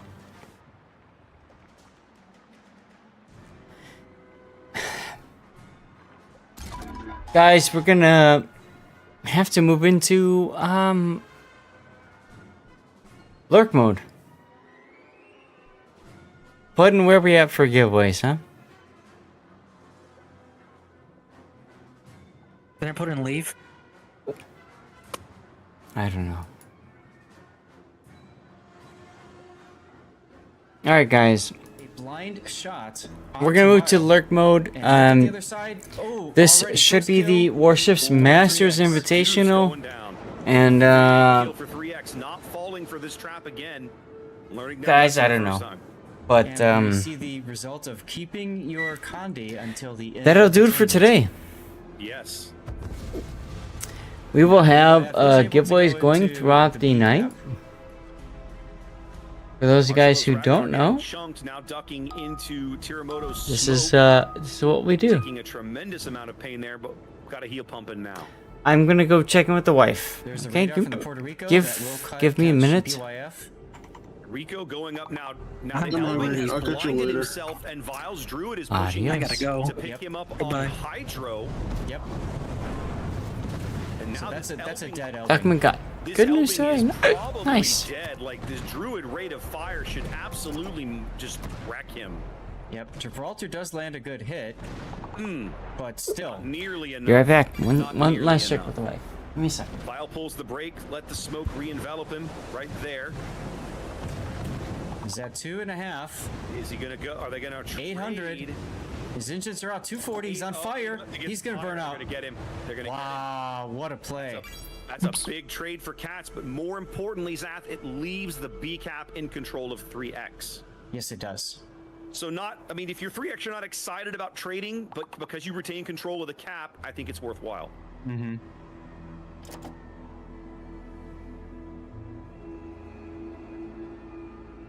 Ragnar turning around, the 4-line push denied now. As well, 3X starts to kind of wrap things around here. Kenny Mod working the north side of the C cap. Yeah, they know that the Puerto Rico's radar is down at this point. So Yuki could try to go back into B, of course. You've got the Alvaro de Bazan and the Ragnar that can absolutely just cut you off. But I feel like if you're Cats, you got to make a play soon. Yeah. You can't just sit and let 3X rotate. All right, you guys. So here's the deal. We're going to go into what we call lurk. Lurk mode. This is going to be Warship Masters Invitational. Except this brawl with the Puerto Rico, I think, which I'm not sure that's going to work out very well for him. Rebroadcast. BROAD. One torpedo. He does indeed. And that's probably the best he could hope for at this point in this matchup. And Silverblade not allowing that. So the plan is I'm gonna go spend some time with the wife. If you guys want to help out, if you guys want to be a part of the stream and support me, all you gotta do is hang out here. You can lurk away. We'll have some giveaways going over the course of the stream. The big thing though is I'm pretty sure that's we want to be there for you guys. So exclamation point lurk if you guys want. I think both teams hey Duckman. The more you donate to Zath, the better the meals Zath can cook for his wife. Well, yeah, I suppose. But not that. Yeah, she's making pizza right now. At this point, no. Deep dish? Yes, Gino's these deep dish. It's yummy stuff, but I don't know. It's better than whatever pizza we can get out here in the Pacific Northwest. Although radio location might flip a little bit. Yeah, we don't have that many good options. Really? Yeah, we have seafood at least, so we'll trade you. We'll give you. You give us pizza. We'll give you a fish. I think that's a fair trade. Sure. So guys, I'm gonna send a giveaway for 10 o'clock p.m. Puddin', you are more than welcome to do some drawings from now until that point. So now he's got to see if he can extricate himself from this position. Mohicans is gonna do our music. To help with the Ragnar, though. Yep. We haven't done this in a while, Ragnar's so got good armor, but when you're sitting This is good. broadside to those They're AP good stuff. shells, Yeah, it's the not so AP good. shells are, yeah, the AP shells will full pin that Ragnar all day long. Did he disconnect? I think he might have disconnected or something. I think he like might that. have Quit disconnected. firing. Yeah. Oof. Big kill there for 3x though. Absolutely. And by the way, Katz is Petrie now in trouble. Oh yeah, he's been getting pushed for a while. So not only he's getting low. could they lose the game, but they could also lose the ability to take the Petrie in future battles. Oof, that's gonna happen. Yeah, you see Kitty Mod literally ignoring the Elbing to try to make sure that. now those of you guys watching on YouTube, we are going to end the stream for you all. Oh yeah. You're welcome to hang out and participate in Twitch. Wow. Insane. But otherwise, we'll see you guys all. What is it? Today is Friday, right? I saw him firing on the Patria. It's like, okay, he's accepting. Yeah, today's the Friday, loss so we'll of see you on his ship Sunday. To get their flagship, There you go. and he's fine with it. But he There we actually go. cleaned up both of them. Mm-hmm.